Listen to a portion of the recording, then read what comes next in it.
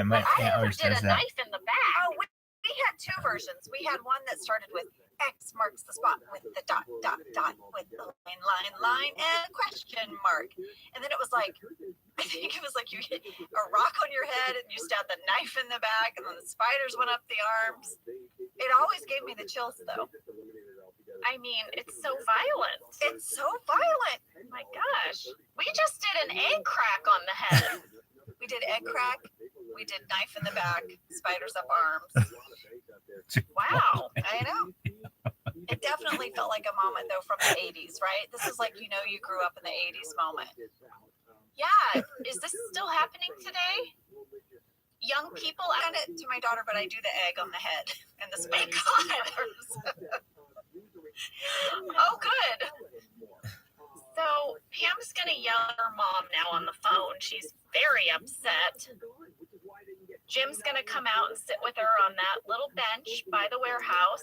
It says in the script he brings her hot chocolate and a jacket, although I'd like to point out she was already wearing her jacket when she was screaming. Oh, so maybe she flung it off. I like to imagine that, like, in anger, she, like, flung her jacket across the parking lot and Jim had to come down and, like, gather it and bring it back to her.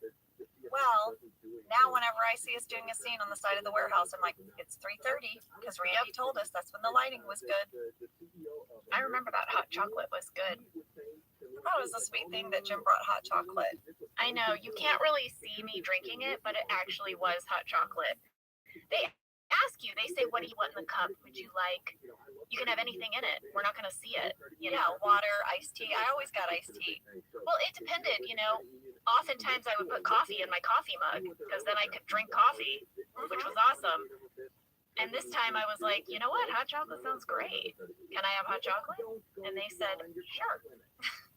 In addition to this hot chocolate, Jim is going to try to lighten Pam's mood. He's going to try to gossip with her about the mallard. She does not care. She really doesn't care. She needs him to be more upset about this. This is his mother now, too. She says, your mother is sleeping with Michael Scott. Oh. Yeah, and then she just walks away and lets him sit in that moment. My account is suspended. And with that, I think we should take a break. But I want to point out, I have still not revealed what's on my 2 cards. Yeah, will you get to it? I'm so curious. I'll get to it. It'll be in this next part. We'll be back. Well, that proves that you can be suspended.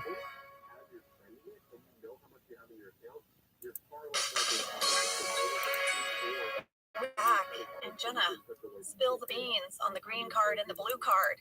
Well, the blue card is first up, Angela. We're in the scene where Jim asks Andy to come in his office. He's going to start blasting some opera music. And of course, this is driving Dwight crazy. The aria that Jim is playing is from a German opera called Martha by Friedrich von Flotow. It is a romantic comedy opera, lady.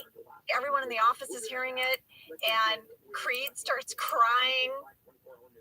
Oh, I had so many background catches as we went around the room.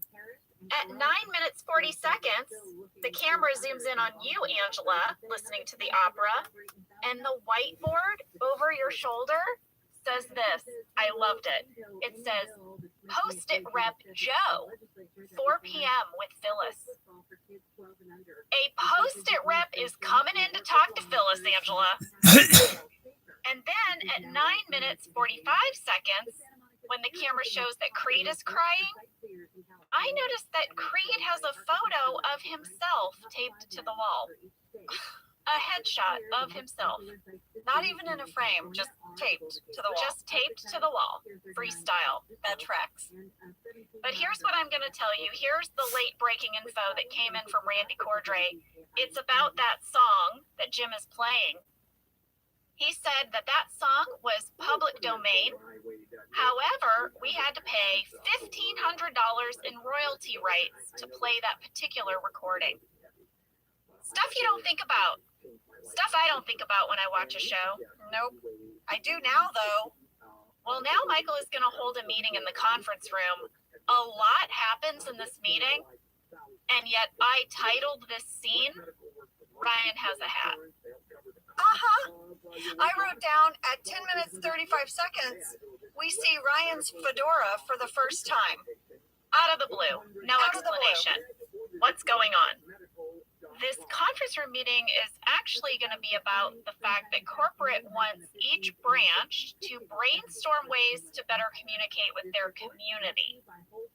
And whoever comes up with the best idea is going to get a $50 gift certificate to a local restaurant.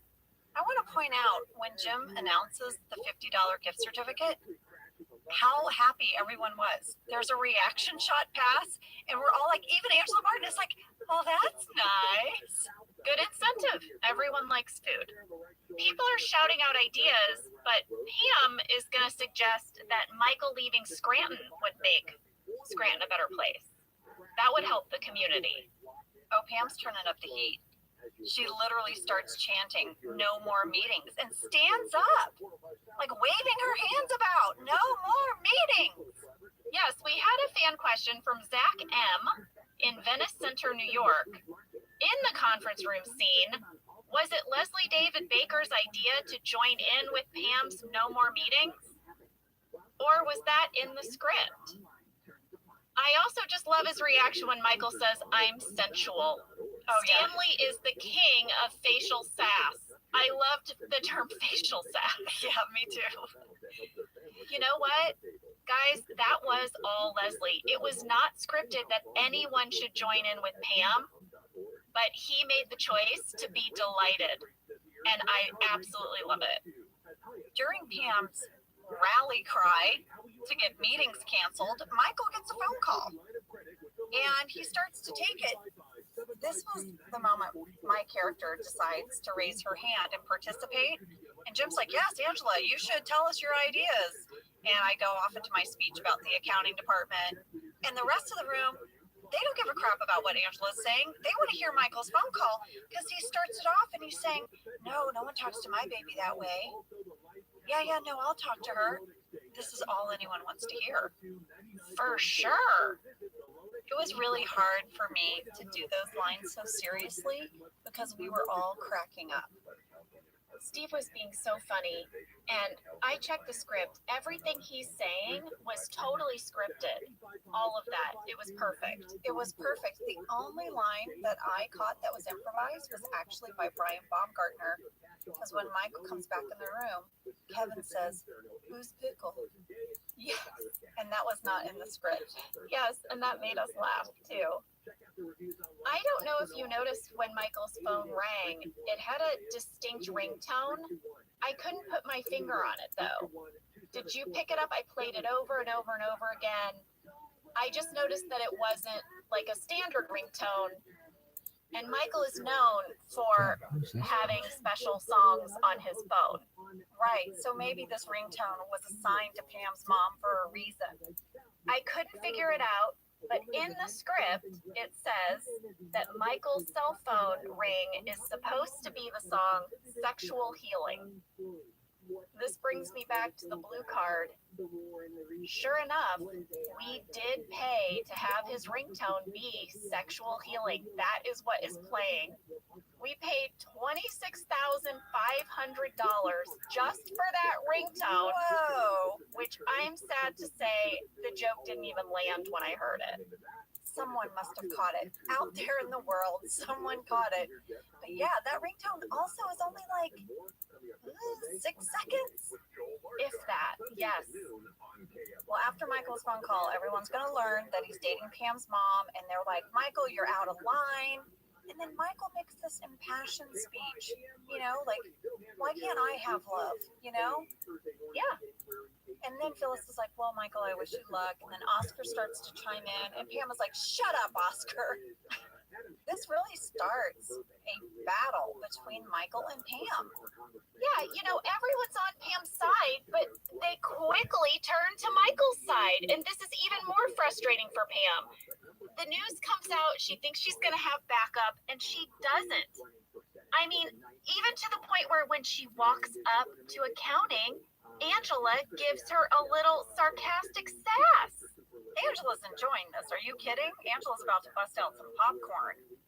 Well, lady, we got fan mail from Jamie in Pittsburgh, Pennsylvania, who said, Angela, your delivery of Pam, how's your day going, is my all-time favorite line in the entire series. What? It is absolutely perfect and hilarious. Thank you. Jamie, I think we might need to send you an Angela Sass sweatshirt. Oh, we should. You like yourself some Angela Sass. We're going to figure out how to get that to you. Thank you, Jamie. It was very fun to play something other than angry. And so being that like passive aggressive bitch was delicious. Well, Pam and Michael have clearly drawn a line in the sand. She wants him to leave the office. He's like, I'm willing to die here. She's like, I'm willing to die here. And there's a standoff. There was an amazing deleted runner between Michael and Jim, where Michael is pleading to Jim to please help him with Pam. It starts in the kitchen. I want you to hear part of it. I need you to side with me on this. You're the boss. Everybody here considers you to be the boss more than me. Oh, that's crazy. Because you've been the boss way longer, so you've dealt with situations just like this dozens of times. I think that you can solve this because I am not that smart. Toilet guard? Golden ticket? You're a creative mastermind. You have a relationship with Pam. Know her better than I do. Michael, you know Yeah, Pam we've seen way this. better than I do. That's only partially true. 6 minutes. So then the scene somehow becomes this who's the best boss off, because whoever's the better boss is who There you has go. to go handle Pam. I am an idiot. You're brilliant, man. You know I wouldn't even know where to start, you Michael. are an excellent moderator, boss, friend. You are the greatest sleight of hand magician I've ever seen. You're the man for the job. That's why you were promoted. I can't lie anymore. You're a genius. Well, okay. All right. That just made me laugh. I guess Michael's going to end up going to Toby. Yeah, because he went to Jim and it didn't work. He won the best boss off and he doesn't want to deal with Pam.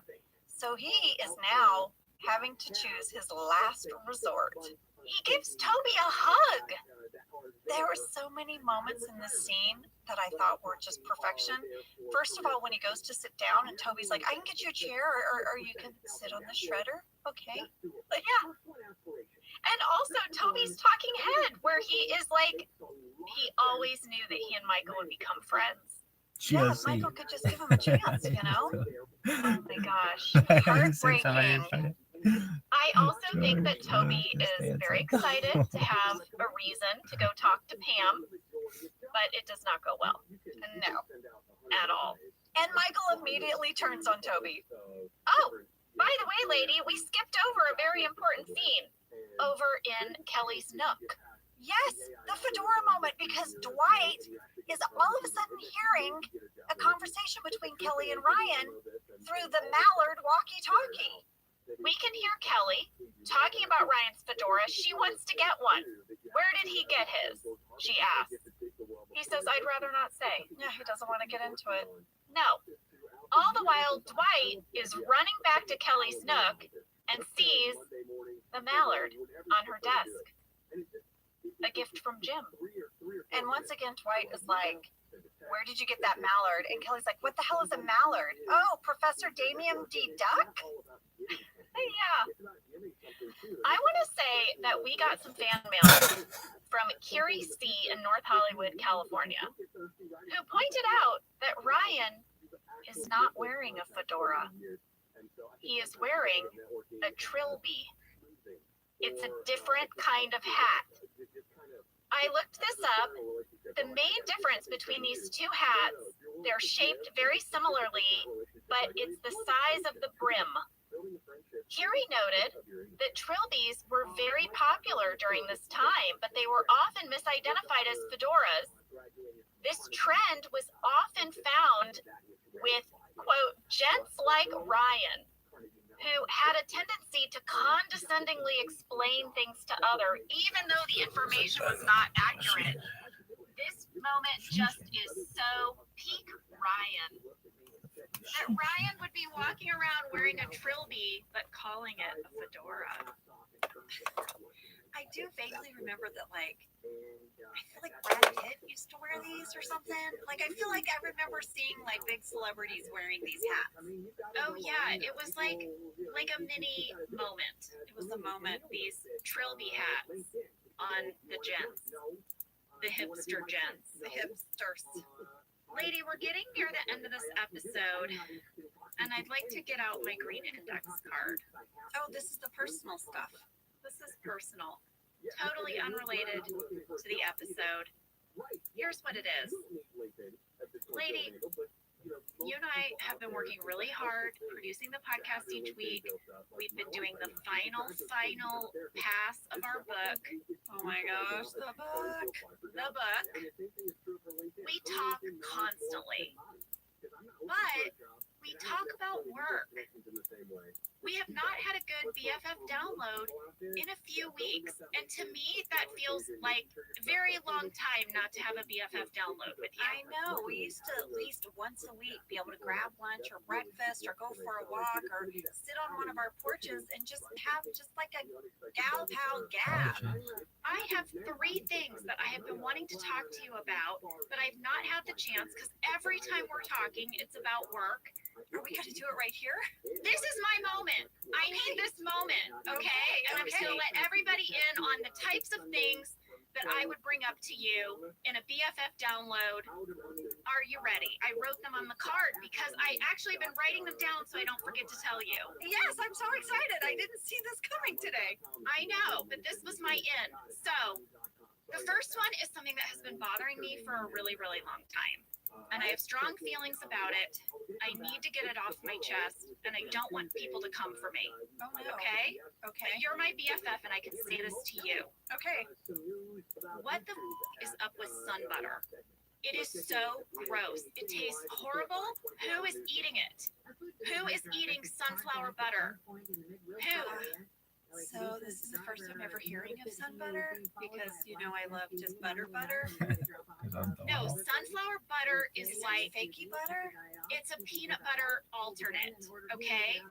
You know, you've got almond butter, cashew butter, all these butters that are made out of tree nuts and seeds, and they have made a spread out of sunflower seeds. And Angela, it's gross. It is not good. And I just need to know, is anyone like buying it for a second time? Because she'll buy it, be like, oh, sunflower butter. This might be really delicious. Let me eat it. Does anyone buy it for a second time? Anyone? Cassie, Sam, feel free to weigh in on this. Your feelings on sunflower butter. I've never heard of sunflower butter. Thank you, Cassie. I had Thank no you. idea this exists. Oh my God! 3 of us had never heard of it. Guys, don't buy it. Okay? Oh my God, the sun butter people are coming for you. I know. And listen, I know that this can be an alternate for people who have peanut allergies. I just want to say I'm so sorry that this is your alternate. I'm sorry. It tastes horrible. I will It's say, gross. even though I didn't know it exists, this absolutely sounds like something Emily in Paris would eat. Yeah, you know what, Sam? Every morning. She would be bummed because she couldn't get her order of sun butter from the States. Exactly. And she would probably go into work at Savoir and be like, my sun butter hasn't arrived. And they'd be like, oh, stupid American. All right. Well, Sorry. Sorry, embarrassed That's all right. tangent. all right. I've been meaning to complain to you about it ever since I tried it, and I tried it like 3 weeks ago. Done. My second thing. Okay. Gluten-free Oreos are amazing. You cannot tell the difference. I love them. They are so good. Thank you, Oreos, for making gluten-free Oreos. Jenna, are all your things food related? They are. Okay. They are. Does that surprise you? The only thing that's funny to me is if we were in person, I know you and you would have made me eat the Oreo because I'd be like, no, I don't want it. I don't want it. I'm not going to like it. And then you might make me try the sun butter. Oh, yeah. Okay, here's the last thing. I recently started following Jessica Seinfeld on Instagram. Oh yeah, I've been following her for a while and she does all these vegan recipes. Yes, every day she posts herself making a vegan recipe from her cookbook, which is called Vegan at Times. Yeah.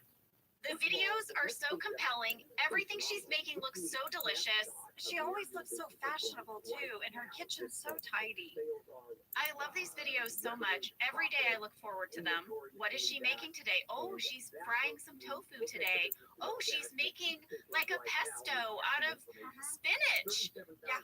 I want to get the cookbook and try some of these vegan dishes. It's making me want to eat vegan. That's it, lady. That was it. That was my BFF download. Is there anything that you want to share? Anything you've been needing to tell me? I think my big thing I would tell you is I am losing my mind at the amount of stacks of clutter in my house right now. It's like when you walk in the door, there's like a pile of shoes, and the kids have like wedged some socks in their shoes that have been forgotten about. And then there's like an arts and craft project that never got fully put away, but it's just sort of stacked tidily on the dining table. I don't know, Jenna. I'm having to walk through my house and like go into my happy place of like, I'm going to get to that. I'm going to get to that pile. I'm going to get to that pile. It's all going to be okay. Yeah. You know, I can really relate to that because when we get into these like heavy work periods that we go through from time to time, I feel like I have to shut all of that out. And then when we're done, I know when we turn in this pass of the book, all that stuff is going to come into focus for me and it's going to be super overwhelming. Like all the piles that right now I'm managing to compartmentalize out of my life are going to come into sharp focus and they're going to bother me very much. And I'm going to have to spend 2 days cleaning.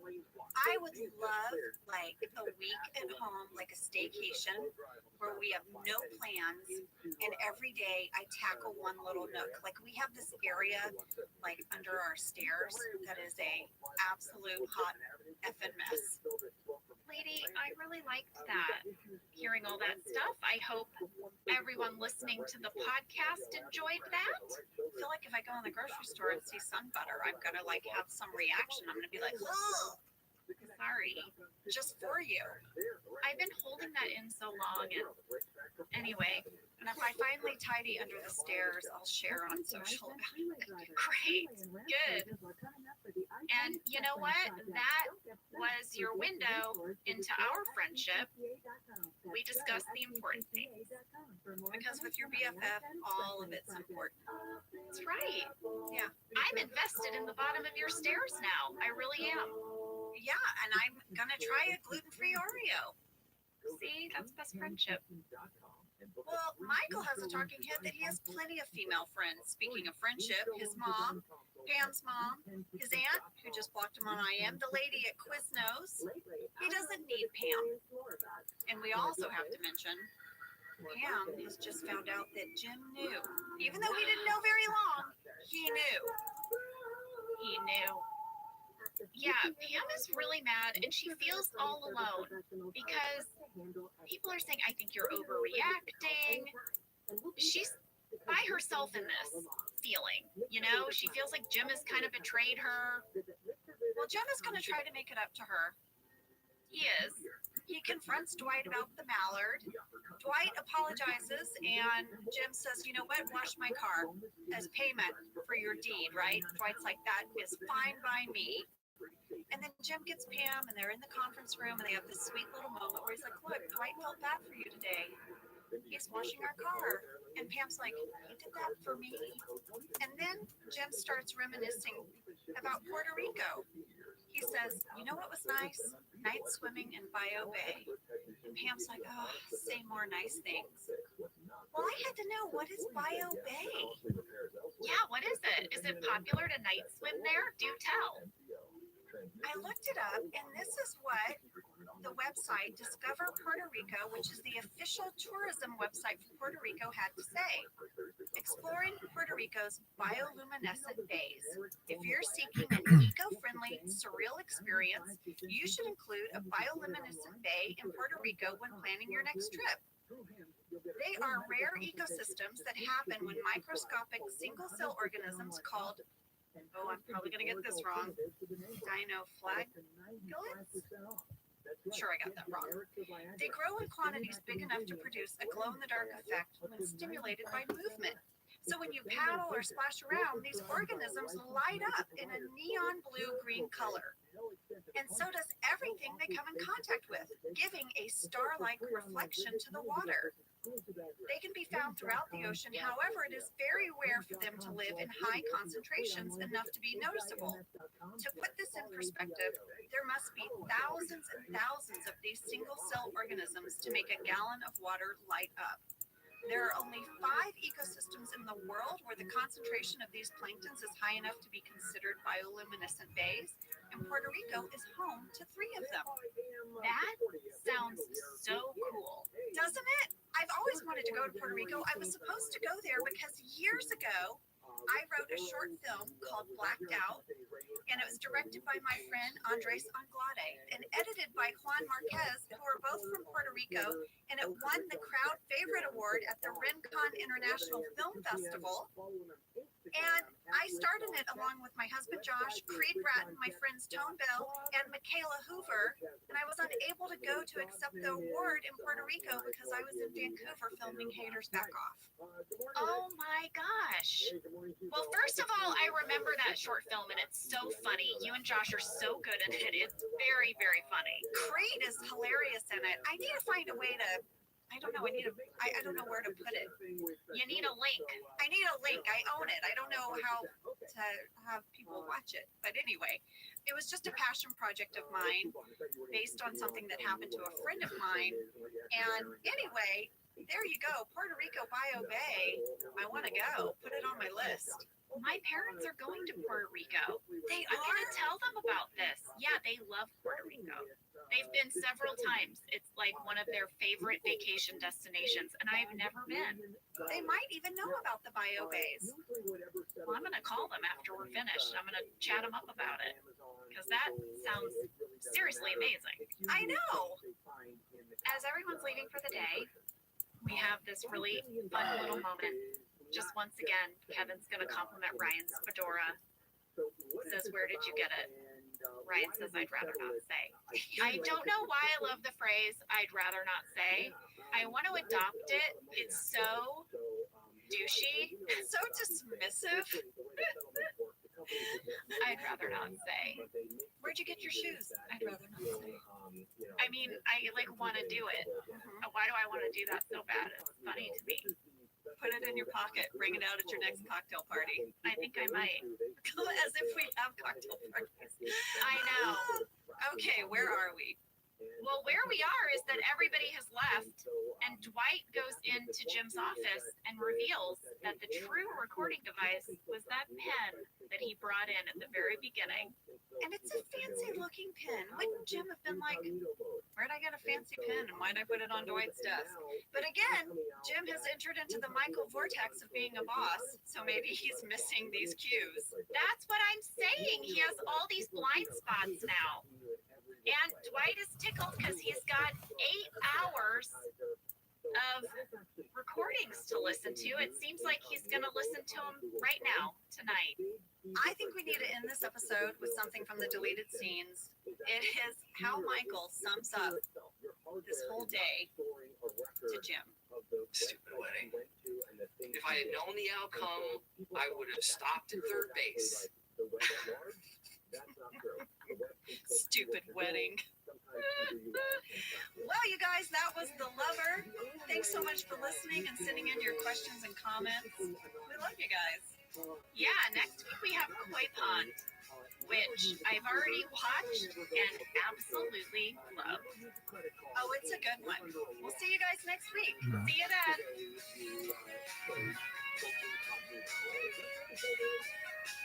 Thank you for listening to Office Ladies. Office Ladies is produced by Earwolf, Jenna Fisher, and Angela Kinsey. Our show is executive produced by Cody Fisher. Our producer is Cassie Jerkins, our sound engineer is Sam Kiefer, and our associate producer is Ainsley Bubico. Our theme song is Rubber Tree by Creed Bratton. For ad-free versions of Office Ladies, go to StitcherPremium.com. For a free 1-month trial of Stitcher Premium, use code OFFICE.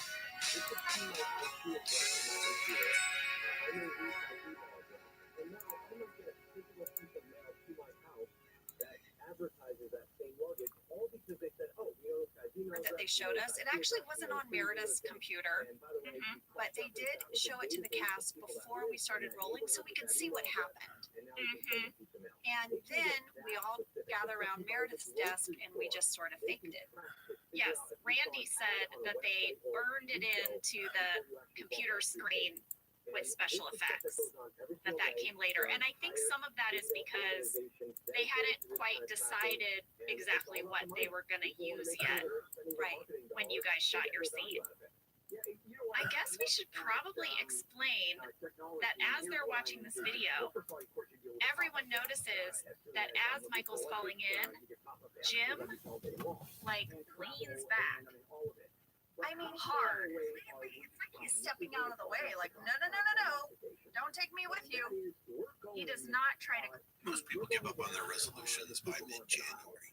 Walmart Plus can help save yours this year by saving you time and money. Walmart Plus is the membership with benefits like gas discounts, video streaming, plus so much more. Is your resolution to simplify your life? With free delivery, Walmart Plus makes ordering what you need online a no-brainer. Join now. New members get $50 in Walmart cash to get what they need to help save their resolution. Terms apply. See walmart.com/plus for details. I'm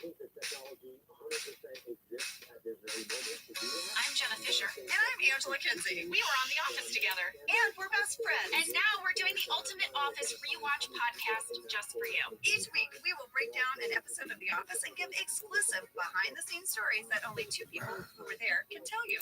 We're the Office ladies. Hello. Get out your snorkels. I am so excited today. I loved this episode in the rewatch. It was so fun, and we have so many fun people who are going to share memories from this episode. I say let's get into it. I'm excited. Before we get started, we have some morning announcements. Did you have morning announcements in school? Like, Yes. did a person come on the intercom and give you morning announcements? Yes. Me too. Me too. I think they still do it. I think there's still morning announcements. We had this thing when I was a senior in high school where the seniors got to take over the morning announcements for a week. I know, it was like a big fun thing. All right, well, I'm going to do my best at a morning announcement. This is really exciting. We now have signed copies of our book, The Office BFFs, available for pre-order.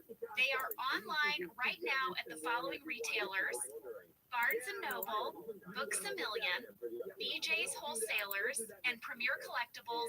And you can support independent bookstores by purchasing a signed copy at Strand Bookstore. You guys, Jenna and I signed thousands of copies of books. Boxes and boxes of these sheets of paper that were pages from our book that they bind into the book. Yes.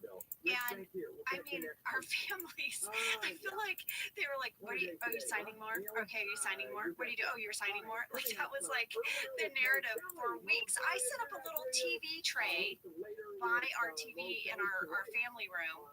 And when we would watch a movie, I would just, all you would hear in the background was a Sharpie going, It took me 2 months to sign all of these. This was a big project. Yeah. But they're out there. They are available. You can find a link on our officeladies.com website. We're going to put it up on our socials. And you can also find it at hc.com/officebffs. We signed them with love, you guys. We signed them with love. Okay, morning announcements are done. Let's get into this episode. Today, we are breaking down Koi Pond. It is season 6, episode 8, written by Warren Lieberstein and Halstead Sullivan, and directed by Reggie Hudlin. Here is your summary. It's very simple. It really is. But it packs a big splash. Whoa! Michael falls into a koi pond while out for a meeting and becomes the butt of many office jokes. Meanwhile, Pam and Andy go out on mandated cold calls and are mistaken for a married couple all day. A married couple expecting a baby. A very funny runner. I enjoyed it. Fast fact number 1. This episode was directed by legend Reggie Hudlin. You know, it happened from time to time on The Office when we would get these directors that you just can't believe that they are directing your television show. Yeah. And Reggie was one of them. So Reggie wrote and directed the film House Party. He directed the film Boomerang. He directed 11 episodes of The Bernie Mac Show. He was the president of Black Entertainment Television for 3 years. And he went on to be a producer on Quentin Tarantino's Django Unchained, which was nominated for Best Picture at the Academy Awards. Reggie was amazing to work with. He was just great. And in addition to all of his professional accomplishments, his family history is amazing. I knew a little bit of it, but I didn't know everything. In researching this episode, I went to his website, and his bio, his family bio, is worth a read. I will give you the highlights. His family grew up in East St. Louis. His great-great-grandparents were Peter and Nancy Hudlin, who were part of the Underground Railroad. His great-uncle was a very famous tennis instructor who mentored Arthur Ashe and Althea Gibson. Reggie attended Harvard University, where he graduated magna cum laude with a BA in Visual and in Environmental Studies. And it was at Harvard that he directed his thesis project, which was a short film version of House Party. It was inspired by his experience growing up in East St. Louis, and that short film became the basis of his feature film, House Party. Well, we reached out to Warren and Halstead, the writers of this episode. They are going to share awesome stuff with us. We can't wait to share with you. Warren said that one of the perks of writing on The Office was being able to meet some of the people in the industry you really admired. He was a big fan of House Party and Boomerang, so he was thrilled Reggie was going to direct the episode. And he said Reggie was, quote, all class, and we had a great week together. It was an honor working with him. Yeah, and Halstead also mentioned working with Reggie when we reached out, and he just said that Reggie had an amazing sense of humor and he knew how to land the jokes.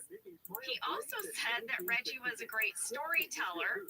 He said he doesn't think he told stories with the intention of Halstead repeating any of them on a podcast, but he just wanted to say that he was really great to work with and he'd really like to work with him again.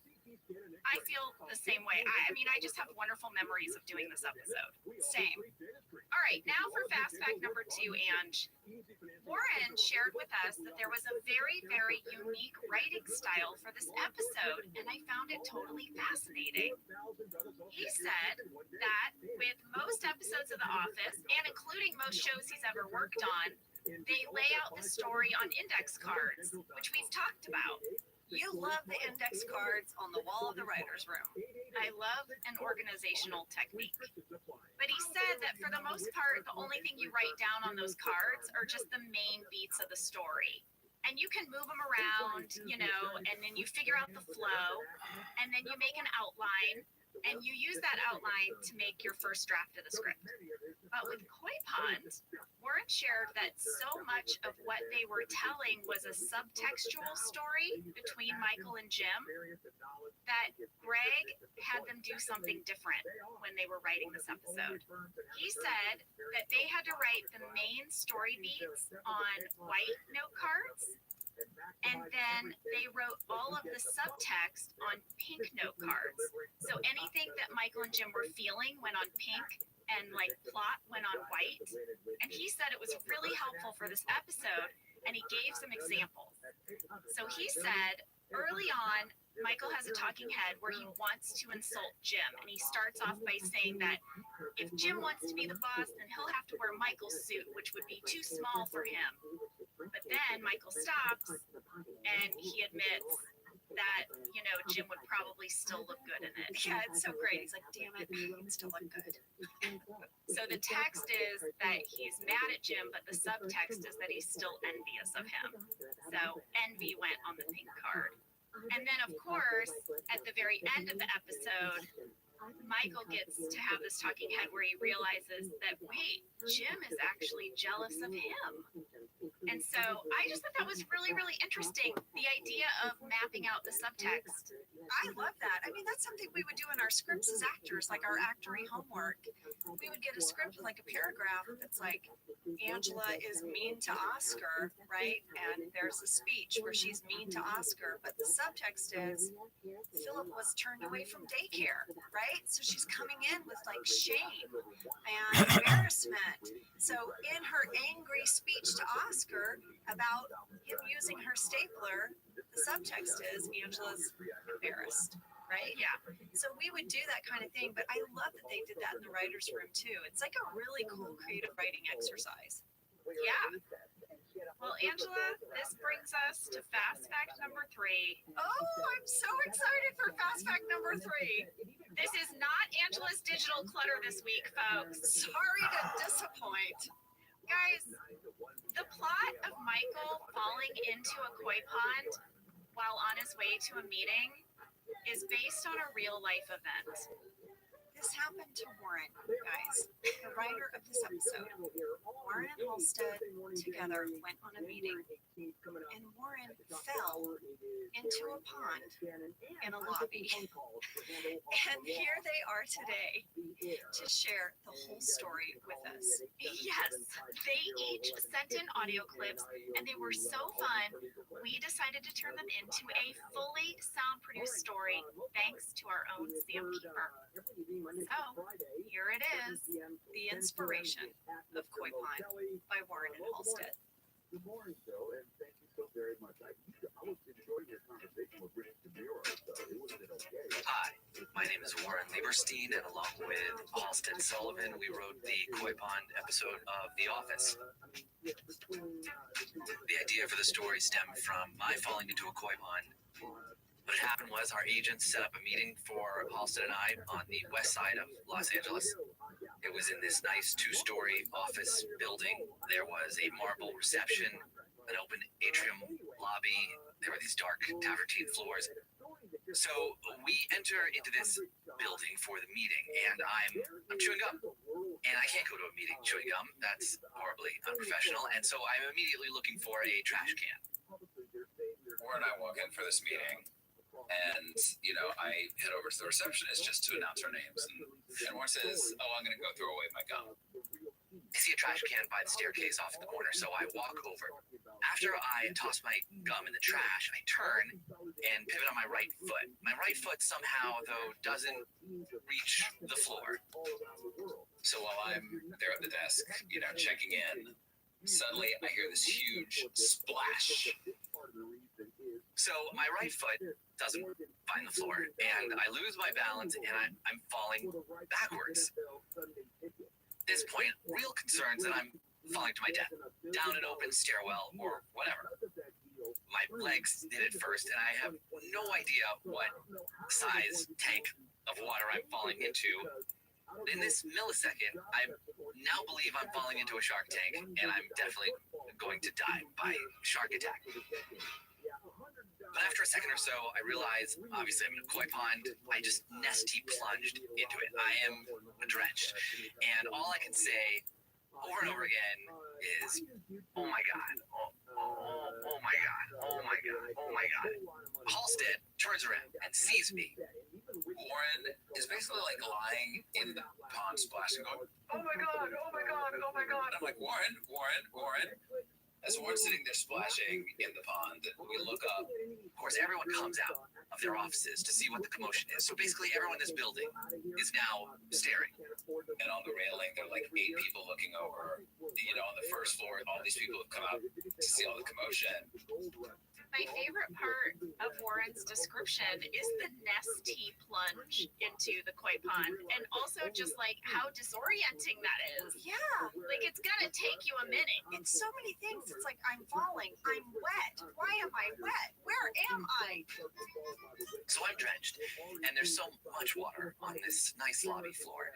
And someone comes up to us with a roll of those brown paper towels that you get from the bathroom, that are just basically made of manila paper and have a zero absorbency. And it's like, okay, thanks. At this point, they leave, right? Because Warren is soaking wet. That's what you would think, Jenna. But you have to remember, we all live in Los Angeles, and they have driven really far for this meeting. They actually offer us to move the meeting for a week later, but Halstead wanted to keep the meeting because, you know, for those who don't live in LA, going to the west side, no one wants to cross the 405 ever. The 405 is a highway, and no matter what side of it you're on, traveling to the other is like a traffic nightmare. We know that around the corner is a sporting goods store, so we go there. You know, we walk in, we're soaking wet. I'm sopping wet. There was these two women working there, and I looked insane, like Jim Carrey in Ace Ventura when he comes out of the bathroom. Water's pouring all over their floor, and I just say, I need one of everything. We go back to the meeting, and Halstead looks, you know, great, per usual. You know, it's his normal meeting outfit. And I look like a rap star from the 80s. It was a sports clothing store, so, you know, all I could get really was a tracksuit. But we take the meeting, and of course, all we can really talk about is me falling into the koi pond, and the puns were flying. You know, they kept asking if I needed more water, you know, all of it. And we used all that in the script. And then after the meeting, my agent called and said, I heard you made a splash at the meeting, which is a line that Aaron says in the show. So that is the koi pond story. Life imitates art, art imitates life, and you make an office episode out of it. Sam, you crushed it. That was so much fun. Yes, Sam, that was so good. Oh my gosh. And I just have to say, Warren, I'm so glad you fell in the koi pond because I'm so glad it got turned into an episode that I thoroughly enjoyed. And you know what? This is what artists do. They take moments from their life and they turn it into art. Thank you, Warren. Absolutely. I remember when it happened. You know, Warren is my ex-husband, and we're still very good friends. And I remember saying, you know what? This will be a great story someday. And it was. And it still is. Yes. Well, on that note, I think we should take a break and then we'll come back and we'll get into this episode. Sounds great.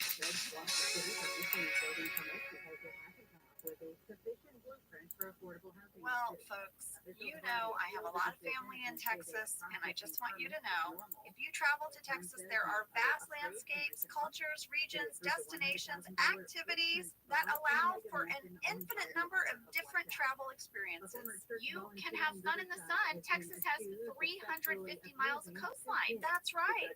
Or if you like more of a rugged vacation, there are campgrounds, hiking trails, state parks, and the food. Can we talk about the food? Tex-Mex And barbecue. There's live music, art museums, cowboy experiences. Come on. Right now, Travel Texas offers a one-of-the-kind online trip builder that allows users to generate a custom visually led trip matched to their unique interests. So you go in there and you click your interests and it'll say, here's where you want to go in Texas. Visit traveltexas.com/get-your-own to get the only trip to Texas that matters, yours. That's traveltexas.com/get-your-own. Whether your resolution is to save money, eat better, or stress less, HelloFresh is here to help you do all three. Yes, you guys, I love HelloFresh. Jen and I both love it. You know why we love it. And guess what I made the other night? What? It was so delicious. I made their pub-style shepherd's pie. I made it. Yes, it's so good. White cheddar and then pine mashed potatoes. I know it very well. It's a family favorite. Well, you know, Josh normally makes dinner, so this was my turn, and I made this, and he loved it, and I was so happy. I was like, I made a shepherd's pie. I'd never made one before. It's so good. Everyone, you can say hello to your most delicious year yet with fresh ingredients, chef-crafted recipes, all at a price you'll like, delivered right to your door. Go to hellofresh.com/officeladiesfree and use code officeladiesfree for free breakfast for life.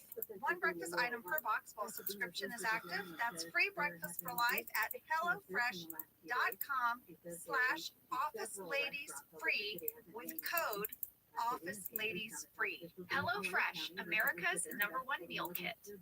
This show is sponsored by BetterHelp. You know, around New Year's, we all reflect and people really start making lists of what they could do to be their best self for the next year. Yes, I think, the new year definitely makes you think New Year's resolution. What do I want to change? New year, new me, that kind of thing. Yes, but perhaps this year we could be reflecting on what we're already doing right. Yeah. And therapy can help you figure out your strengths so that you can ditch this idea that you need some extreme change or this extreme New Year's resolution and just, you can make changes that really stick because they're based on your strengths. I like that. If you're thinking of starting therapy, give BetterHelp a try. It's entirely online, designed to be convenient, flexible, and suited to your schedule. Just fill out a brief questionnaire to get matched with a licensed therapist and switch therapists at any time for no additional charge. Celebrate the progress you've already made. Visit betterhelp.com/officeladies today to get 10% off your first month. That's BetterHelp, HELP.com/officeladies.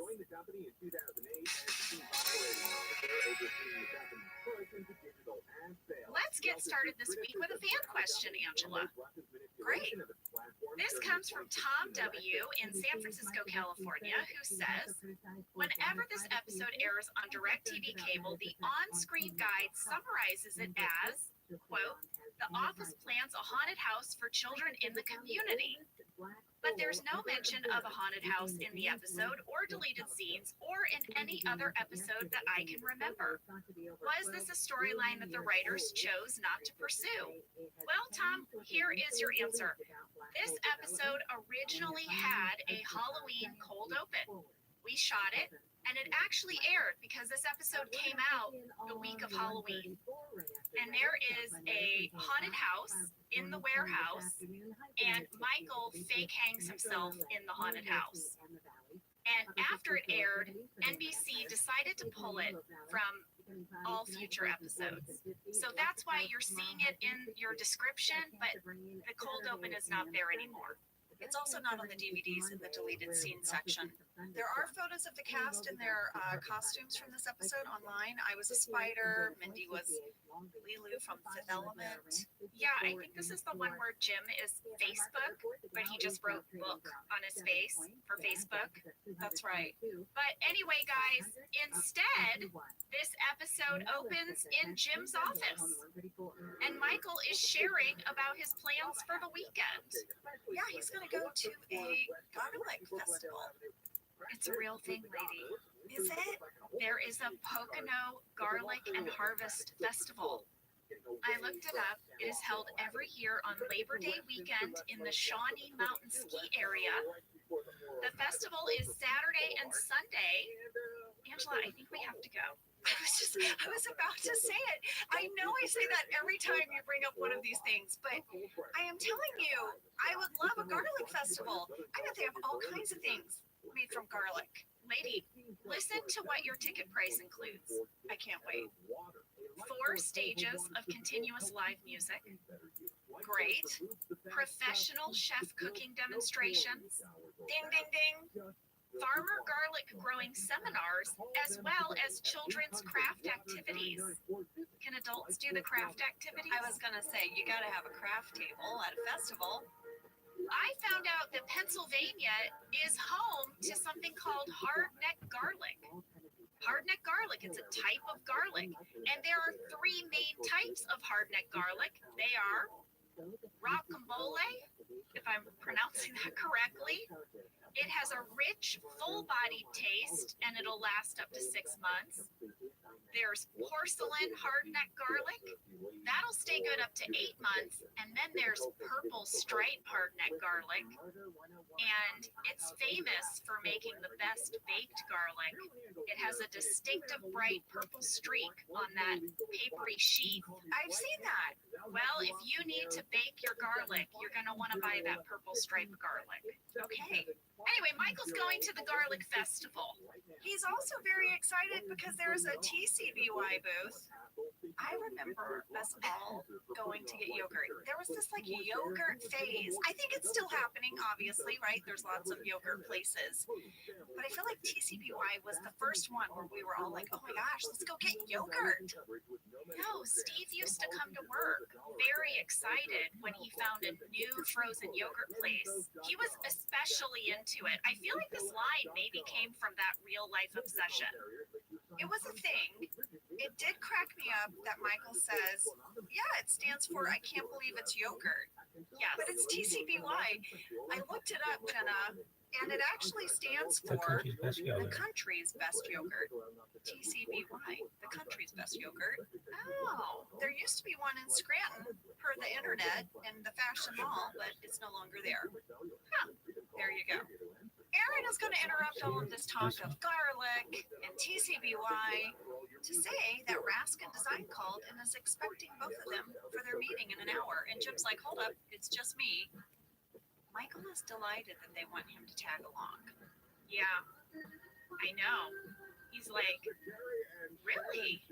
Oh, they want me as well. Oh, wow. He's all like playing like he's not delighted. That must have been a pink card. Pink card, Michael's delighted. Yes. Well, Michael's going to try to prep Jim for this meeting. Oh my gosh, Jenna, in deleted scenes, this was a much bigger moment. It cracked me up. Michael's like, this office is very formal, Jim. You don't just say Dave, it's Mr. Burchard. And also, is that what you're wearing? And then the scene would have continued where Michael is going to help Jim retie his tie. He says he needs a double dimple. A double dimple. Have you ever heard of this, Jenna? No. Can we hear it? Is that what you are wearing? Yes, it is. How about the knot of the tie? Double dimple. I think we need to go. No, don't touch my double dimple. Your tie, Jim. Come on. Here we go. I want you to look good. I can't turn. Come on. I can only do this in one direction. There we go. Here we go. I don't want them to think that you are a country bumpkin. And up through, right around, the merry-go-round, and up again. Through, down,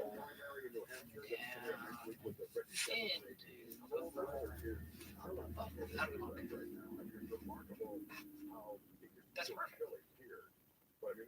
Okay, so in the scene, Michael steps behind him, and Jim is so annoyed. He unties this tie that was really well tied. He does this rabbit hole, gopher hole. He's very awkwardly trying to reach over Jim, who's taller than he is, right? And then when he spins him around and says, "How do we look?" he just looks, the tie looks horrible. Is there a double dimple now? I couldn't see a double dimple, and Jim's collar is all messed up. And it's just a really physically funny scene. But it got me curious, what is a double dimple? Jenna, this is all over the internet. It's clearly important when it comes to tying a tie. What? Yeah, there's video tutorials. One says the perfect dimple every time. There was a quote I found online that said, dimples matter. You'll see this even in the simplest of tie knots. The four in hand. Make sure you create the dimple under the knot, otherwise your tie will look flatter and less finished. Wow, no one wants a flat tie. You need the double dimple.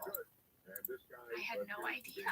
But it was a really cute scene where Michael is basically trying to get Jim all spiffy. Well, Michael also wants him to change his watch. He says you need a tankard watch. I looked that up. That's not a watch. There's no such thing? There's no such thing as a tankard watch. There is such thing as a tank watch. It's a Cartier watch.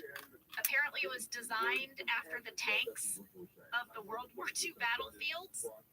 It has a rectangular face, so when Michael is handing Jim this rectangular face watch, he's, I don't know. I feel like maybe someone kind of like with his fake Seiko, maybe they sold him a fake tank watch and called it a tankard. A tankard is actually a drinking stein. It's sort of like a beer stein. That's what a tankard is, I learned. Oh my gosh. Isn't that crazy? That is crazy. A tank watch by Cartier sells for like $4,000. Yowza. So that's clearly what Michael thinks he has purchased. He's purchased a tankard. A tankard. We're about to start a really fun runner between Pam and Andy. Jenna, this must have been a blast. You had Ed Helms to yourself doing all these bits all day. I loved this runner. It was so much fun. We had the best time. You know that scene where Andy is singing the directory? I wrote it out. I wrote the whole thing out. Pelopon Drilling, Where Are You? Dean Trophy, Suite 100 and Doodly Doo. Sherman Blinds and Rugs, Suite 202. Pelopon Drilling. I mean, I was cracking up. Yeah, Ed made that up. I mean, he made up that tune. He made up the whole melody. He did. That was just on the fly. And we knew that I was going to cut him off at the end with the Suite 401. Yeah, and then he couldn't resolve the melody and his brain hurt. Yeah, he said it felt like he was holding in a sneeze. Well, Warren shared they loved your look to camera when Andy sings Sweet 401, like as the door shut. And I have to tell you guys, you know, I've known Warren and Halstead a very long time, and they were both in a cappella in college. So I have to imagine this scene was just such a fun moment for them. I've got a location alert for my scenes with Ed. We did shoot one entire day out in Woodland Hills, California at the Warner Center Corporate Park. We did everything in this one office. So basically, they dressed two different offices, one to be Palpabon Drilling, and then later Reed Diamond Labs, when we're going to meet with Miss Gifford. And we also did the driving scenes on that same day. So this was truly a full day, just me and Ed and Reggie and Warren and Holstead, basically. It was awesome. Back at the office, Michael and Jim returned from their meeting, and Michael is soaked. I mean, he is drenched. Well, he was caught in a flash flood storm, is what happened. Yeah. Jim outran it, though. That's why he's dry. He outran the storm. Meredith was like, no way. If there was rain, my hip would have been throbbing. I know. So I want you to note something in this scene at 3 minutes, 35 seconds. I have a background catch. Did you see Angela Martin's sassy, wavy ponytail? I think about this neighborhood a lot where I saw this like child molester get arrested on the internet, and I think about it, it's in Colorado and it looks really nice.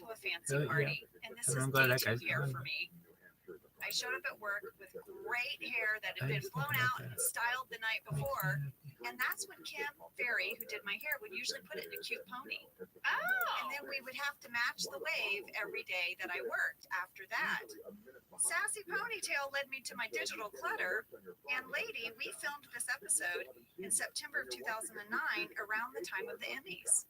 Oh! And I also wrote that my parents were in town for the Emmys. This is the year my dad went with me. Yeah. So I took them to everything I could get us invited to because I really wanted them to feel the whole experience of like going to the Emmys and the parties. So yeah, I had sassy ponytail, leftover hair. Well, that is amazing. And Angela, look at that. Your digital clutter. It made it into this episode after all. I snuck it. Well done. Thank you. Well, I wanted to point something out in the background of this as well. This is at 3 minutes, 13 seconds.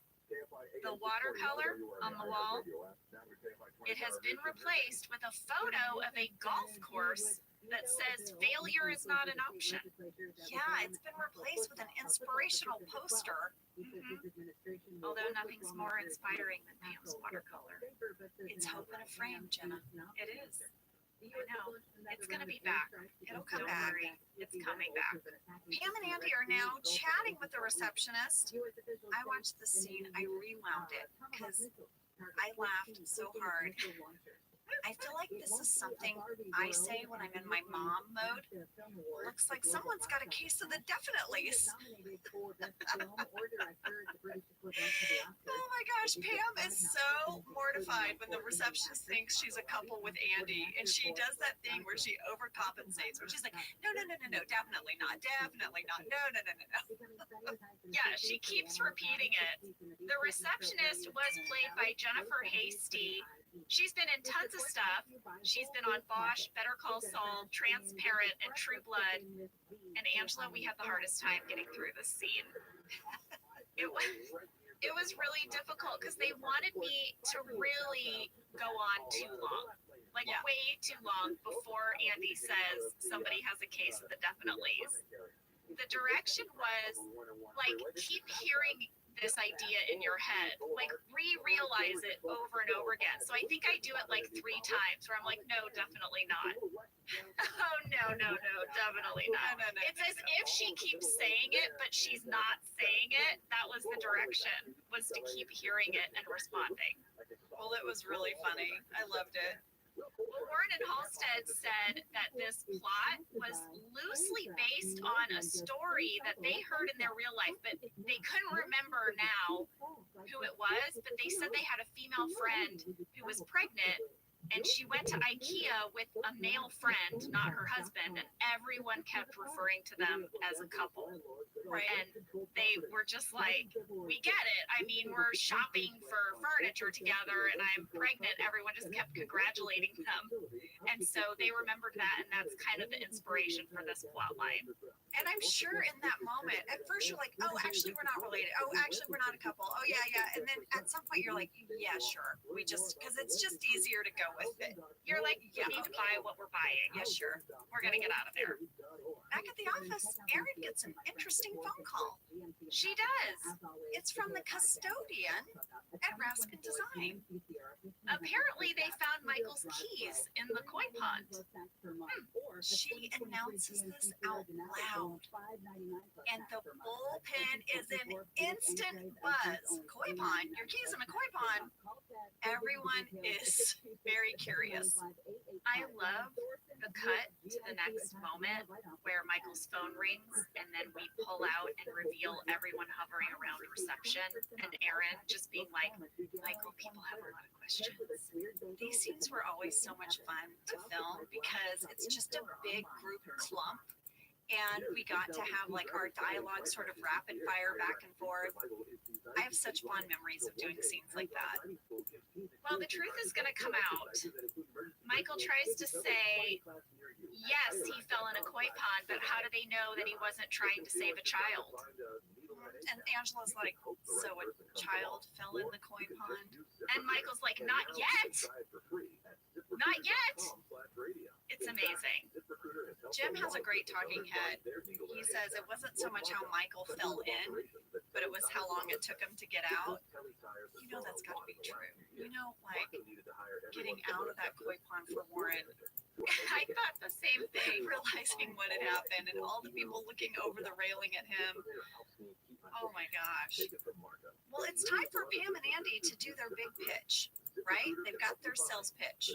Yes, they're talking to Tim Dockery, and he's really impressed. He's especially impressed, you know, because he's running a family business, and they're clearly a family business.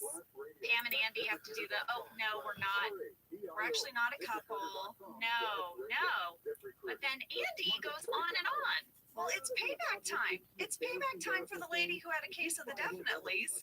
I guess so. And he says, oh yeah, no, I'm not with her. I only date face models. On a scale from 1 to Giselle, like my girlfriend's a 9. Pam's just a surrogate, you know, because we don't need her to look good. I love that. Apparently, like, we're not a couple, but that is his baby. Oh yeah, He's going to claim the baby. yeah. All right, I have 2 things to point out in this scene. Number 1 is my guest star alert. Tom Yee played Tim Dockery. According to his bio, he has lived in 4 countries on 3 continents. Impressive? Yeah. And he has been on The West Wing, Arrested Development, Dr. Ken, Community, and Monk. Monk connection. We got another one of those. It's been a while. Yeah. And then at 3 minutes 55 seconds, I wanted to point out Pam's baby bump. Okay. It is much more pronounced in this episode compared to last episode, and that is because I am wearing bump B. You've gone up a size in the bump. I've gone up a bump. Alicia, our costume designer, made a document that she called the belly tracker. And she tracked from the first time we heard of Pam's pregnancy news all the way to when she would give birth. And she painstakingly mapped out each time we needed to go up in a belly. And this was our first belly bump. We went up to bump B. They became increasingly less comfortable, and I became increasingly more miserable. I have something to share about that later that you don't know, but I'm waiting. I'm waiting. Oh my gosh. Well, Angela, I look forward to whatever this piece of information is that you will be giving me later. Yeah, I think it's going to make you laugh. Okay. Before we leave this scene, Jenna, I wanted to share with you guys that the name Tim Dockery actually came from Warren's best friend from college, who's Martin Dockery. Hi, Martin. But I guess the name Martin didn't clear. Tim is Martin's brother. So there you go, Tim Dockery. And it was always fun when our writers got to put a friend's name or a relative's name in an episode. The next scene has a joke in it that made me laugh so hard. Am I a dork? Michael asks Aaron for one of those clips that hold paper together, and Aaron says staples. Staples? Yeah. I loved it. I did too. Aaron tells Michael that David Wallace called to say that he heard Michael made a big splash at the meeting. But then she immediately backtracks because that didn't really happen and she feels bad and everybody put her up to it. She says, Kevin and Meredith put me up to it, and then Kevin leans through the file cabinet and says, I will kill you. But yes, that line is inspired from the real life event when Warren's agent called and said, I heard you made a big splash. We had a fan question from Ella B in Ontario. At 7 minutes 13 seconds, you can see a picture of a fish tank on Pam's computer, which is Jim's old desk. And then a couple seconds later, you can see the same screensaver on Andy's computer. Was this a nod to the koi pond? It was, and in fact, if you watch Michael walk through the bullpen, he clocks Andy's computer. And obviously, Pam and Andy don't know anything about the falling in the koi pond. They are not at the office to change their screens. So I guess you have to imagine that someone in the office is doing this. Well, in the deleted scenes, it's clear that Kevin is having maybe the most fun with this. I don't know, is Kevin usually the one that falls or trips or something happens and now someone else has had a big fall? But in the deleted scenes, as Michael walks through the bullpen, Kevin makes this noise with each step.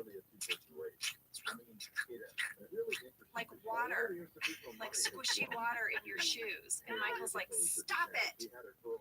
So someone in the office was really having fun. Well, Michael is going to hold a sensitivity training meeting in the conference room. Yeah. And we're going to make a list. We're going to make a list of things that we can no longer talk about. No teasing. It's called a do not mock list. Michael writes the first one, koi pond, and he also admits he's fallen to the fountain at the Steamtown Mall as well. So he writes koi pond and fountain. We had a fan catch from Victoria S. in Orlando, Florida. When Michael says he's fallen into a fountain at the Steamtown Mall, I don't think there's actually a fountain there. I was born and raised in Northeast Pennsylvania. I have been to the Steamtown Mall, and I don't recall seeing one there. Well, Victoria, our producer, Cassie, wanted to find out. Cassie, tell us, what do you know about the fountain at Steamtown Mall? Do you have a deep dive, Cassie? Yes, I have a little deep dive of me trying to figure out if there is a fountain at the Steamtown Mall. I called and emailed and I could not get through, and I think they probably were like super weirded out by me just saying like, hi, I just want to know if there's a fountain here. So they weren't responding to me. And I like went on Google, I tried to look at pictures, I watched like old news clips of people doing segments at the mall, and I could not find a fountain. I was about to give up, and I was like, you know what, I'm going to reach out to the Office Ladies Facebook fan page because people post like pictures of them in Scranton. So I reached out to Nikki, who moderates it, and then she was like, I'm on it. And like a couple hours later, she got back to me and was like, so I couldn't find any pictures. I called the Steamtown Mall, got a hold of someone. They were very weirded out by her asking if there's a fountain there. Why are all these So they were people like, calling and asking if there's a fountain? Yeah. So they like were like, well, we'll get your name and phone number and someone will contact you. And then an hour later, she just got a text message from them saying, no, we don't. All right. I love this story so much. I love that both of you women were calling the Steamtown Mall asking if there's a fountain, and the people are like, what do these ladies want to do in a fountain? Why are they looking for a fountain so badly? I want to picture the person answering the phone like later that day. Maybe they're on their break, you know, having a snack. They're with other coworkers, and they're like, "You guys getting calls like with people asking if we have a fountain? Like, what the hell?" Thank you, Cassie. But Victoria, you are right. There is no fountain in the Steamtown Mall. Yes. Okay. Well, Angela, I have a mystery I want to solve from this scene, and I'm calling it Ryan Has Glasses. Remember last episode? He was wearing his Trilby hat? Yes. Well, now he's holding a pair of glasses. They never go on his face. After I saw this, I watched the whole episode waiting for those glasses to go on his face. But he's just gesturing with them. He's just got a pair of fake glasses. I don't know what he's going through. Ryan and the accessories. Yeah, He's wanting to feel dignified or something. I guess so. Michael wants other people to shout out things they don't want to be teased about. And Dwight volunteers. He says, "My nose is too small." And then he has a talking head where he says, "The geometric proportions of my face are perfect in every way but one. My nose is too small." I mean, it works. I can still smell things. I just have to be a lot closer than most people. And then Rain as Dwight does this little like sniffy sniff. It's really cute, actually. I thought it was cute. We got so Good much movie. mail about this, Angela. People really wanted to know if Rain participated in this, the writing of this, or if it was a total surprise to him when he got the script. Well, here's what Halstead said. He said they asked Rain if there was anything about him that people made fun of or that he was ever sensitive about growing up. And Rain said, "Okay, my nose being small." And it actually worked as a really funny bit. Obviously, Rain is fine with his nose now, you know? Yes. But Halstead said they liked to reach out to the actors to get things. That way, it's better coming from the actor than the writer making something up that maybe, I guess, could hurt your feelings, right? Yeah, no, they were always really good about that. That's very funny. As the scene goes on, other people participate, and I zoomed in on the dry erase board at the end to see what Michael had written on the board under each person's name. The Do Not Mock list has Michael, Koi Pond and Fountain, Dwight, Nose Too Small, Aaron, Orphan, Kevin, Huge Gut, Angela, Shrimpy, Meredith, Sex with the Terrorist. Shrimpy? Shrimpy? So I was like, what? So I went to the script. Shrimpy is not in the script. It says, for Angela, Michael writes, "Tiny bitch." And I think Steve, in the moment, just wrote Shrimpy. Well, there is a deleted scene for Aaron explaining why they wrote Orphan. That's right. Leaving the conference room, we are back with Pam and Andy. They are at their next sales call. They are with Keena Gifford, played by Amy Reed. Well, Angela, we know Amy Reed very well. I thought perhaps you'd like to give us the guest star breakdown on this one. Oh, I would love to. So Amy Reed, we knew her at this time as Amy Weaver, and she is just a dear friend of mine, and I've known her a long time. We met working at iOS. I think our bonding moment was the song Jolene came on, and she's from Oklahoma, and you know my family's from Texas and Louisiana, and we both, without missing a beat, just started going Jolene, Jolene, Jolene, Jolene in our southern accents. I just love her so much. She is a hilarious actress and phenomenal writer. She's still one of my dearest friends to this day. And I reached out to Amy and asked her if she could share her memories of being on the set of The Office. And here's what she had to share. First of all, she said her scenes were only with Jenna and Ed in this super small abandoned office building. There wasn't a huge cast or crew, so she really got to hang out, which is fun.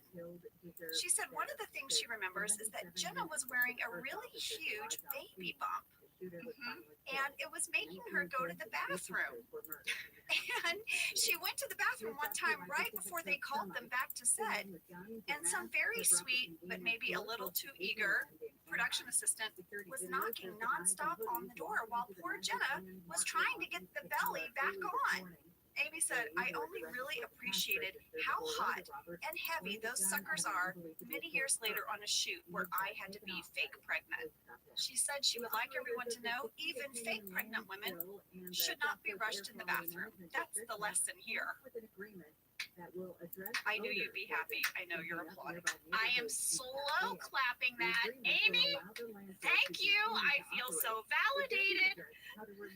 Let me explain what you have on. It's not just a belly. So I was wearing, for a reason I don't know, tights. Yeah. So I've got underwear, tights.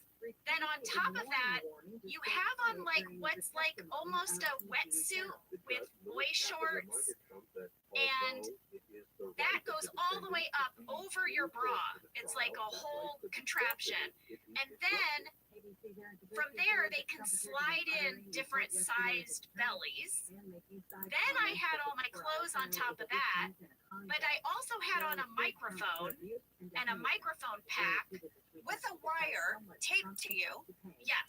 So to go to the bathroom, I had to dismantle all of that. It was a good 10 minutes just to get undressed. Then I had to pee. Then I had to put it all on. Again, it was like 20 minutes. If I said I need to go to the bathroom, that was a 20-minute break because it was really difficult and frustrating, and no one seemed to get it. And I really, like, I asked Alicia, I was like, Alicia, is it worth like gathering the production team together and sort of like taking them through all the layers? Because they expect me to pee in the same amount of time that I always pee, but I'm wearing so many more elements.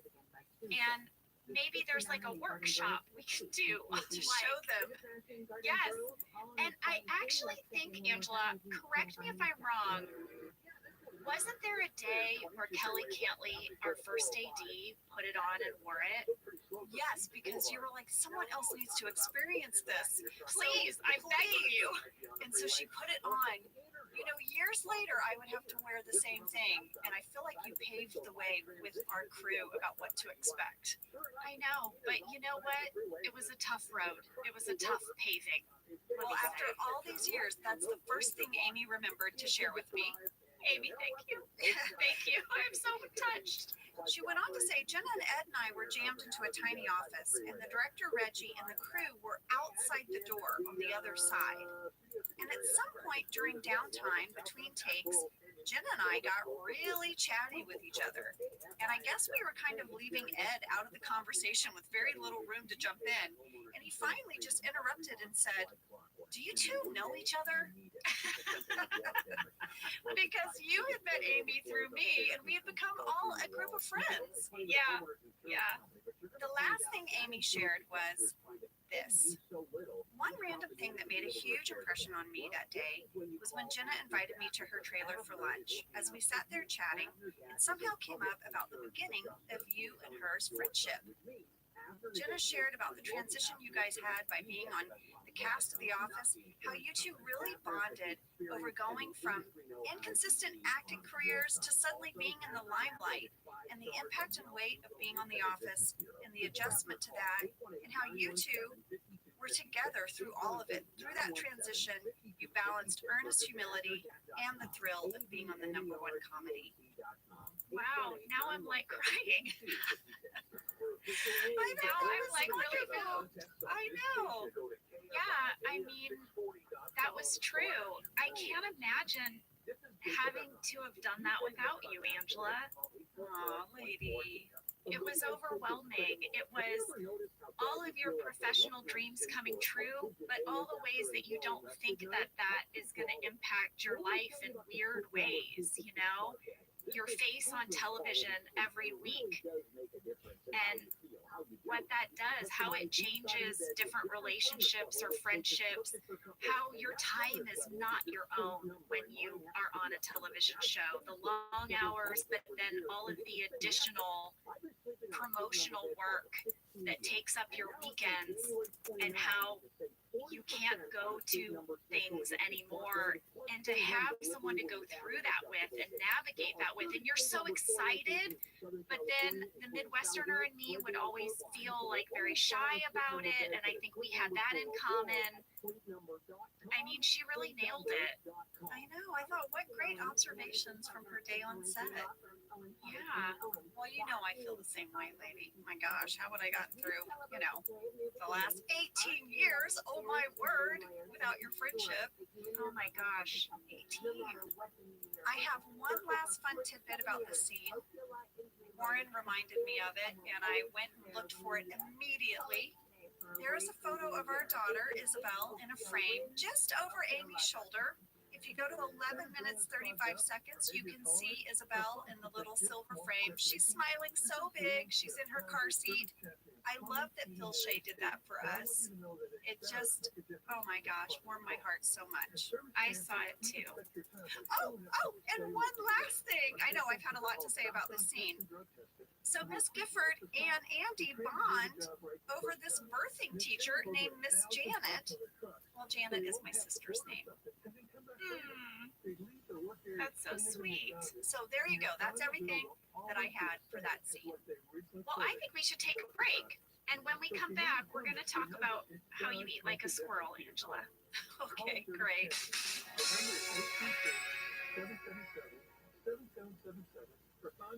Angela, I am very, very, very jealous because you have received your life straw. Mine is on its way to me, but you know I would want this, right? This is me. Yes. So here's one of my New Year's resolutions. It's to drink more water. I don't feel like I drink enough water in the day.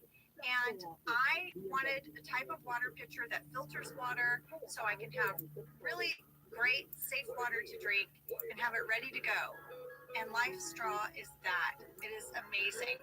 It is the only water pitcher that filters out over 30 contaminants, including bacteria, microplastics, and PFAs, and makes your water taste way better.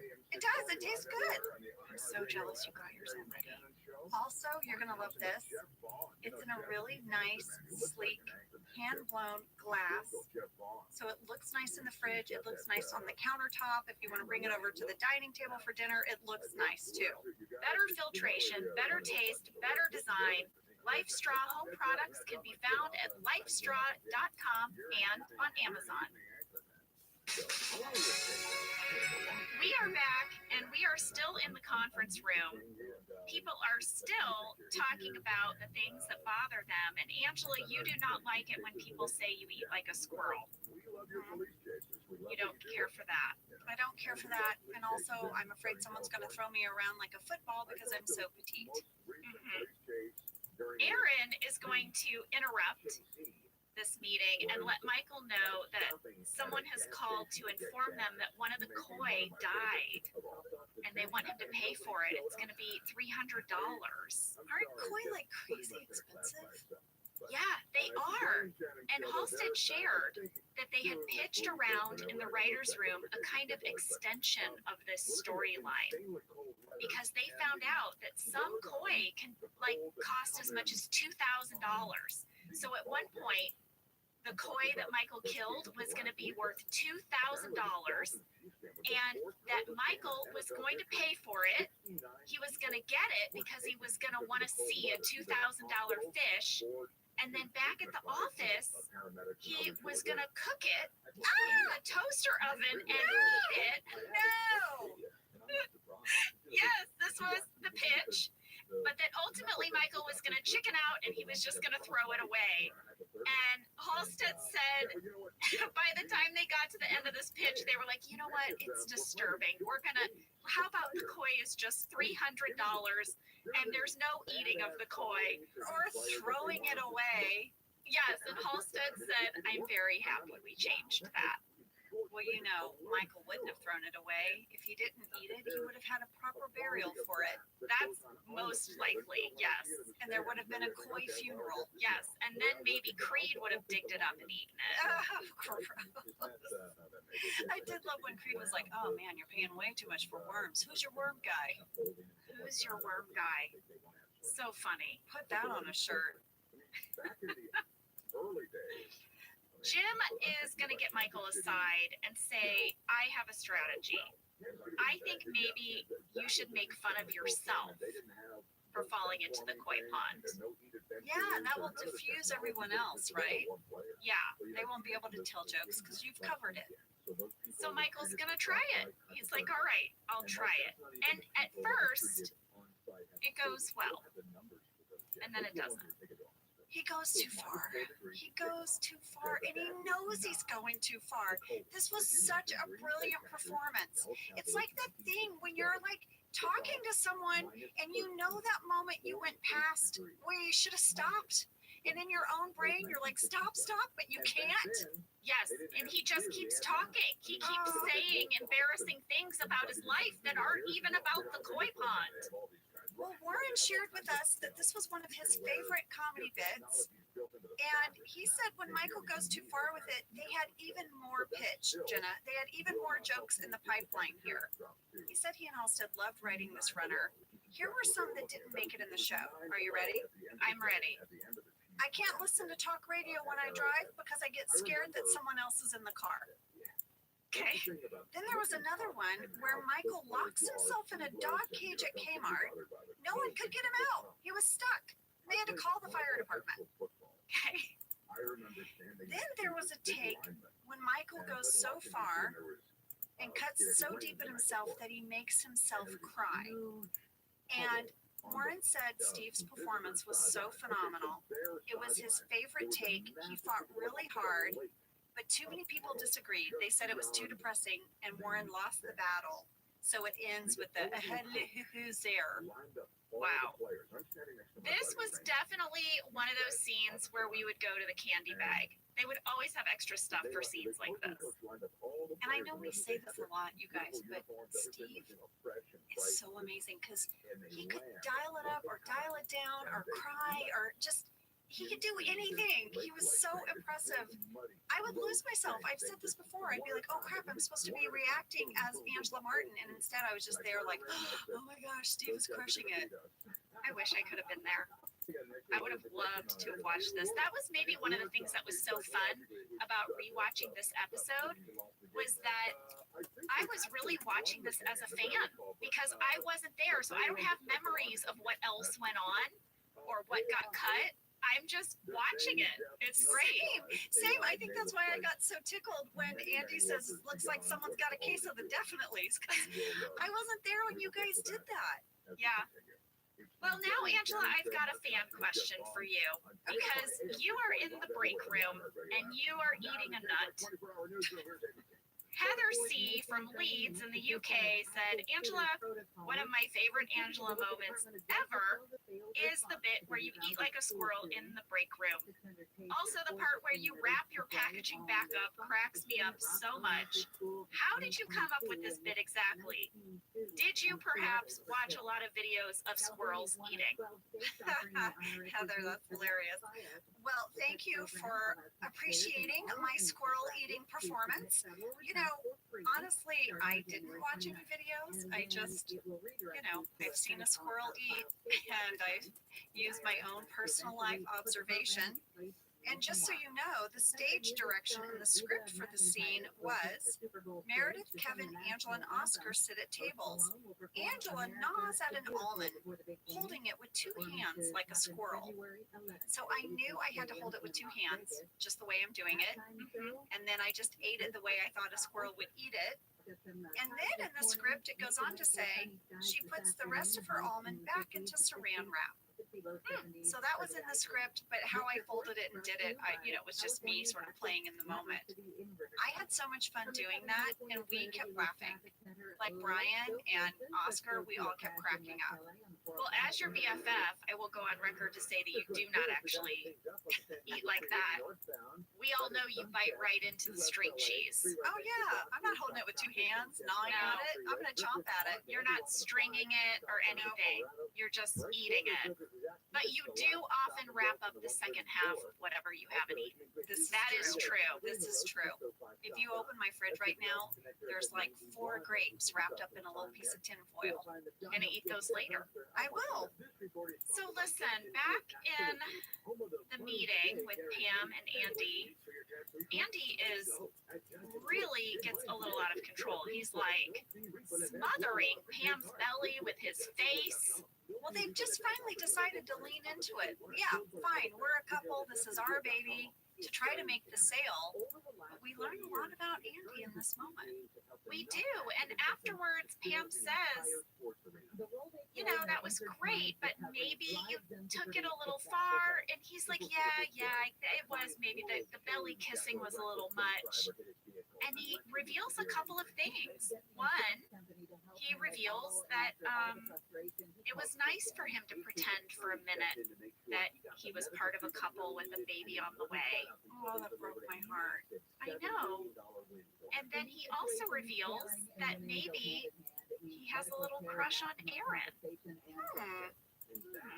Well, guess what? Meredith's roommate is friends with the night janitor at the office building where Michael fell, and she's got a copy of the security footage. Yes, she does. Everyone is going to gather around Meredith's computer, and we are going to see Michael fall into the koi pond. We got so many fan questions about the fall into the koi pond, and we're going to do our best to break it down for you. Starting with Callie B from Rogers, Arkansas, who asked, where was the security footage of Steve falling into the pond filmed? Randy told us that we shot the koi pond just down the street from our studios. They were a neon sign manufacturing business called Knights of Neon. This business has operated for over 30 years, and they make custom neon signs for commercial use. I really hope their logo is like a knight in like metal armor, holding up like a shield. Knights of Neon. Oh, well, it's spelled Nights. Oh, boo. Yeah. I'm kidding. This company, Knights of Neon, had a really big empty warehouse, and that's why we picked it. We rented it out for a whole week, and Michael Gallenberg and his construction coordinator, Tim James, they started by laying down like a waterproof liner over the entire floor of the warehouse. Then they built a koi pond on top of it that held 1,000 gallons of filtered water. And then they made the walkways on top of it. They also then set up 2 cameras. Reggie really wanted like this motorized surveillance camera that would sort of sweep the lobby back and forth. And so Matt Zone created this effect by using a tripod with a fluid head mounted on top of a tall ladder. So they made this fakey, sweepy security camera. I guess this sweeping shot is best seen in the deleted scenes around 4 minutes, 9 seconds. Oh yeah, go to the deleted scenes for this episode. It's the last one. It's the whole entire footage of Michael falling in. And when I watched it, I was like, oh wow, I didn't realize how long Steve was in the water. I mean, they really went for it. Well, I guess we added another stationary, non-moving B camera that was angled a little bit more at the front.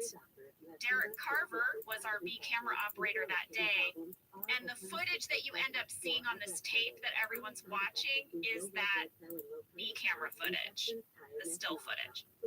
All right, next question. This one comes from Braylon M. in Seattle, Washington. Were there actually koi in the pond that Michael falls in? Yes. Yes, Randy told us that we went with our usual animal training company, which was Bob Dunn's Animal Rentals in Sylmar, California. They do it all, clearly. They do. The head trainer there is Denise Sanders, but we had to also employ a special koi wrangler named Mike Long. What was Kelly Cantley thinking? She's had a fruit fly wrangler. She's had a koi wrangler. Several cat wranglers. Fascinating. They filled up the koi pond with water, several days in advance because they had to let the chlorine evaporate from the water. They did a careful pH balance, all of that. Randy said the koi were very expensive. And before they put the koi into the pond, they did a test with some goldfish just to make sure. So the goldfish, they were like, you know, when the king has a tester eat the food first. Yeah. So those little goldfish, they lived. Well, thank God they lived. The koi went in. He said that we used 28 koi that were up to 2 feet long. They're very big. And that the total cost for the fish, the holding tanks, the pumps, the filters, and all the labor was $12,000. Wow, that's a pricey koi pond. Well, when we started filming, Halstead shared that when they put the koi in the pond, they immediately all swam under the steps that went over the middle, you know, of the koi pond. Yeah. And I guess they were in a new environment, and so they kind of go and hide. They check it out, and it takes them a bit to get comfortable and then to swim out from their hiding place. The koi wrangler told Halstead and Warren that they had to wait for the koi to settle and come out before they could do the first take. Oh, those guys were just standing there waiting for the koi. Yeah, so someone probably made an announcement, guys, we're going to take 5 and let the koi get ready. Waiting on the koi. I've got another fan question now from Nina D in Washington. How many takes did you do of Michael falling into the pond? Randy said they really hoped the answer would be 1. But the answer is 2. Uh-oh. I think we should mention that Steve did not have a stunt double. Steve actually fell into the pond. That is very clear if you go to deleted scenes. When he got out from doing it the first time, they went over and they checked that sweeping camera that they had set up. To look like security footage. It had missed all of the action. It swept past him and then he fell and then it swept back. It missed it all. So they had to ask Steve to dry off and do it again. Warren shared that he could tell Steve was, you know, bummed out because he had fallen into the koi pond and splashed about, and now he was going to have to do it again.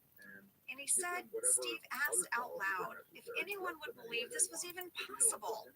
And Paul Lieberstein, Warren's brother, who was there at the time, pointed at Warren and said, oh, it's possible. Oh no. And I guess somehow up to this point, Steve was unaware that it had actually happened to Warren. And Warren said Steve just looked at him and said, wow. Warren said that that was very generous because he could tell clearly there were many thoughts running through Steve's brain, which he chose not to say. And he just said, wow. And then they all started laughing. And Warren said, he knows a lot of people have said this, but it is true that Steve truly was the nicest. Wow. Can you imagine Steve looking at you going, wow. Okay, all right. All right then. Well, Halstead shared that after Steve fell into the pond, it caused all the koi to hide again. So Steve dried off, but then they had to wait for them to come out again. Halstead also shared he doesn't even think you can see any of the koi. listen, when I watch the deleted scene, it's like black and white kind of security cam, right? It's supposed to. I don't know why I'm whispering that. I'm doing that thing my mom does, where you whisper bad news. Yeah. I didn't see the Yeah, well, I guess on the second take, they did get it on the sweeping camera, but like I said, they didn't even end up using that part of the footage anyway. Now, this all leads me to our final fan question about this. From Logan Z in Columbus, Ohio. When everyone is watching the clip of Michael falling in on the computer, did you actually get to watch the video, or are you guys just pretending? It was a little bit of a combo. So they had some of the footage of Steve falling in, and they had it on a little monitor that they showed us. It actually wasn't on Meredith's computer, but they did show it to the cast before we started rolling so we could see what happened. And then we all gather around Meredith's desk and we just sort of faked it. Yes, Randy said that they burned it into the computer screen with special effects, that came later. And I think some of that is because they hadn't quite decided exactly what they were going to use yet Right. when you guys shot your scene. I guess we should probably explain that as they're watching this video, everyone notices that as Michael's falling in, Jim leans back. I mean, Hard. completely. It's like he's stepping out of the way. Like, no, no, no, no, no. Don't take me with you. He does not try to grab Michael. He does not try to stop it. And everyone is now piling on Jim. They're like, yeah, Jim, you could have caught Michael. What the hell? I got a fan question from Kelly S. in Portland, Maine, who is wondering, was Jim really at fault for Michael falling in the koi pond? It's not like he bumped him. Kelly says, what was Jim supposed to do? If he'd grabbed Michael, maybe they would have both fallen in. Thoughts? Sort of an interesting character assessment of your personal character. It's like fight, flight, or freeze, right? So, Yeah. So Michael's falling. Let's say you and I are walking over a koi pond and you're next to me and you start to fall. I would hope my first instinct would be to grab for you. I mean, I do that with my kids. You know how that mom instinct kicks in? Like you're at a soccer game and there's a ball that goes crazy towards the stands and you grab your kid out of the way. I mean, it's just like a reflex. Lady, this just made me remember something that happened in real life. What? So, I'm just remembering this. I was in the kitchen and Lee walked in the kitchen and he was soaking wet. Just like this, just like he's soaking wet. What happened? I know where this is going. What happened? And he was like, I fell in the swimming pool. I'm like, you fell in the swimming pool? How? So, when our daughter was little, she used to like it when Lee would fake throw her in the swimming pool. Sure, like swing her out over and then swing her back. Yes, swing her out over and then swing her back. And he was like, I was doing the thing where I swing her over the swimming pool, but I lost my balance and I fell in. And I was like, is she okay? Did she fall in? He's like, she's fine. She's dry. Well, we have a security camera, Angela, and we went and we got the footage. It is so funny. We still sometimes play it as a family. You can see him fake swinging her over the pool. He's swinging her, and then he's swinging her, and then he swings her, and you see him start to lose his balance. And through some, you're saying, in these moments, what is your character? What is your instinct? Through some heroic feet, the kind of thing you see football players do where they get both feet down before they fall out of bounds. You're like, how did they do it? He, while falling into the pool, whips our daughter around and places her gently on the side and then sort of falls backwards into the pool himself. It's really incredible. He saved her while falling himself. So I guess it's true, in these moments, there's this instinctual part of you that just kicks in. Yeah. So I would hope my instinct would be to grab you, knowing I might fall in with you, but to at least try. Yeah. But Jim does just the opposite. He leans so far back, he's almost like, better you than me, Yes. Yeah. Could he have helped him? Should he have at least reached out? Was he maybe just surprised and thrown off guard? Because that could happen. You could just be so surprised in the moment. I thought John did a great body acting job there. I thought he really did a good job.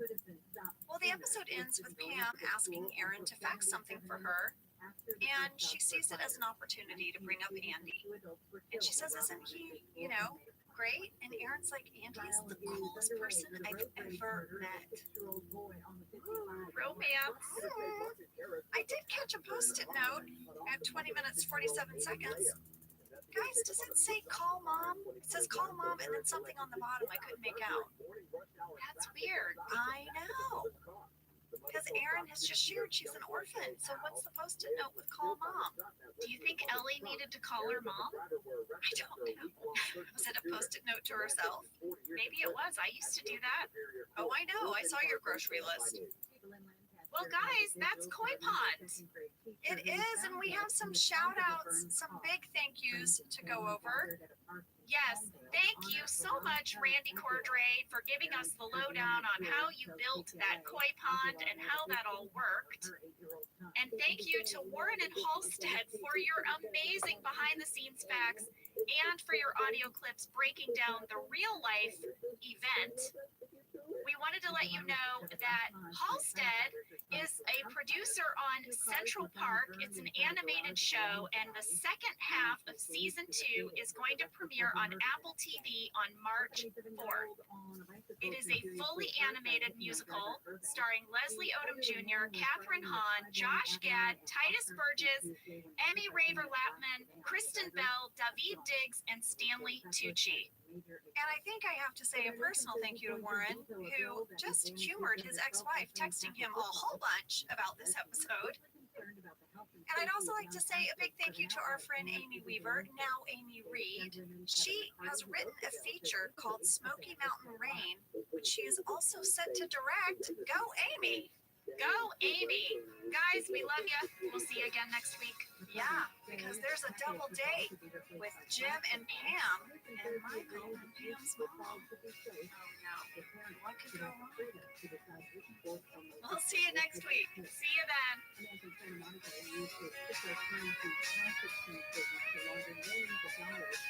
Thank you for listening to Office Ladies. Office Ladies is produced by Earwolf, Jenna Fisher, and Angela Kinsey. Our show is executive produced by Cody Fisher. Our producer is Cassie Jerkins, our sound engineer is Sam Kiefer, and our associate producer is Ainsley Bubico.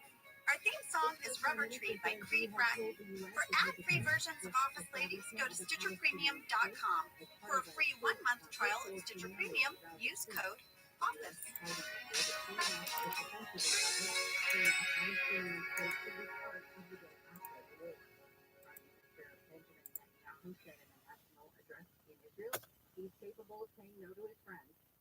Most people give up on their resolutions by mid-January. Walmart Plus can help save yours this year by saving you time and money. Walmart Plus is the membership with benefits like gas discounts, video streaming, plus so much more. Is your resolution to simplify your life? With free delivery, Walmart Plus makes ordering what you need online a no-brainer. Join now. New members get $50 in Walmart cash to get what they need to help save their resolution. Terms apply. See walmart.com/plus for details. Did you know that the bold, smooth taste of Dunkin' cold coffee can be brewed in your Keurig coffee maker and enjoyed at home? You heard that right. Dunkin's cold K-Cup pods were crafted to be brewed hot and enjoyed cold. Each Dunkin' cold K-Cup pod is packed with the smooth, bold Dunkin' flavor you crave. Pick up a pack of Dunkin's cold K-Cup pods and enjoy a Dunkin' cold coffee at home whenever you crave it. Just brew over ice and sip in seconds, because the home with Dunkin' is where you want to be. I'm Jenna Fisher. And I'm Angela Kinsey. We were on The Office together. And we're best friends. And now we're doing the Ultimate Office Rewatch podcast just for you. Each week, we will break down an episode of The Office and give exclusive behind-the-scenes stories that only 2 people who were there can tell you. We're the Office Ladies. Hi! All right, we are sitting across from each other, you guys. This is very exciting because 2022, we couldn't do this until now. Until now, I'm tearing up a little. So good to be back. So good to be back, lady. Today, we're talking about Double Date. It is season 6, episode 9. It's written by Charlie Grandy, who is the writer famous for Boom Roasted and directed by Seth Gordon. Here's your summary. Jim, Pam, Michael, and Pam's mom, Helene, all go out to lunch to celebrate Helene's birthday. This is the double date of double date. And it all goes well until Michael spirals out about Helene's real age, and then he breaks up with her at her birthday lunch.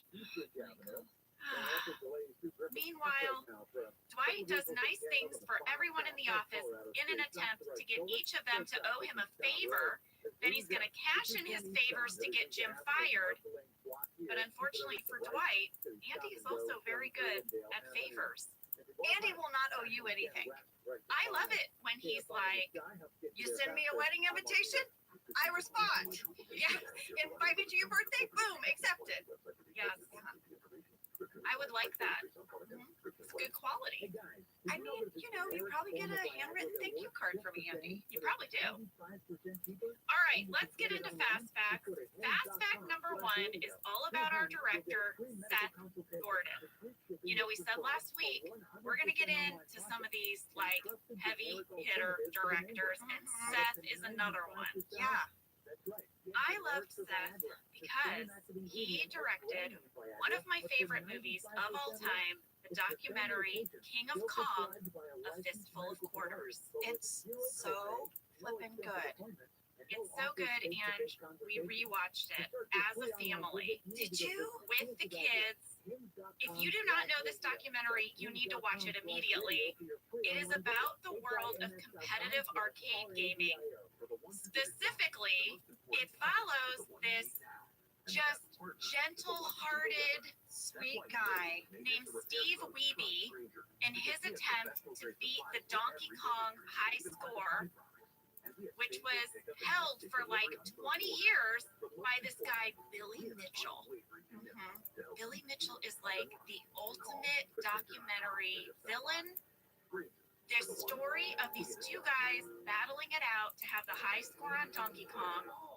I couldn't love him more. When he would go in his garage and practice, Yes. and his wife would like check in. Oh my gosh, you guys, it is such a wonderful story. You can find it on Prime Video and Apple TV. We watched it on Prime. We had to buy it. I'm so glad we did. So Seth Gordon, he did everything on this movie. He directed it. He was the cinematographer. He edited it. And then he came and did our show. So we got another documentary and film director.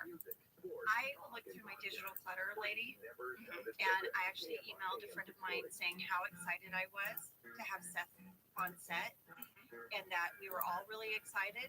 And then I also said, and I have a day off because Because of the double date the double storyline. date story.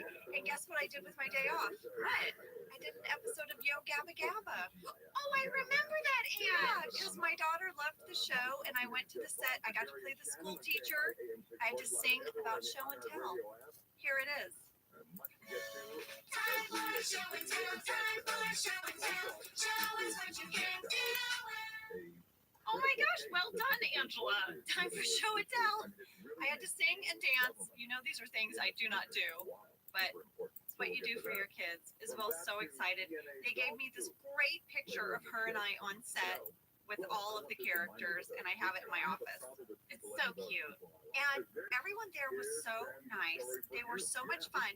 It was one of the most fun days of work I've ever had. Every day on Yo Gabba Gabba was a themed day, and that day was birthday day. And you would come dressed as whatever your interpretation of that was. And this one gal came dressed as a cake, like fully a cake, like a hat and a skirt, but she was a tiered cake. You would wear that. You love a birthday. I do love a birthday. Should we start having theme days on our tape days here at Office Ladies? Is that a lot of pressure? Feels like a lot of pressure. Okay, we won't do it. Maybe once. We'll do one theme day. We'll do one. Sam, you have to participate. Everyone participates. I would love to. Okay. Theme day coming up. Well, before we move to Fast Fact number 2, let me also add that Seth Gordon has gone on to direct huge movies. Four Christmases, Horrible Bosses, Identity Theft, and Baywatch. He's also directed a ton of television. I loved working with him. I loved him. So now, fast fact number 2 is a location breakdown. Is it of the restaurant? Yes. I mean, so much of this episode takes place at this restaurant, Paparazzo's. Not a real restaurant. We made it up. We filmed it in Los Angeles at this place called Bistro Garden in Studio City. I was gonna say, wait, I've driven past that. Yeah, I've eaten there. It's at the corner of Coldwater and Ventura. Oh yeah, with the big Intersection. awning and the steps. Yes. Yes. It's now closed, but it was a really great restaurant.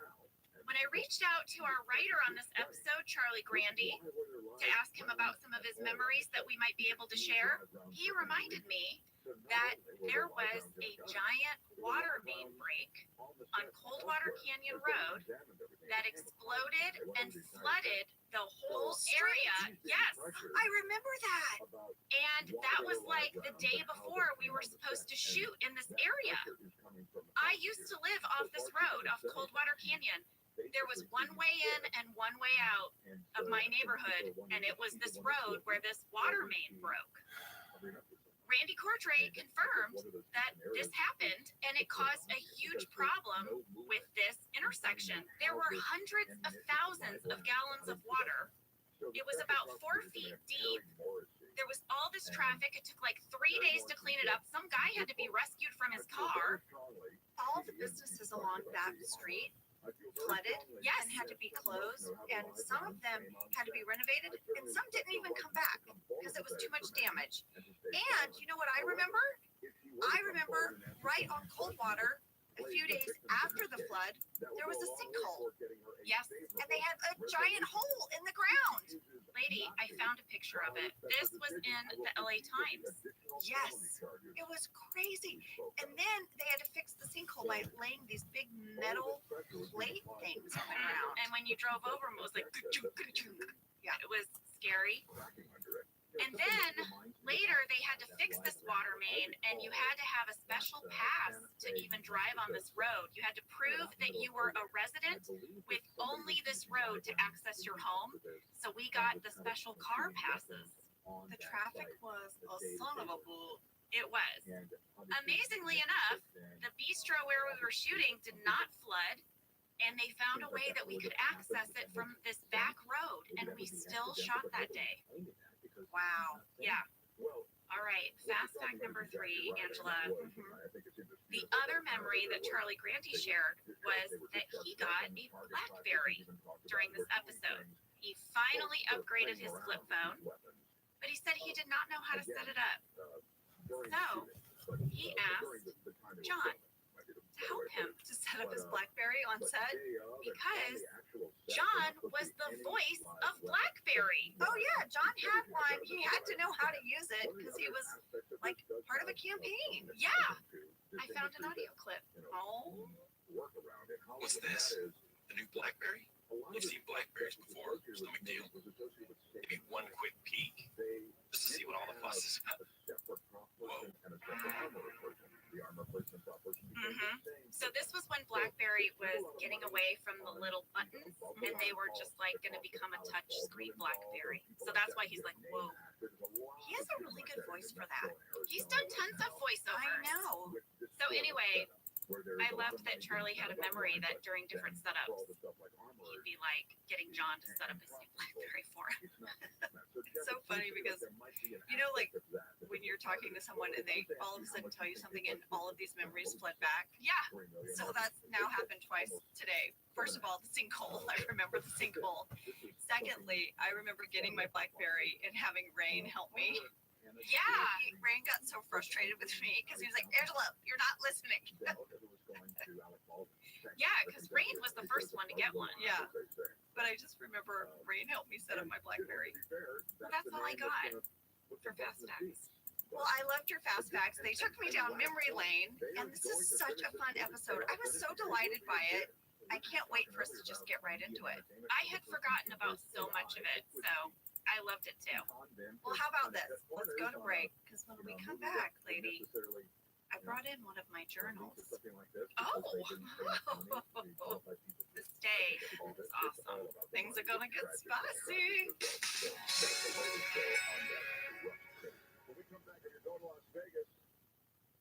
Well, folks, you know I have a lot of family in Texas, and I just want you to know, if you travel to Texas, there are vast landscapes, cultures, regions, destinations, activities that allow for an infinite number of different travel experiences. You can have fun in the sun. Texas has 350 miles of coastline. That's right. Or if you like more of a rugged vacation, there are campgrounds, hiking trails, state parks, and the food. Can we talk about the food?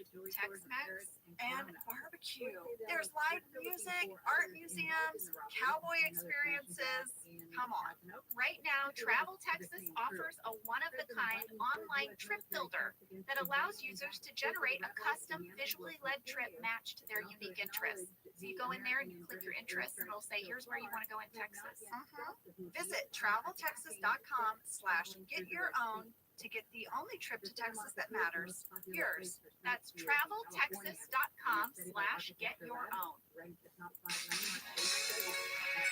We are back. Dwight is walking around with, I want you to know, what I think was a very nice basket. Because I notice a basket. He's got all of these beautiful bagels from H&H Bagel in New York, and he has started his favor campaign.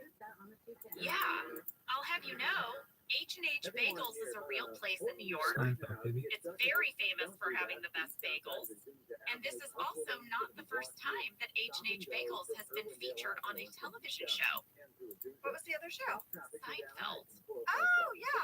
And I have an audio clip. Oh, my No gosh. bacon, no bacon, no bacon, no bacon, no bacon, no bacon. Yeah, the strike's been settled. I'm cold back to work. What's like H&H Bagels? That's where I worked. You work bagels?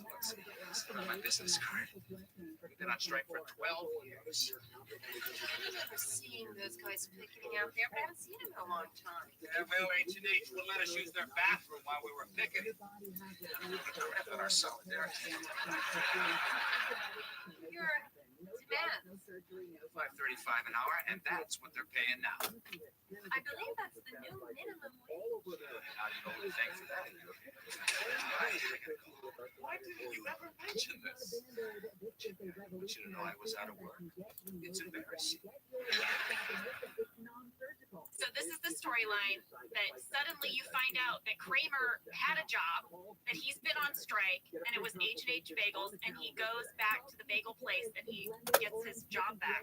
But he doesn't know, like, he gets there, and I ended up watching the episode. I can't tell. And he gets there, and he's like, raisin bagels? We're putting raisins in them. And you're like, yeah, I mean, the raisin bagel. He's like, all right, I can do it. It was very funny. But I'll have you know that the bagels that Dwight is passing out were not actually H&H Bagels from New York. They were from a place called Western Bagel in Western Van bagels, Nuys. Western Bagel's very good too. I've been there. I have a little something to share about H&H. What is it? Why are you reaching in a bag? I'm reaching for my journal. What? Get ready. Okay. The first bagel I ever had was an H&H bagel, and it was when I was interning on Late Night with Conan O'Brien. Stop it right now. This journal is a flower journal. It has many post-it notes sticking out of it. Pages are falling out. And there is a Late Night with Conan O'Brien sticker. I got the sticker when I got the internship, and I put it on my journal. I mean, I'm taking a picture of you, obviously. All right, before we turn to the page where I talk about my first bagel experience, I interned on Conan O'Brien. Years later, over a decade later, I was asked to be a guest. It was a full circle life moment because I went from the person who was getting everyone's coffee to actually being a guest. And I brought my journal when I was a guest, and I read this on Late Night with Conan. Ready? Yes, I cannot wait. Turning to the page. Here we go. Tomorrow night is Conan's first year anniversary party at the Museum of Modern Art. Lots of important people, stars, NBC folks, and the interns get to go. Wow! Details later. What are my details later to myself? This is my journal. I go on to say, and there are serious food perks to interning here. I get a free meal with the writers, and I had my first bagel. It's basically bread that looks like a donut. No, you did not just describe what a bagel is in your drink. To myself. In case you forget later. In case I forget. Just in case someone finds this journal someday and they're curious, what is a bagel? And they're curious what's going to happen at Conan's party. Details later. Yeah. Oh, yeah. Keep going, please. No, that's it. Okay. No, please. Okay. Please. Let's see. Did you ever write the details later? I did. I don't know if I can read them. Okay. This is when the journal becomes just for you. Yeah. Okay. In a nutshell, Conan's party. The interns had to work the front door. So you got to go, but I had to also work. We had a list of names of people who could come in. After working the party, we got to come inside at the end, and we got to have drinks. We all got tooted. oh my gosh. Wait, can you go back and read your description of what a bagel is one more time? I just want to hear it again. Yes. And there's some serious food perks to interning here. I get a free meal with the writers, and I had my first bagel. It's basically bread that looks like a donut. I'm sorry, you guys got what? At the party? What did you guys get? Tooted. What time period does this take place? You guys, this is 1994. I got tooted. I got tooted on free drinks after working the door all night. I'm sorry, I need a mug that has a picture of a bagel, and underneath it says, it's basically bread shaped like a donut. There you guys go. My first H&H bagel. And now you know how lame I was in my 20s. Your journal reads like how they write Michael Scott's journal. It does, lady. It's amazing. It's amazing. Oh my gosh. Please bring it back again some other time. Please Oh just my keep gosh. reading it. Oh my Oh gosh. boy. Okay, all right. All right, back to the episode. I'm sorry, okay. Okay, back to the episode. You know when Dwight went in to offer Michael the bagels? Yes. And Michael claims he isn't hungry because he had 2 fish stick sandwiches, which were an aphrodisiac. Right, but his lady friend declined. Yes. Dwight says something like, "You're thinking of deer penis." I was thinking of oysters. There are many things that are aphrodisiacs, Oh no. I sense a deep dive. but I was most curious. No, you did not type dear penis. I did type, "Is deer penis an aphrodisiac?" Oh Lord Jesus. It is. What? It's real. Come on. Yeah, it goes all the way back to Hippocrates. Recommended deer penis as a solution to, quote, resolving sexual difficulties. But that's not all. According to Wikipedia, in traditional Chinese medicine, deer penis is thought to have like other therapeutic properties. There's something called deer penis wine. No. Yep, No. yep. You can get it for about $12 a glass. Get away from me with your dear penis wine. It supposedly can help heal athletic injuries. Well, I'm not athletic, so. But if you don't want deer penis wine, you could have 3 penis wine. What? 3 penises Three in the wine. penises. A seal penis, Stop it. a deer penis, and a dog penis. Come on! Who is making wine out of a bunch of penises? I don't know, but you can get it. And since I was in studio No, today, no, I'm not drinking it. I am not drinking it. You did not bring deer penis wine. No, I know I didn't. God. Oh my God. I didn't. I was just kidding. Oh my God. But I did find a website called Ale Sessions, and this person did drink 3 penis wine, and I thought I'd read you the description.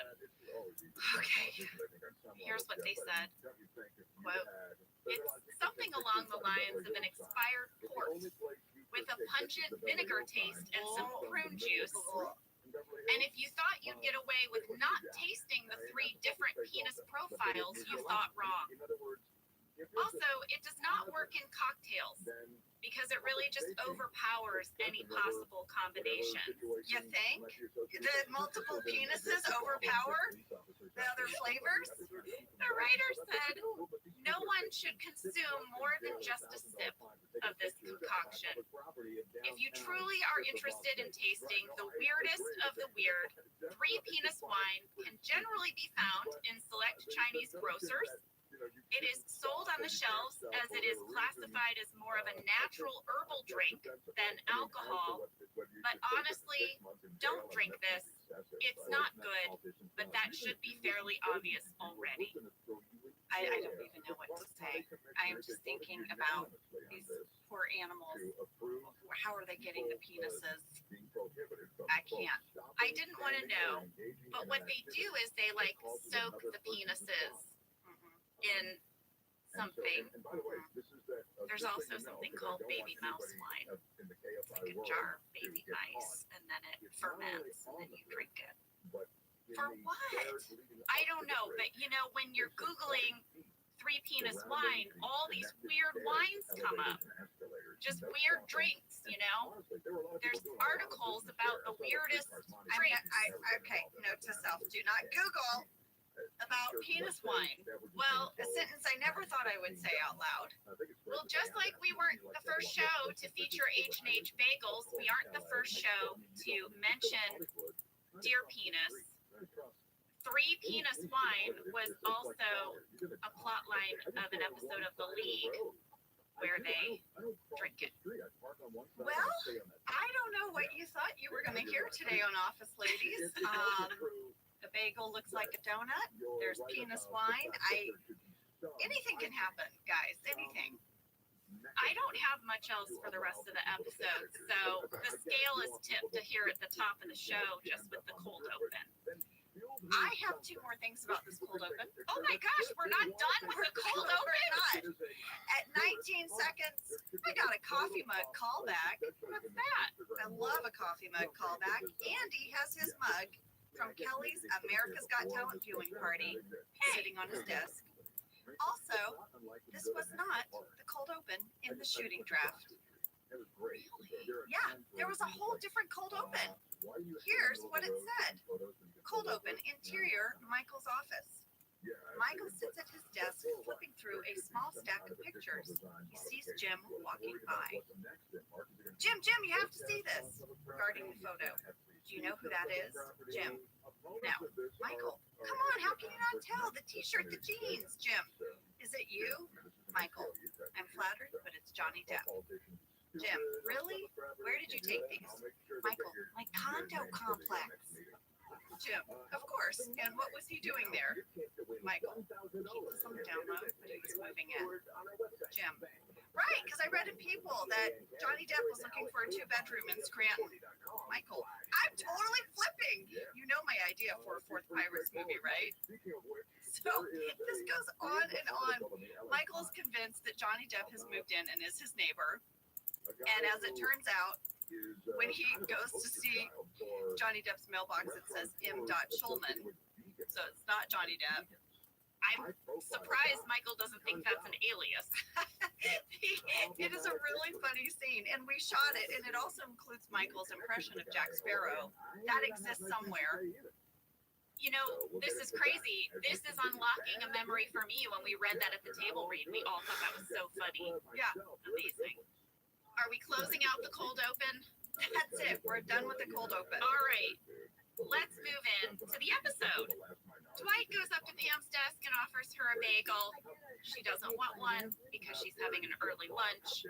And this is when we find out the information that she's going on this double date for her mom's birthday.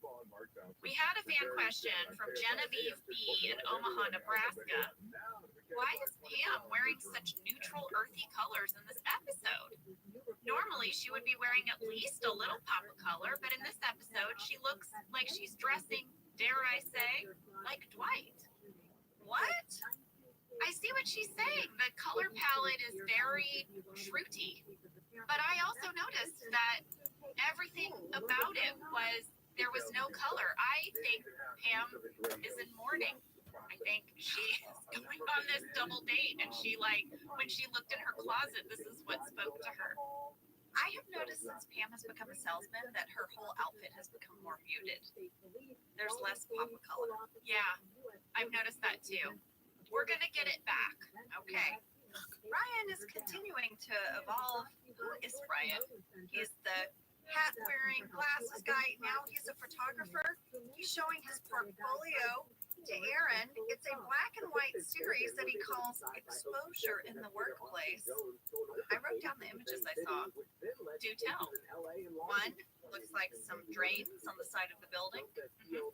Another one is clearly the Dunder Mifflin parking lot. You can see the top of Meredith's van, the hedge, and the sign. And then, of course, we have Kelly nudie from the waist up at her desk. We had a fan question from Cecilia P. in Minnesota who would like to know, what is this photo book? How did we take the photo of Mindy? I want to know everything. Let's hear it. Well, Randy Cordray told us that all of the photos were shot by our production designer, Michael Gallenberg. He would do that for the show. For example, you mentioned that coffee mug. Michael took the pictures of all the cast members that then Phil Shea put on the coffee mugs. He's actually a very talented real-life still photographer. So he did all of these photos. And the shoot with Mindy was done with her wearing like a flesh-colored bandeau. Like a tube top. Yes, because they knew that it would be pixelated later in post. So that's how we did it. You know, I'm going to bring out this story. I wasn't planning on it, but this episode feels like, I don't know, it feels like it would be on theme. I wrote about this in my book, The Actor's Life, A Survival Guide. The scene with Ryan showing Aaron the pictures of like Kelly nude. Have I ever told you the story of how I almost joined like an international Spice Girls singing group that was actually a front for a call girl service? What? Yeah. You thought you were auditioning to be in a band? Yeah, a singing group. That's how they hoodwinked the girls? Yeah. Ah! Yeah. I've also told this story on Conan. Oh my gosh! So I moved to LA, and you know, you're just looking for any gig you can get. Sure.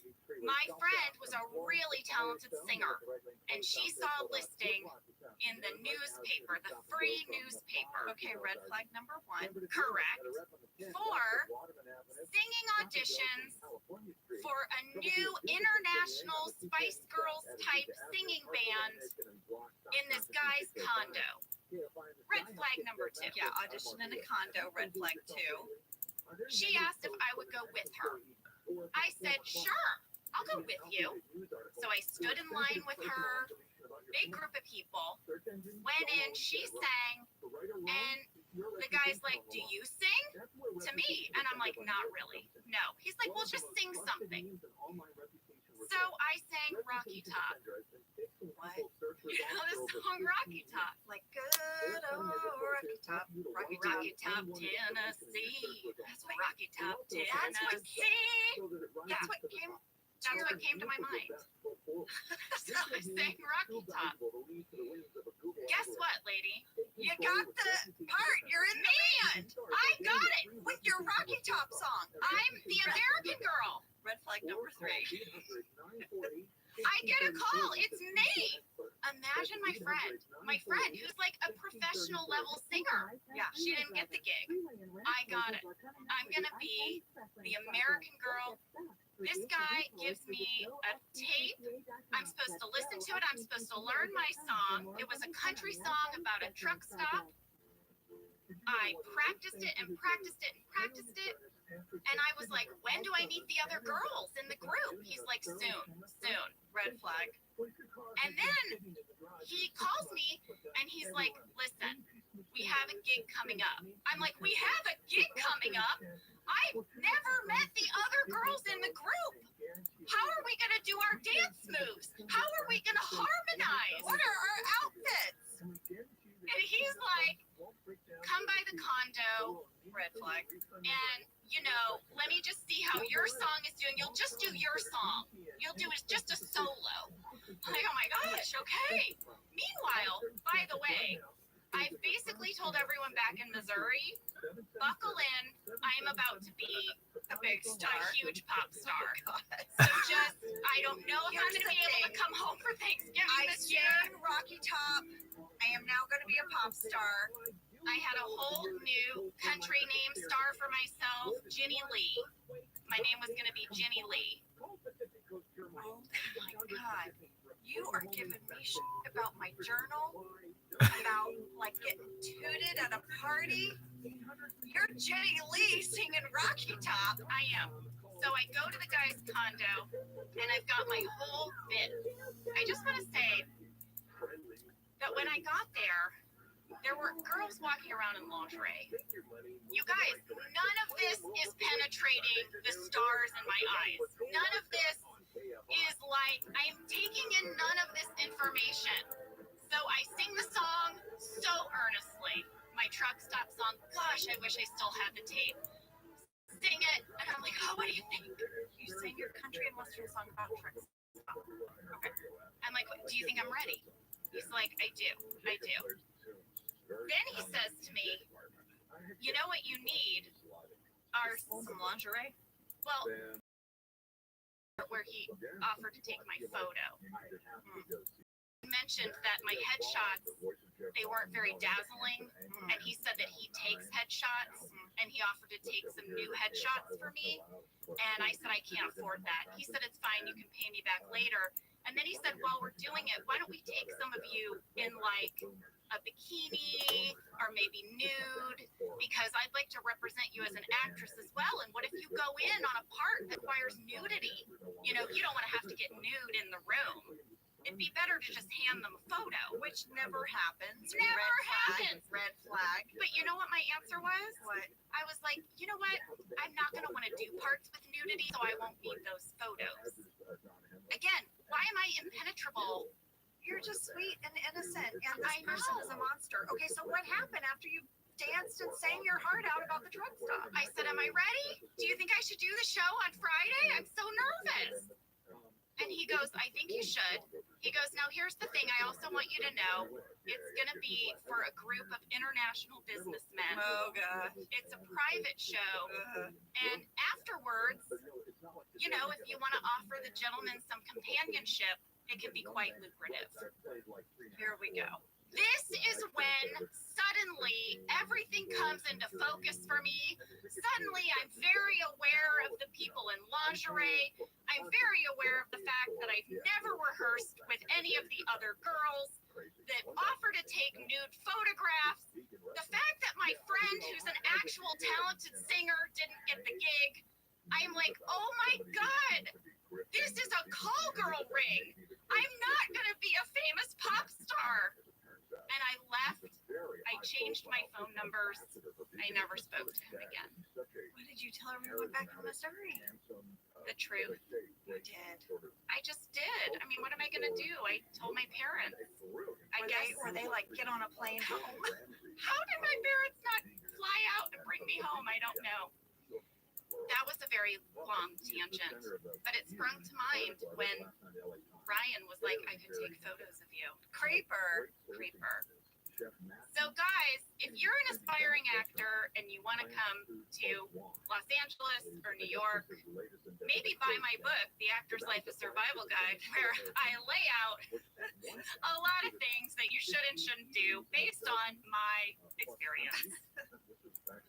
While this photo display is happening, Pam's mom walks in. Yes. And we're going to have a little bit of Angela sass coming up. Oh yeah. Pam, aren't you going to introduce us to Michael's girlfriend? Angela Martin enjoyed saying that so much. I know. How about the story about the necklace that Michael slipped onto Helene's neck this morning? Well, she was sleeping. Kelly's like, it's beautiful. Kelly's not. I love that. I'm going to break down all the gifts that Helene got in a little bit. Oh. So remember the necklace. We got a piece of mail from Genevieve B. in Omaha, Nebraska. Who said this? I found this fascinating. I worked as a manager for Claire's in the late aughts, early 2010s, and I am 90% sure that Helene's necklace was from the Icing's dressy special occasion collection. Claire's Boutique in the mall? Yeah, That's where I got my ears pierced. me too. Really? Yeah, Oh my gosh. it's still where you get your ears pierced. Yeah. It's what they're known for. Genevieve goes on to say, if so, the piece in question appears to be a cubic zirconia necklace, and in 2009-2010-ish, they were marked down to $5. Okay. I'm not sure where we got this necklace, but I think this is a good guess. I think it's a great catch. Well, Pam's going to try to get out of going to lunch by having Aaron transfer a fakey phone call. This was very funny to me, along with Creed's talking about it. I thought all of it was really funny. I also loved John's performance as Jim, where he's like, nope, hardly ever. He like hangs up. Also, he doesn't say anything. Like when he's like, I'll handle it, he takes the phone, he goes, okay, great. Yeah. It's there. They found it. And then Creed's worried. He's like, that paper was never supposed to arrive. What is Creed writing on the side? Is Creed the reason they're going bankrupt? I think so. Probably. Pam doesn't get out of it. She's got to go to this birthday double date. The car ride was so cringy. But guess what? The car ride home is going to be even worse. Pam's mom calls her Pammy. Did you notice? I did notice, and it's like Helene and Michael are like talking to Pam about making good choices and being a good salesperson, and they're being so parental. And you can just see, like, Pam was like, oh my God, what is happening? So next we're going to go into the kitchen. And Dwight is continuing his favors for the office. He's cleaning out the freezer. Oh, I have some catches here. Oh, tell. 4 minutes, 42 seconds. Did you guys see what all Dwight had taken out of the freezer and put on the counter? I did. I paused it. Took a screen grab. Let's see if we clocked the same stuff. 7 tubs of ice cream. 7 tubs of ice cream, all of which still have the plastic thing on them. Like none of them have been opened. Yeah. 6 frozen microwave dinners. Mm-hmm. Some mixed veggies. Mm-hmm. A whole thing of butter. A bag of, what is that, 6 small baguettes? Yes. And then 2 enormous bags of what looks like to be raw chicken sitting on top of the microwave. Which will get called back later. So much raw chicken. We had a fan question from Pepsi from Cuernavaca, Mexico. I noticed Dwight cleaning the fridge in this scene, and I'm wondering if you guys ever use the fridge or freezer or cabinets to actually store your real snacks. We did not. It was just props. We never ate any of that. We never kept our food in there. There was what? Sometimes Mindy would eat prop food. We know this. Mindy and Ed were notorious for eating prop food. But we kept all of our snacks in our desk drawer. Yes, my perishable snacks we kept in the fridge that was backstage. Yeah. But I had like a bag of potato chips in my drawer. Oh yeah. Oh yeah. I had a gum. Yeah. But I would not trust eating something I found in that fridge. Because maybe it was from like, who knows when. Oh yeah.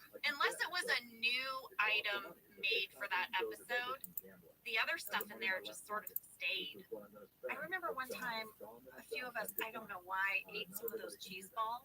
Oh yeah, I was there. I was part of that. Yeah. And It was like a dare near the end. all of a sudden I remember Phil shaping like, guys, we spray those with the stuff so they don't go bad. We're like, Yeah, with like a lacquer.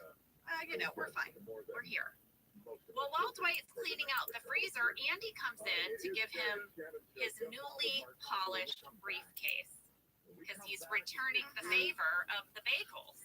And this leads to this favor competition, basically, as they're walking back to their desks. It's really funny. These 2 guys cracked me up. Me too.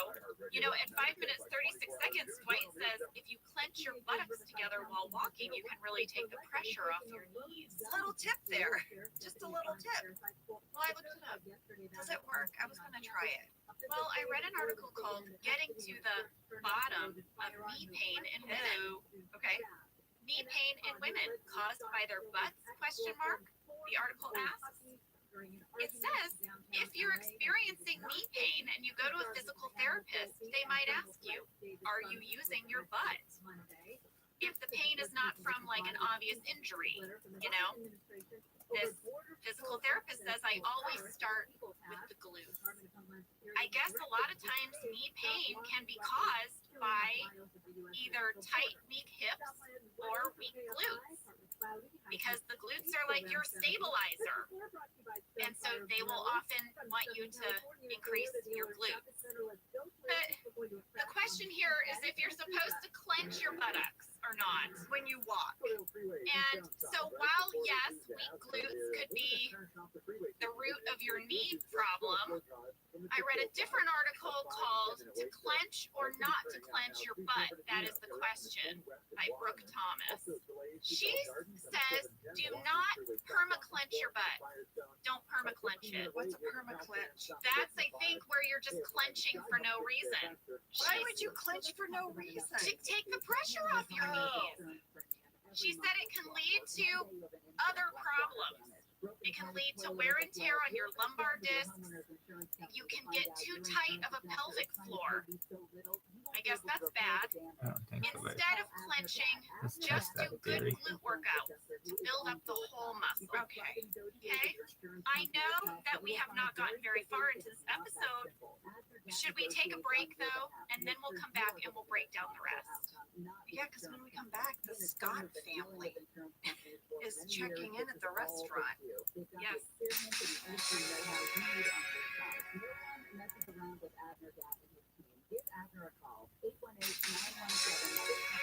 Scott family table is ready.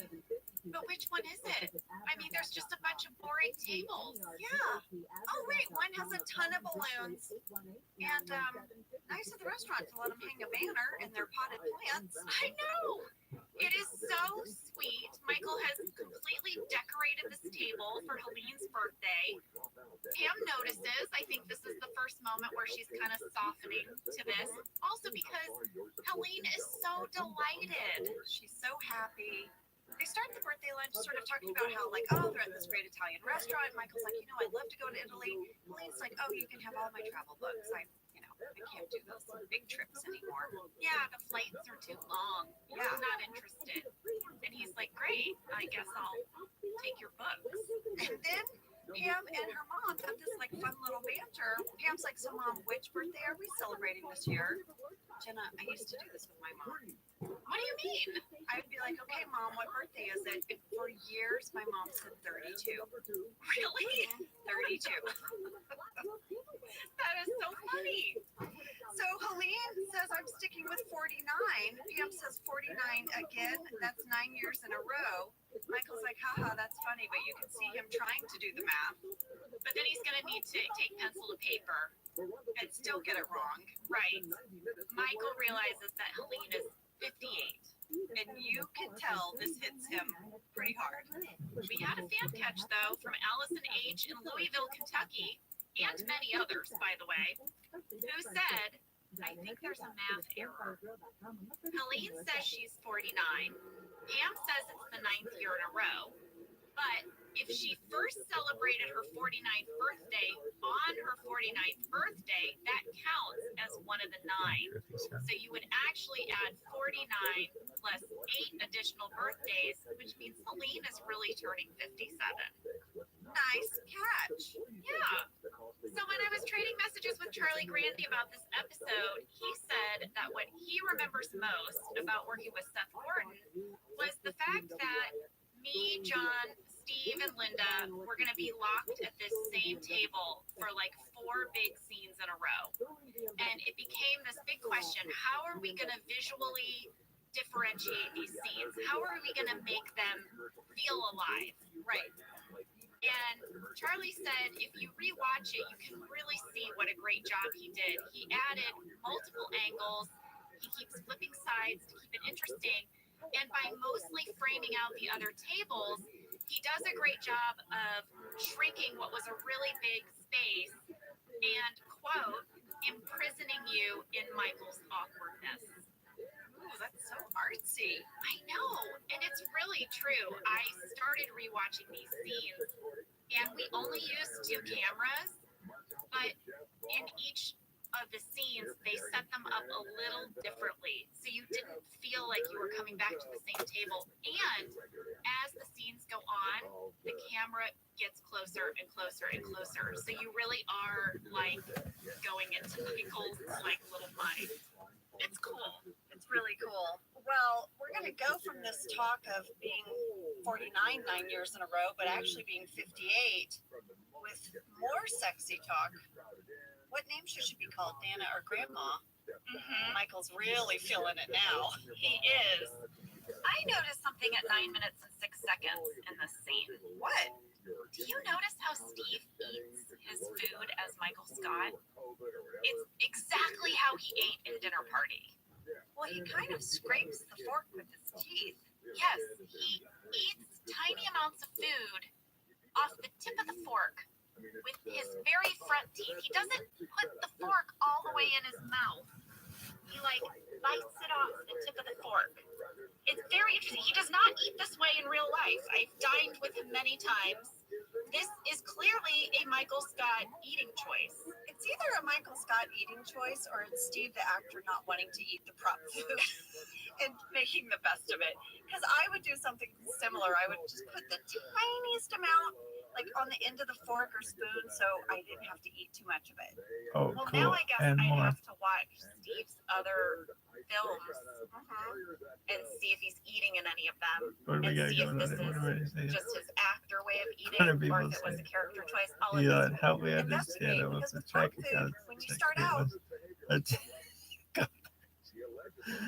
Has maybe 100 plus. Has maybe 100 plus. He's taking over the internet. Blog. I have like over 20 of these accounts on my account too. That's great. That's tight. It's got a lot of them. Oh, hell yeah, dude. We just made another 20. Oh, man.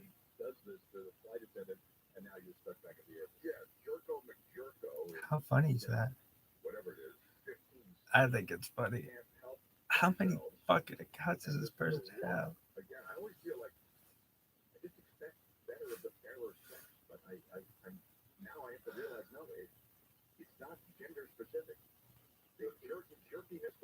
prop food, when you start out, it's usually really fresh and warm and they've made it ready for you to eat. But as each take goes, it gets colder and colder and a little bit more wilty depending what you're eating. And I just found early on the smaller bites are better. True.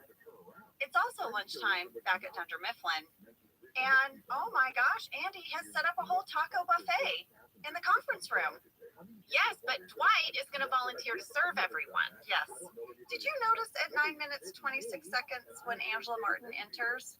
Yes. Her face she makes if she does a 180 out of the room. Well, because she's vegetarian. So I went to the script because I was like, what did it say in the script about this moment? In the script, it just says Angela Martin enters the room and immediately walks back out.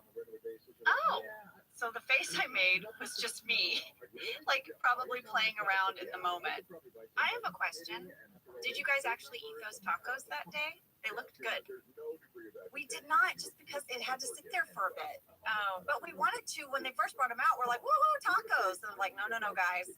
There's also a Kevin talking head and little moment that got deleted, probably for time. I loved it. Kevin is so excited that Dwight is going to serve the tacos, and he has this talking head. This is great. I love tacos, but whenever I try to make one, I get too excited and I crush it. Oh, and so then it cuts back to the scene, and Dwight's making his taco. Dwight hands it to Kevin, and Kevin's so excited he crushes it in his hand. oh, Kevin. Well, after these guys compete to see who's going to serve the tacos, now they're going to compete to see who's going to clean them up. It doesn't stop. It doesn't stop. Jen, I'd like to break down all the gifts that Michael got Helene. Oh, And really show how all out he went for her until he broke up with her. He went all out. He got her the necklace and then also the lunch reservation, right? Where he decorated the table. I counted 8 balloons, a birthday banner, and also a really beautiful flower arrangement that none of the other tables had. yes. I assume she can take that with her. Yes, as well as a scrapbook of their courtship. The wrapping paper says love in several different languages. Here are a few things that were in the scrapbook per the shooting draft. Some made it in the episode, some did not. Oh, The penny that Helene threw into the wishing well at the mall, which doesn't exist. right? The fountain that doesn't exist. Also, a ticket stub to a movie they went to together, Love Happens. Oh, I looked up Love Happens. It was a movie that was out in 2009 starring Jennifer Aniston and Aaron Eckhart, as well as the poem that Michael wrote / plagiarized from Shel Silverstein. Here was the poem. I cannot go to school today, said little Peggy Ann McKay. I have the measles and the mumps, a gash, a rash, and purple bumps. My teacher's really mean. Happy birthday. I love you, Helene. I mean, it's beautiful. It might be in my journal. We had a fan question about this scrapbook from Carla B in Gardena, California. Remember, The cover page of the scrapbook at the very bottom where it says love copyright Michael. We also see the letters XXLR. Any idea what those letters stand for? Do you know, Ann? I do. What is it? It's in the shooting draft. Oh, tell us, because I thought they were Roman numerals, but when I looked it up, there's no R in Roman numerals. Yes. So Helene reads that out loud, kind of like curious, and Michael goes, those are Roman numerals. I made them up. Oh my gosh!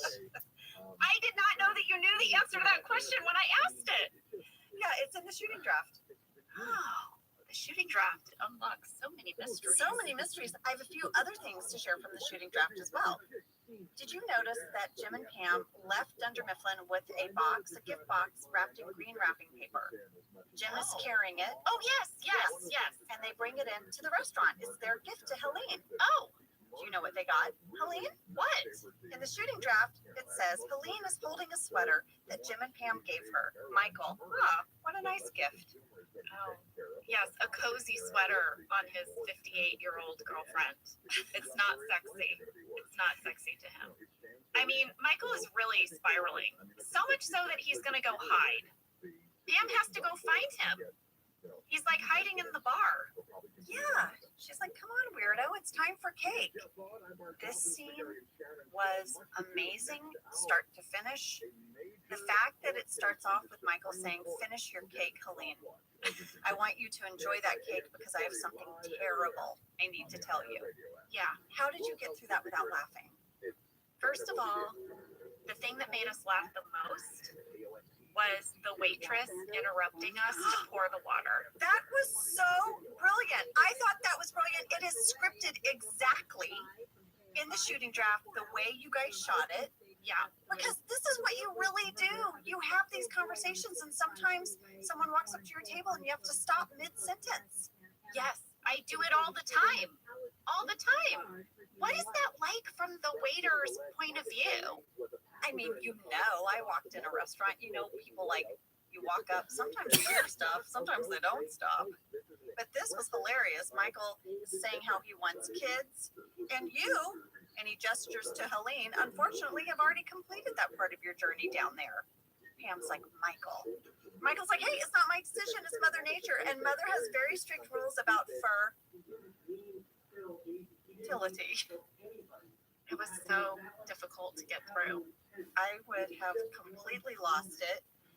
So Michael's clearly breaking up with Helene, and he uses Pam as the excuse. He's like, I've thought about it. This isn't fair to Pam. Pam's like, no, Michael. Jenna, there was a talking head that would have come here. It was in the shooting draft. It got deleted, and it really showed what Pam was feeling. I'm going to read it to you. Okay. My mom used to call me every night to cry about the divorce. Then she started dating Michael, and she stopped calling. And I thought it was because she knew how mad I was. But now I think it was because she stopped crying. And that's what I should want for her, right? And so you would have had that talking head, and then you would have cut back to the scene when Pam's like, you know what? No, Michael, it's okay. It took me a while to come around to it, but I'm okay with it. I'm glad they cut that talking head. Because I think that makes you kind of really hate Michael for breaking up with her because I don't know. It's so pure. It's so sweet. Yeah. And it just really breaks your heart for Helene. Too much. Yes. Before we move on, I just want to say the cake was really good. Oh, I wondered about that. It brought back memories. Well, Michael's going to tell Helene there's another woman, and her name is Italy, and skydiving and bungee jumping. And then Michael decides that he's going to also try to comfort her in this moment. It's in the deleted scenes. We have to hear it. It's like you don't buy a Mad Libs book with everything already written in it. You are gonna find somebody so quickly with your killer bod and your wisdom. God! Ow! Somebody kicked. Did you guys get kicked? No. I kicked you. Stop. Jim kicks Michael really hard. It is so funny. And I think I almost see you start to break. I remember filming those now. It was really funny. Yeah. So Michael is like, what? And Jim just shuts him down. And this leads us to a super cringy car ride home. Yeah. Helene is wondering out loud, what is she going to do now? She's 58 and single. And Michael's like, how about hobbies? Jim's like, no. The scene continued on. Helene says, why do I keep dating these losers? But she doesn't stop there. You have to hear it. Loser guys. I don't know if I'd say much of a station like a college. How long it's been since I've had an orgasm? Years. She told me she doesn't like him. Oh my god! This is just so funny. I mean, how awkward is that car ride for Pam? Oh my gosh. I mean, Pam has had to hear so much today. So much. Maybe she already knew. I mean, it sounds like they're close, but I don't know. I think there's new information. Yeah. Well, we get back to the office, and first of all, we see Andy trying to get something from a real tall shelf. He can't get it. Dwight, can you help me? Dwight's so excited. Here it is. Andy needs them. It's a favor. That's what it is. Starbucks gift card. From everyone. Were you curious how Andy got the whole group to chip in for a gift card for Dwight? A little. I was, so I went to the shooting draft.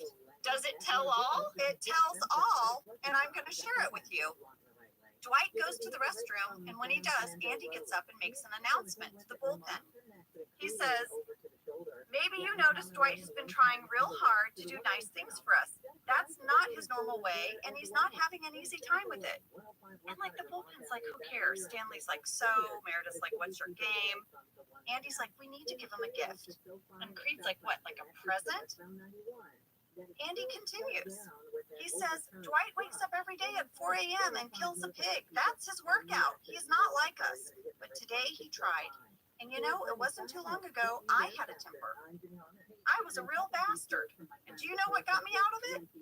Oscar comes in with some snark and says, mandatory I like how anger this lady's management. not here today or the rest of the week. We're calling back all this stuff. And they put an extra for this to make it sound like she's reading it, And which is he there, but she's like not. wants like to it? Yeah. shout at So Oscar lively. so badly. But And yeah, Ed is really very funny in the cool. scene.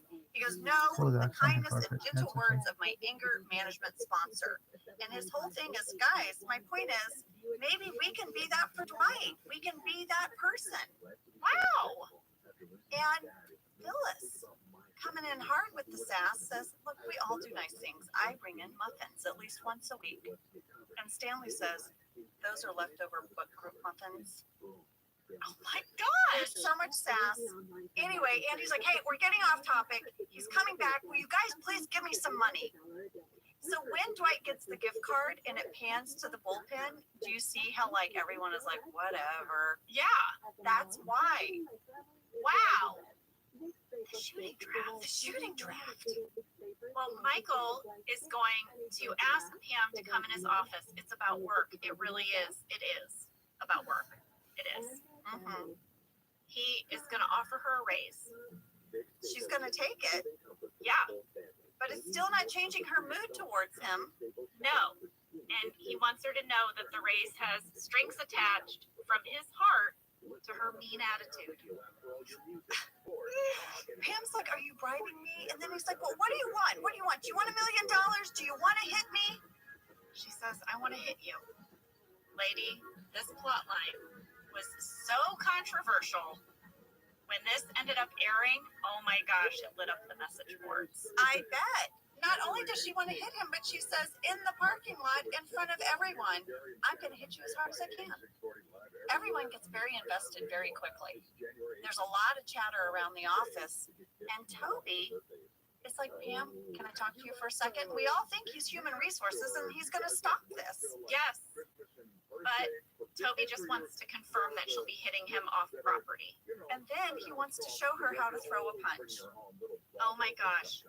Charlie Grandy said that Paul is the one who pitched this bit.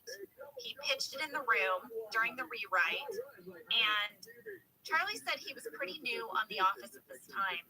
And when Paul was first pitching it, he thought, well, I don't know, how is this gonna like play realistically and funny?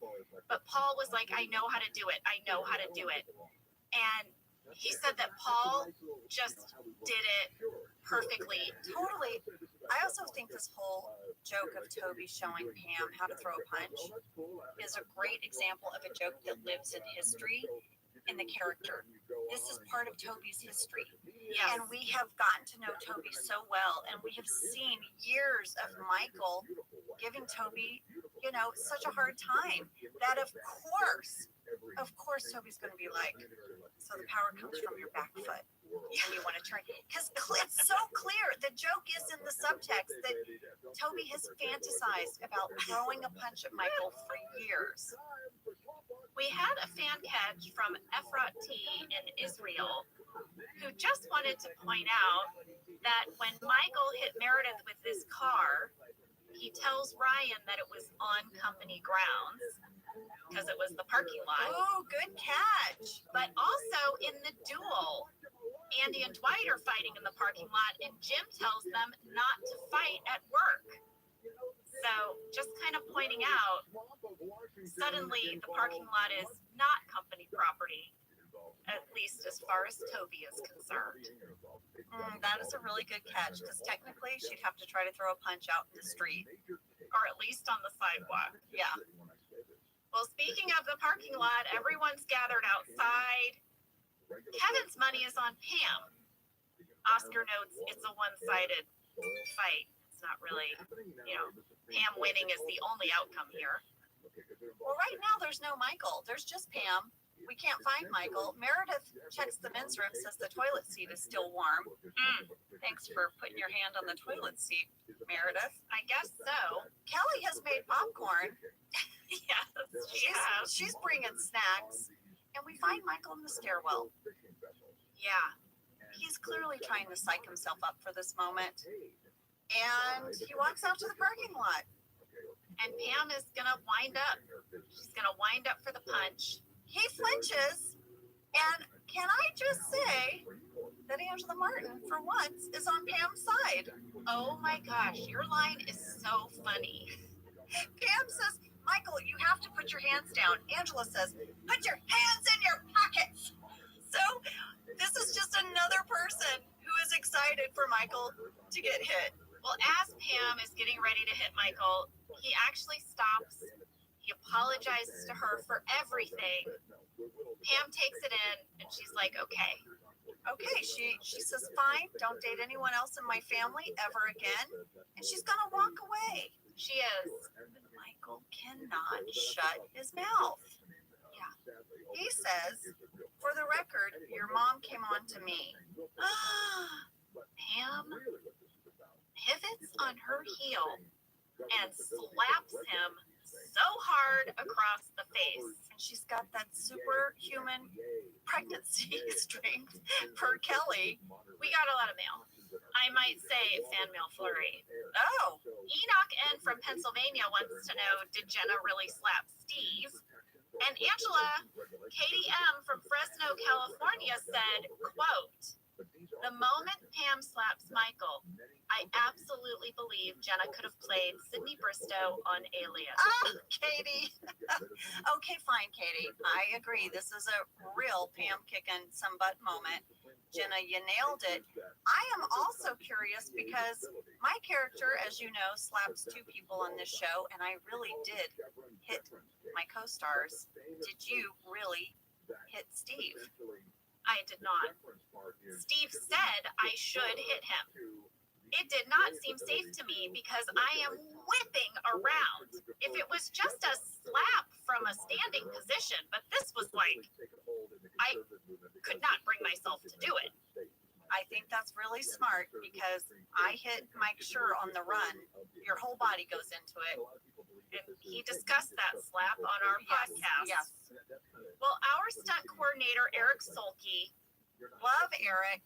yes, he gave me very detailed instructions on how to pretend slap Steve.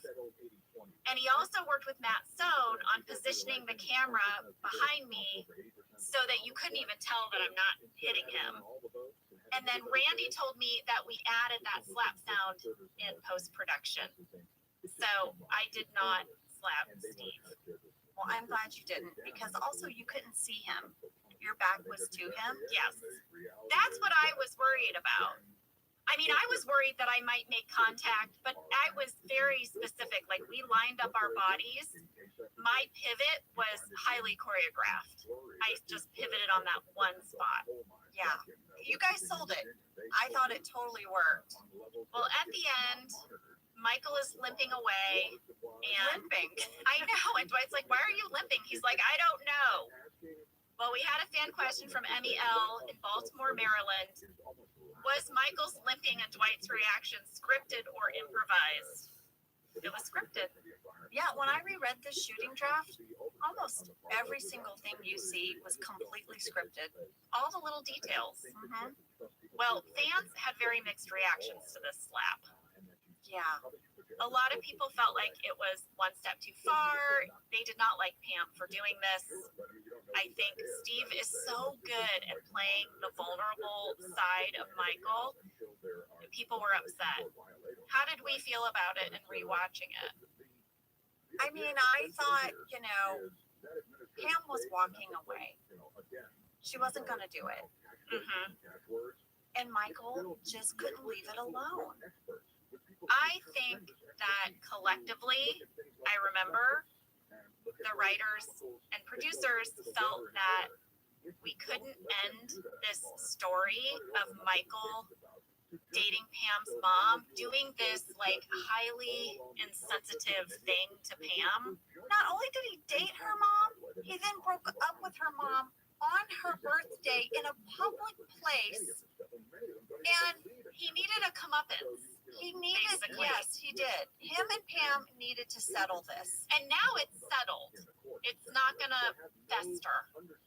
So that was, I think, the reasoning behind it was that we needed to, this was now, it's been resolved. There were a few relationships on the show that reminded me of siblings. Like Angela, Oscar, and Kevin.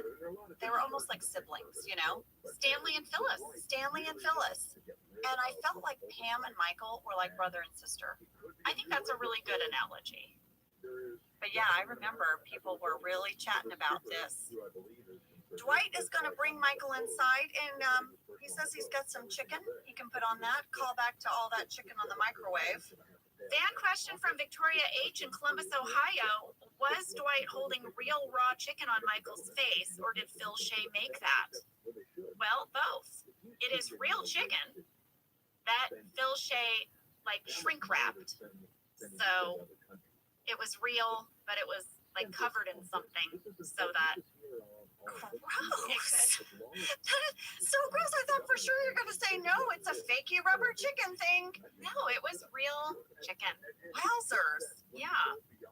Well, Dwight thinks he finally did his favor, and he says, fire Jim. Michael's like, no. Dwight is angry and takes his dinner away. Yeah. He's going to eat that after it was on Michael's face, apparently.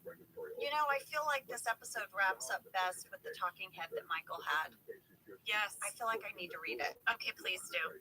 As I watched Pam's big, strong hand coming towards my face, I saw my entire life flash before my eyes. And guess what?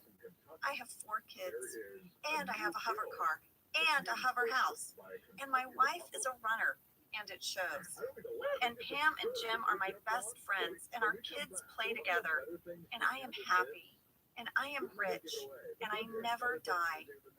Doesn't sound like much, but it's enough for me. There you have it. There you have it. Michael, in the end, just sees them as his family. Always, always.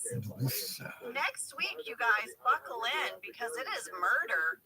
Oh, this is one of my biggest memes. Me too. People tag me all the time as Voodoo Mama Juju. That was Double Date, everyone. Listen, check your glutes and maybe pick up some free penis wine if your muscles are aching after your glute check. We should probably go get some right now, Ann. Get the 3 penis wine. We love you. See you next week. Have a great one.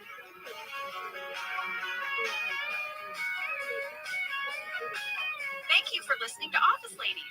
Office Ladies is produced by Earwolf, Jenna Fisher, and Angela Kinsey. Our show is executive produced by Cody Fisher. Our producer is Cassie Jerkins, our sound engineer is Sam Kiefer, and our associate producer is Ainsley Bubico. Our theme song is Rubber Tree by Creed Bratton. For ad-free versions of Office Ladies, go to StitcherPremium.com. For a free 1-month trial of Stitcher Premium, use code OFFICE.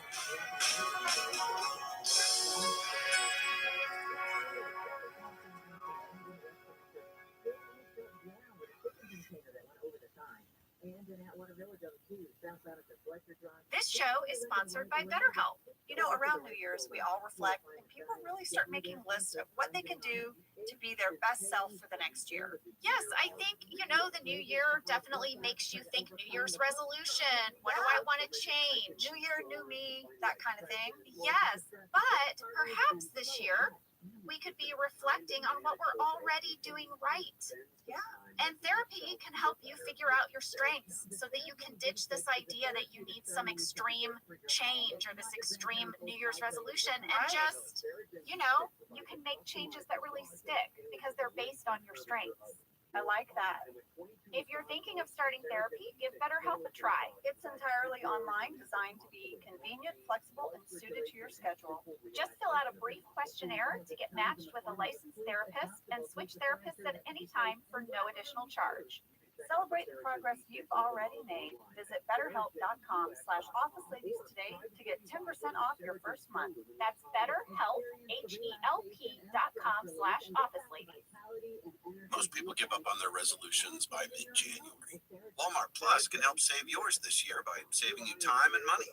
Walmart Plus is the membership with benefits like gas discounts, video streaming, plus so much more. Is your resolution to simplify your life? With free delivery, Walmart Plus makes ordering what you need online a no-brainer. Join now. New members get $50 in Walmart cash to get what they need to help save their resolution. Terms apply. See walmart.com/plus for details.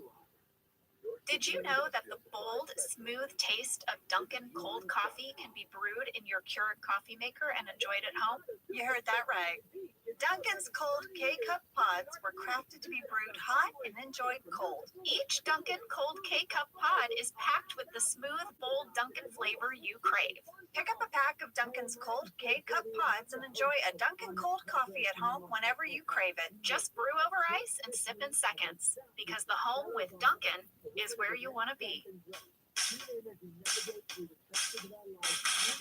I'm Jenna Fisher. And I'm Angela Kinsey. We were on The Office together. And we're best friends. And now we're doing the Ultimate Office Rewatch podcast just for you. Each week, we will break down an episode of The Office and give exclusive behind-the-scenes stories that only 2 people who were there can tell you. We're the Office Ladies. Good morning. Good morning. Good afternoon. Good evening. You're very peppy for such a serious subject. I am really excited about this episode. Everyone is murder. Oh, dun dun dun. Season 6, episode 10, written by Daniel Chun and directed by Greg Daniels. And we have a special treat this week for you for our summary. We do. Okay, so you guys, know, I have a big Southern family. We're spread out between Louisiana and Texas. And I know it's not Savannah, Georgia, but my sister Billy Joe has a great Southern accent. And I asked her to read our summary today, and she did. Here it is. I do declare there's been a murder. Michael attempts to distract his employees with a murder mystery party after everyone hears rumors that the company might be going bankrupt. Jim wants everyone to keep working and is frustrated by Michael's game. Meanwhile, Andy attempts to ask Aaron out on a date. Angela, she nailed it. She nailed it. Jenna, I was so tickled by this. I knew I wanted someone in my family because this episode partly takes place in Savannah, Georgia. Yes. So I knew I would want someone from my Southern family to give the summary a go. And thank you, Billy. Thank you, Billy, for giving it a shot. Well, she can do the summary anytime, Ange. Billy Joe, did you hear that? Right now, she's like, no, no, no, no, no. Somewhere she's yelling, no, no, no. Well, let's get into fast facts. Fast fact number 1 is all about our new writer for this episode, Daniel Chun. We know him as Danny. He started on the writing staff for season 6. He was a supervising producer, and this was his first script. Danny had previously written on The Simpsons for 6 years. I was able to get back in touch with him, which was so fun. And he told me that he knew a lot of the Office writers socially, just through the comedy writing community. He knew BJ for a long time. He said that he loved being at The Simpsons, but he kind of felt like 80% of working on that show was just punching up jokes, unless you were the showrunner. So he didn't get to do a lot of long-form writing there, I guess. He said he was really hungry for a different challenge. BJ had always been a big supporter of his writing, and he showed Mindy and Paul some stuff that Danny had written just for fun on MySpace. Remember MySpace? Oh my God, yeah. He said that gives you a sense of how long ago this was. But the stuff he had written on MySpace got him a meeting. They brought him in, and that's how he got hired to be one of our writers for season 6. See, guys, you never know. You never know. Yeah, all that stuff that you're writing, if it's a blog, if it's a vlog, I don't even know. If All you're the creating logs, it. all the logs out there. All of them. Someone could see it. Yes. So fast fact number 2, I was able to talk to Danny a little bit about the inspiration for this episode of murder. What was it? He said this was a card on the wall. What did the card say? The card said, Michael makes everyone play a murder mystery game. It was one of the pitches they had come up with over the summer. He also remembered a card that never got made. It was this. They go on a ski trip and someone makes a huge stain on the wall. Ew. I know, but he was pointing out, like, this is how simple a card could be. But they picked this one, and then they had to figure out how, why, what happens. How is this a whole episode? So on Mom Detectives, a card could be 2 ladies on a train with a succulent. Yes, and that has to be a whole episode. That's an episode. Yeah, they have to turn that into something. Yeah. Danny said they also, for season 6, had all of these mini arcs that they were going to add to the season. Those are little stories that take place over several episodes. And one of those ideas was that Dunder Mifflin was going to go bankrupt. And another one was that Jim would get this co-manager position. That's already happened. But this episode of the murder mystery game, they thought it tied in really well with that mini arc of Dunder Mifflin going out of business. Oh, for sure. So there is a DVD commentary for this episode. Oh, So it features Ellie Kemper, Danny Chun, and Greg Daniels. And they talked a little bit about this episode setting up 3 major arcs, like exactly what you're saying. The crumbling of Dunder Mifflin, the sale to Sabre, and Andy and Aaron. yes, the Andy and Aaron. You're right. That's another one. Danny also told me that the writers played one of these murder mystery games for research in the writer's room. He said they noticed that in all of the games, the people had silly pun names, so they knew they were going to have to do that. There was a CD with a narrator that would help you along.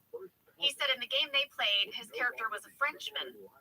And so he was stumbling through a French accent while they were playing, and that kind of gave them the idea that they should have a game where everybody has to have accents. He also said that they originally thought that this game could be Murder in Little Italy, but they were afraid that would feel too much like the Mafia episode, and so that's when they pitched the game be set in Savannah. Well, Danny said mainly he just remembered feeling like the game was not that much fun. It involved a lot of acting, and so he thought about that, and he thought that's why people like Andy and Michael would like the game. I just really like how much playing this game in the writer's room informed them. You know? Yeah. Because Danny was like, I don't like playing this game. I don't like doing an accent and it's too much acting. I feel like he now could write very well for Angela. And Stanley. Yeah. But he's like, somebody would like this. I guess Andy and Michael. I thought this was an amazing episode. So, Danny, my gosh, your first one out of the gate. Home run. I really liked it too.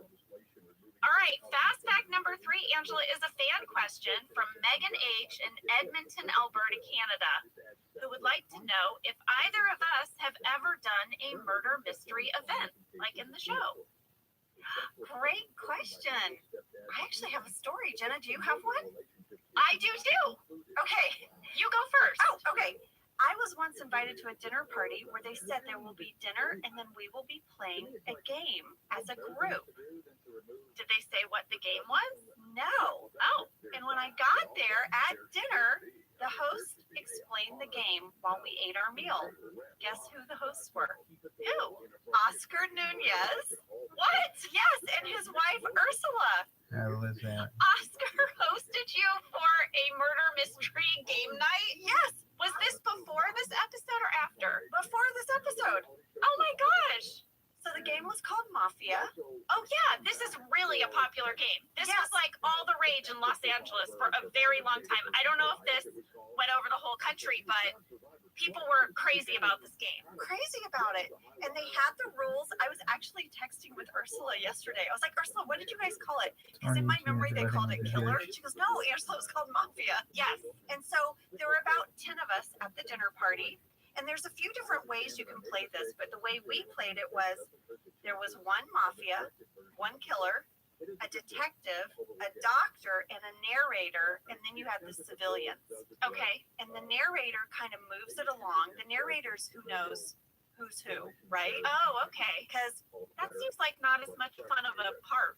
It actually is. I've been the narrator before, and it's kind of fun. Oh, okay. Go ahead. I never played Mafia, which I kind of can't believe because I'm a sucker for these games.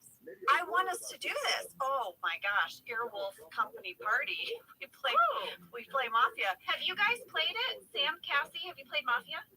No, I haven't, but I do remember the absolute stranglehold that it had over everybody for a while. Oh yeah. Wordle or Animal Crossing at that time, and just everybody was in it. Everyone was playing it. So in Mafia, the game is divided into 2 phases, day and night.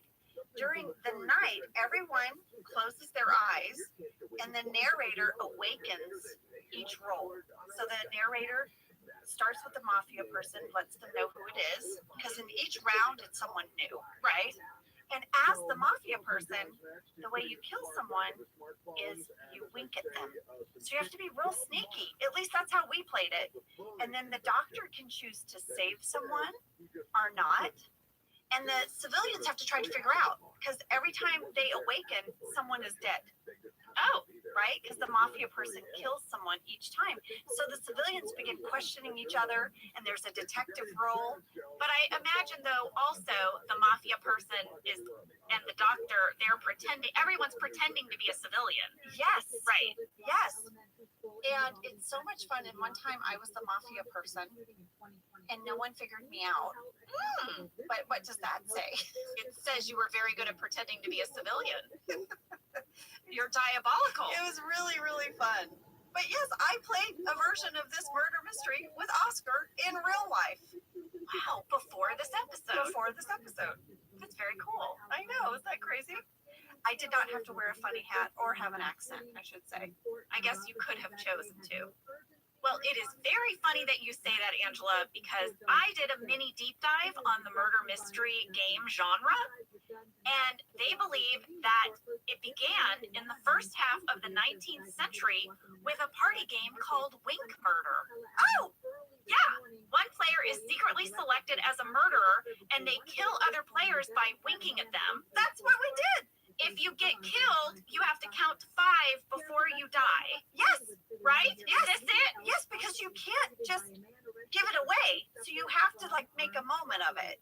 This is so weird. Is Mafia just based on wink murder? So far, it's sounding like it. I will say this.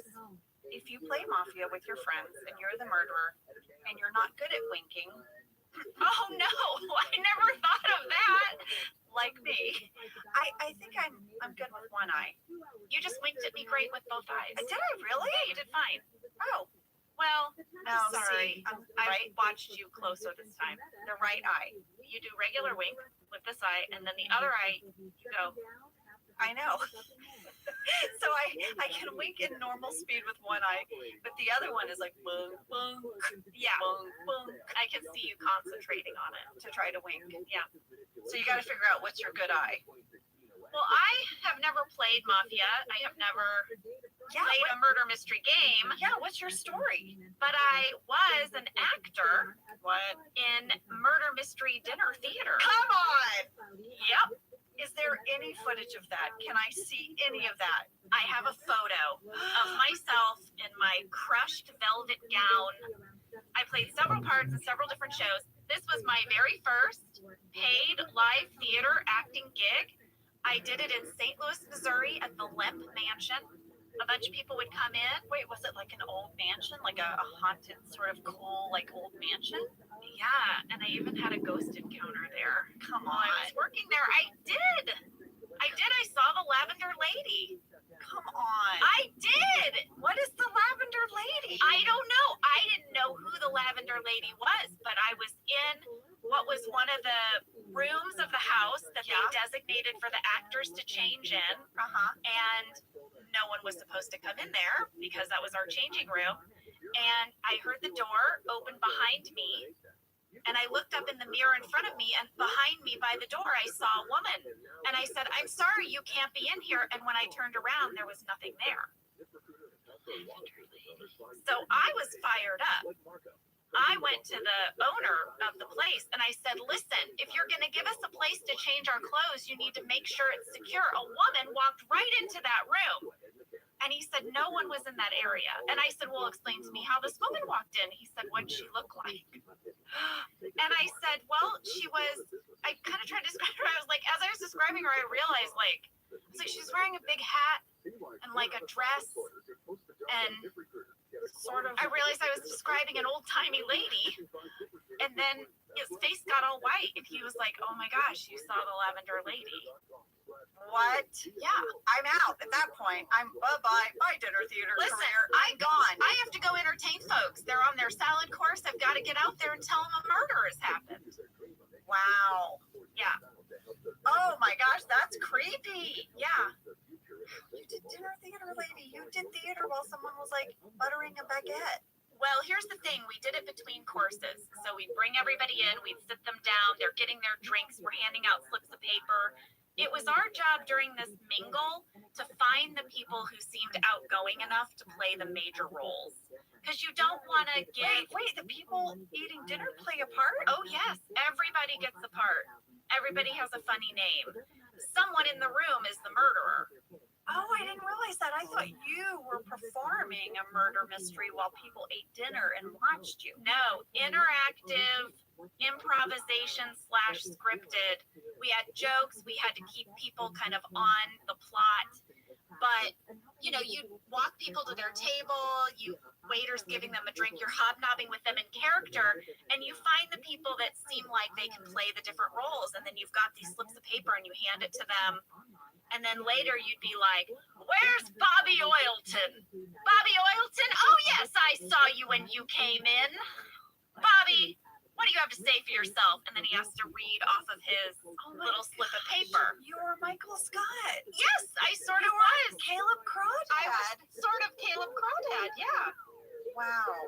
Yeah. So I did that for 2 years. But I got $50 a night. That was like good money for acting, for doing what I loved. I need mom detectives to go to a murder mystery dinner theater. Put it on a card, Jenna. Yeah, we should investigate the Lavender Lady sighting. Yes, We'll get to the bottom of it. we will, but we'll have to be in character for outfits. Yes, because we'll pretend like we're Part part of of the dinner part of theater. the show. God, it writes itself. My God. If I see this on TV one day, I'm gonna kick someone's ass. If it's not you and I, I know. kicking some butts. All right, let's take a break and call our agents.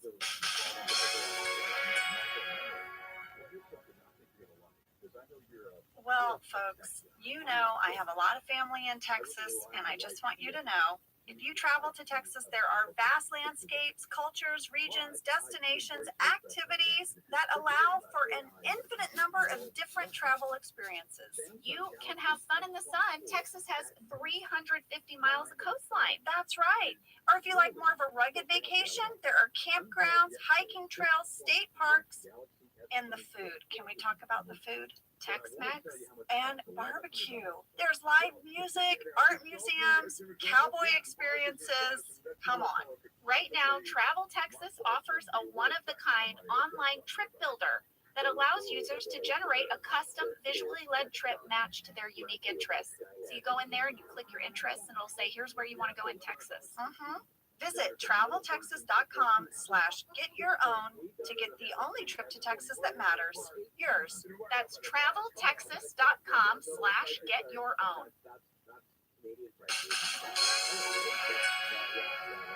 We are back, and today only, Dwight Schrute presents this year in martial arts, updates, advancements, and etc.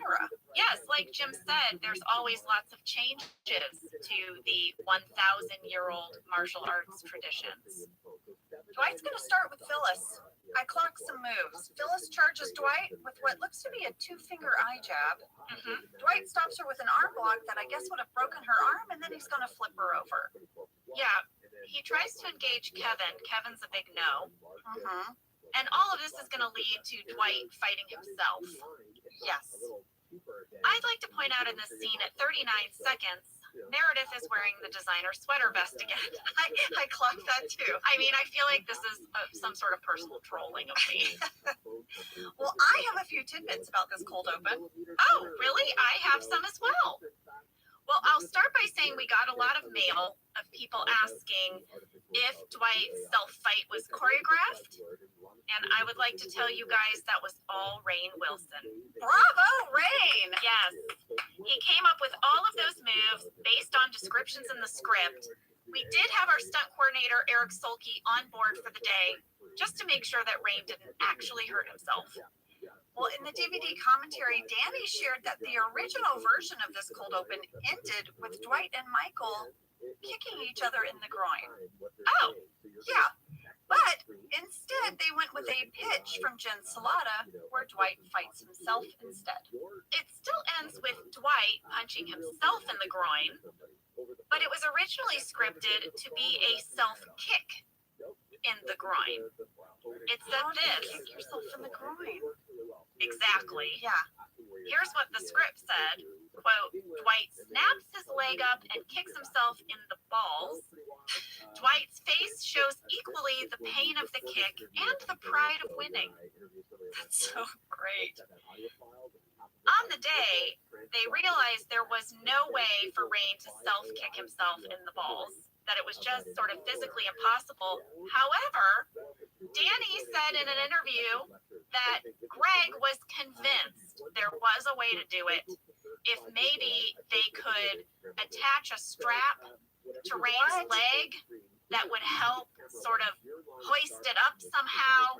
He even sketched it out on the back of his script, which is a very Greg move.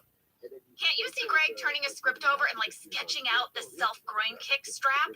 Here's how it works. Here's the mechanics. I want that sketch and I want it in a frame. Right? Where is that sketch? In the end, obviously, this was not happening, so they had Rain punch himself in the groin. Greg shared that he really enjoyed directing the cold open and the tag for this episode because they were like mini action movies, or the closest thing our show got to little action sequences. And Jenna Ellie shared something. She said the cold open was filmed the morning of the Emmys. Oh, so after Rain beat himself up, he had to go to the Emmys? We all did. Wow. We worked that day. We have shared this before, that many times we worked right up until an event and we would have to get ready at the set. Yeah. And the Emmys were traditionally on a Monday night. Yeah. Which was rough because it would be like the beginning of your work week. Oh, and you'd be wrecked. For the whole rest of the week. Wow. We worked this day and then we went to the Emmys. Oh, one last thing. I have a Dwight flyer count. Oh. Because clearly you need to have multiple flyers for your year-end martial art update. We have one on each of Jim's class walls, and we have one on the door by accounting. 3 in view during the whole cold open. I don't know about the rest of the bullpen. Or the kitchen. Or the break room. I know. I'm sure they're everywhere. They're not there for the rest of the episode, but there's 3 visible for the cold open. Well, now we're going to get into this episode. It opens with some weird banter between Michael and Andy about sculpting stand-up comedy. And it's interrupted by Dwight receiving an email. And Michael's like, you need to be more specific. I get like 8 emails a day. 8, Jenna. He gets 8. It's really weird that before we started recording today, we were discussing our email inboxes. Yeah, so guys, Sam and Jenna are really tidy about their email inbox. Like, they get to 0, and then they ask me what my inbox said, and my inbox says 1,582. And Sam and I are still processing that, and it gave you like hives for a minute. Yeah, we're having a hard time. I don't mean this as an attack, Uh-oh. but the way you live is chaos. Sam's at 0 right now. I'm at 10 unread emails. Actually, do you remember in the break, there was a great Jenna moment where you were looking for an email and you couldn't find it, and Jenna goes, "Oh, I'm sorry, can you not?" Yeah, I was like, oh, you can't find the email I sent you? I think I sent it on Monday or Tuesday. Well, I That got helps. a few emails since I last checked, and now I'm 1,583. See, you do what Lee does, which is if you can tell that it's something you don't need to read, like it's, I don't know, an ad or something, you don't delete it, you just skip it. And then it stays unread. Yes. I delete those. I don't want that cluttering me. No, you do it right. That's the way you should do it. But if it doesn't bother you, then you're not doing it wrong. It would bother me if I did it your way. Well, Michael only gets 8, so I guess he's not super stressed out. I guess he's not. The email that Dwight is talking about is from David Wallace, and it is referring to an article in the journal. I mean, the wall. Yeah, as Michael calls it. Yeah, oh, the wall, right? Oscar finds the article, but in order to read it, you have to pay an extra $1.99 to get past the paywall. Danny shared that they spent like 5 hours researching the rules of the Wall Street Journal's paywall at that time. He said apparently if you're referencing a specific publication, you cannot make up a fact like that that's not true. Oh, so at that time, that was the rule Of the paywall. Interesting. Why did it take 5 hours to get that information? I think they just had to get it correctly, and Jenna, they didn't have the Google back then. They had Google back then. It was like 2009. They didn't have the same search engines we 100% have. they did.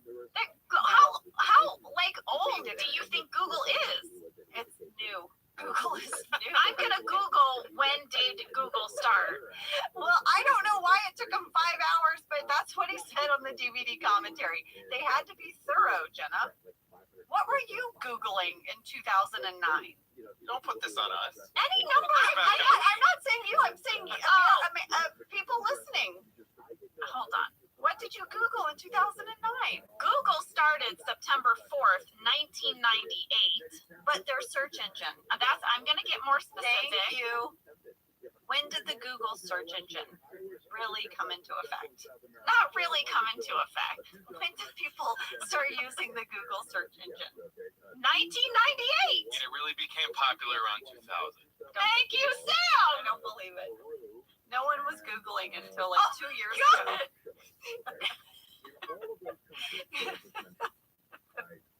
Okay, everyone, I discovered Google a couple of years ago. Listen, I don't know why it took them 5 hours, but they clearly had to get it right.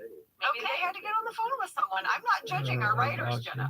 I just thought it was a long time. Well, Jenna's judging you guys. Here's what I want to point out about this scene. As we're all gathered around the computer and everybody's reading this article off of Oscar's computer, we're learning that Dunder Mifflin might be, I guess, going into debt, going under, filing for bankruptcy. Yeah. Angela, this entire scene, you are blocking me. You cannot see my face in this scene because you are standing directly in front of me. And then finally, you move out of the way and John blocks me. I took pictures. Yes, I did. It was so funny to me because one of you is blocking me the whole time. We talked that morning. We were like, today is the day, John. You and I'm going to wear my 3-inch heels and I'm going to make sure I block that shot. Here, I put them all together. We really are. Why didn't anyone say anything? I don't know. So we don't know how Pam feels about this article because we can never see her. Face. Sorry. I rarely was able to block anyone. Personal victory, I guess. I know. Well, what's funny is they all stop at the $1.99. They're like, oh, I guess we're not going to know what really happens with the company. And then Jim enters in his information. Yes. This sends Michael on a spiral, and he calls David Wallace. But David's in a meeting. I was curious about 2 moments in this scene. Okay. One was I was wondering if Steve improvised the way he said, you should spy on him. Wouldn't that be so hilarious? Okay. I was like, did they tell Steve to say it like that? I went to the script, and it said on that line, in parentheses, Valley Girl. Oh, yeah. So they did give him sort of a line read. Yes. The other thing I was curious about was the line in the script when Michael says, catch you on the flippity flip. I was like, that sounds like something Steve would improvise. No. So that line was in the script too. And Danny shared on the DVD commentary that Gene Stupnitsky actually pitched Catch You on the Flippity Flip for a different episode. And the writers loved it, but it didn't make it in. So they kept trying to get this line in. Oh my gosh. Episode after episode, and they finally got it in. Well, you know when Michael goes to the bathroom, he's been vomiting, but then he tries to tell Kevin he was just pooping. We had a fan question from Kelly C. in Michigan. Who wrote the line, just poopin', you know how I be? That was Danny. Danny said it's one of the lines he's most proud of. It's a great line. Oh, I also wanted to say one more thing, Angela. Back in the office when Michael calls and tries to get in touch with David Wallace, once again, we had Suzanne Watson as the voice of David's assistant, Stephanie, and she's always great. So great. So in the script, Jenna, they built in more scenes to show Michael really spiraling. You know, he calls David, he vomits in the bathroom. He also just starts pacing in front of Erin's reception, waiting for the phone call, waiting to see if she signals him that someone's calling. It's so funny. I want to play it for you. It's in the deleted scenes. The first part I'm calling, Michael is pissed. Don't make it look like it's for me, okay? I'm sorry. I'm going to. Okay, I'm sorry. It's my fault. Michael, I'm sorry before that I did not know what you were talking about. Don't. Okay. Do you want any? Don't even talk. Don't even talk to me. Okay. All right. If they call, don't. Only if they call me, then talk to me. Okay. If it's anything else, or if you want to apologize to me for calling me when they weren't calling, then don't do that. All right. Do you understand? You're very, very nice, but you're kind of pissing me off. Okay? Sorry. Did she laugh at the end? No. I thought she laughed. I thought she said sorry. So her sorry looks like she's about to laugh, but then she turns it into like a cry. And then poor Erin, she's so confused by Michael. It continues, and you've got to hear it. Don't cry, please. Don't cry. Everybody's sort of high strung, so chalk it up to that. We're all in it Well, together. don't laugh either. Just don't cry and don't laugh. Good? All right. It's such a funny moment. Oh my gosh, I love the dynamic between those two. They really did a good job of creating a different dynamic than what Pam and Michael had. Yeah, I mean, She so earnestly wants to help him. she so earnestly wants to be liked by him. Yeah. And Michael with Pam, it's the reverse. Michael wants to be in Pam's life. Yes. Well, instead of all that, he's going to go into his office and play the Sean Mullins song Lullaby. I found out from Randy Cordray that it cost us $45,000 to have this song in the show, to have this clip. Well, I have a background catch at 5 minutes 29 seconds. Michael says he needs more Mullins, and he hits the volume button on his keyboard repeatedly. Okay. Greg shared that they worked really hard in editing to get that sound to match Steve hitting the keyboard. And Danny shared that after the episode aired, the comment boards were full of people saying that that was a Mac sound, and Michael is using a PC. Oh my gosh. Isn't that funny? Yes. Oh, wow. They picked the wrong volume up sound. Well, Jim's going to come in during all of this. He's like, Michael, you have to pull it together. Like, basically, he's saying, you're our leader, and if you're freaking out, it's freaking out everyone. We need to just make this a normal day. What's on the agenda? Michael's like, well, we're supposed to have a staff meeting. And Jim's like, great, right. Everyone in the conference room. Have we ever seen Jim so excited to go into the conference room before? No, but he says he only slacks off when things are good. So I guess, when the shit hits the fan, he becomes very professional. It's so funny because I feel like people would be equally freaked out by Jim suddenly having a work ethic. They'd be like, uh-oh, what's happening? Stuff is bad. Jim wants to work. Yeah, Mom is getting serious. What's going on? Exactly. In the conference room, Jim addresses the group. At 5 minutes 56 seconds, Ryan is wearing glasses. That was my big takeaway. Ryan is wearing glasses, and everyone's in the conference room but Kelly. Where's Kelly? Where is Kelly? Let me tell you, she's only in one scene this entire episode. What was she doing? Where was Mindy? I don't know. Michael has to leave the conference room to take a phone call, and Dwight has one of my favorite lines in the episode. What is it? He says, he needs me. Seat saved infinity. Aw. Our kids save seats. They're still in that phase of their life. We're like, I want that seat. That's my seat. Seat saved infinity. Dwight came to play. Well, Michael's going to come back. His phone call was bad news, Angela. Yeah. Very bad news. There's been a murder in Savannah. And that was the end of the act break. It was supposed to be. They were supposed to go to commercial. Yeah. And then when they were editing, they thought that would be stressful. They thought it would be mean also to the audience. But instead, we have this Michael talking head where we also see him going through his closet. He's looking for something. His office armoire. Yes. There are many games inside, and we realize there has not been a real murder, but we're going to play a murder mystery game. Yes, because Michael thinks games help distract you in stressful situations. Yes. Did you see the games in his armoire? I did. Let's read them off. All right. I don't know if we wrote them in the same order. Well, you do one, I'll do one. All right. Connect 4. Stratego. Operation. Trouble. Sorry. Risk. Battleship. That's it. That's what I had. Me too. Well, the game he brings in to the conference room is called Bells, Bourbon, and Bullets, a murder mystery dinner party game. Yes, we got a lot of mail. People wanted to know, is this a real game? Can I buy it? Can I play it? Well, it was a made-up game. The box and all the cards and the props inside were created just for our episode. The box and the logos were designed by our new graphic designer, Henry Same. And Phil Shea worked with Danny Chun to come up with all of the props and paraphernalia that each character would have.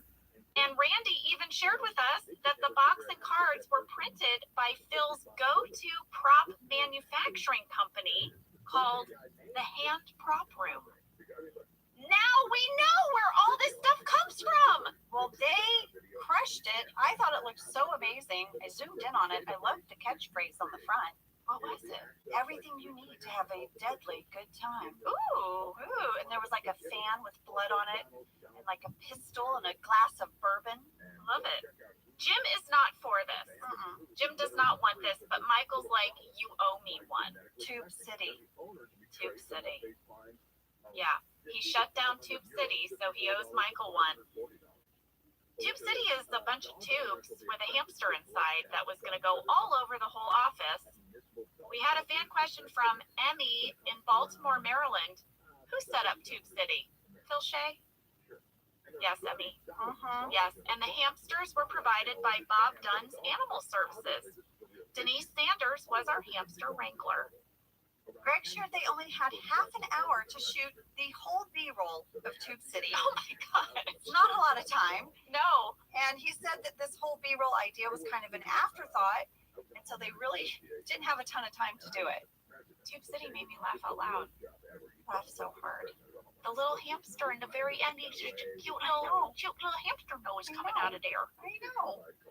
Well, back in the conference room, Michael plays the recording that sets up the whole murder mystery game, and I am so sorry to say that despite my Googling, That you just learned how to do like just the a last couple 5 years ago, and Randy's research, we could not find the name of the person whose voice is on the tape anywhere. So listen, if you are the voice of Bells, Bullets, and Bourbon, will you let us know? You can write to us at officeladies@earwolf.com. We'd love to hear from you. Well, this is what the voice on the CD player said. Should I do it in an accent? Please. Please, Angela. Okay, who knows how this is going to go. August the 5th, 1955. It's a sad day down here in Savannah. Local magnate Bill Bourbon was killed last night, and all y'all have congregated tonight for a meal to celebrate Bill as he passes on to his great reward. You're not just here to pay your respects. You have to figure out which of y'all is the no-count scoundrel who killed him. That was good. I'm ready for my dinner theater. You'd be great. You'd love it. It's a lot of improv, Angela. I'd have a great time, and I also love like vintage costumes. We got to do one of these. Nifty 50s Murder Mystery Dinner Theater, a special episode of Mom Detective. I mean, God, we just don't have enough time to do it all. Michael starts passing out the character cards and the props. Angela does not like her character. No. We had a fan catch from Katie K in San Jose, California. I think I have a Southern Angela catch. When Angela says, I don't like my character at 8 minutes and 54 seconds. Cassie pulled an audio clip. Let's hear it. Michael, I don't like this game. It's scary. It's not scary. I don't like my character. Who are you? Voodoo Mama Juju, the witch doctor of the Savannah Swamps. I'm not comfortable with this. There's so many words that are Southern. I don't like this game. Swamps. My character. I don't like my character. I don't like the game. I don't like my character. It's scary and it's set in a swamp. Yeah. Voodoo Mama Juju. Yep. I hear a hint of it. I don't think it's your strongest accent slip, but I hear a hint. It's always there, guys. I want to point something out. As we rewatch these episodes, Jenna and I have talked about this. Sometimes we'll just watch a scene and a flood of memories come back that we had totally forgotten about. It's like in a little folder in your brain that hasn't been opened in years. As I watched the scene, when Angela goes to leave and Michael says, there'll be baby carrots, and she pivots back to her seat.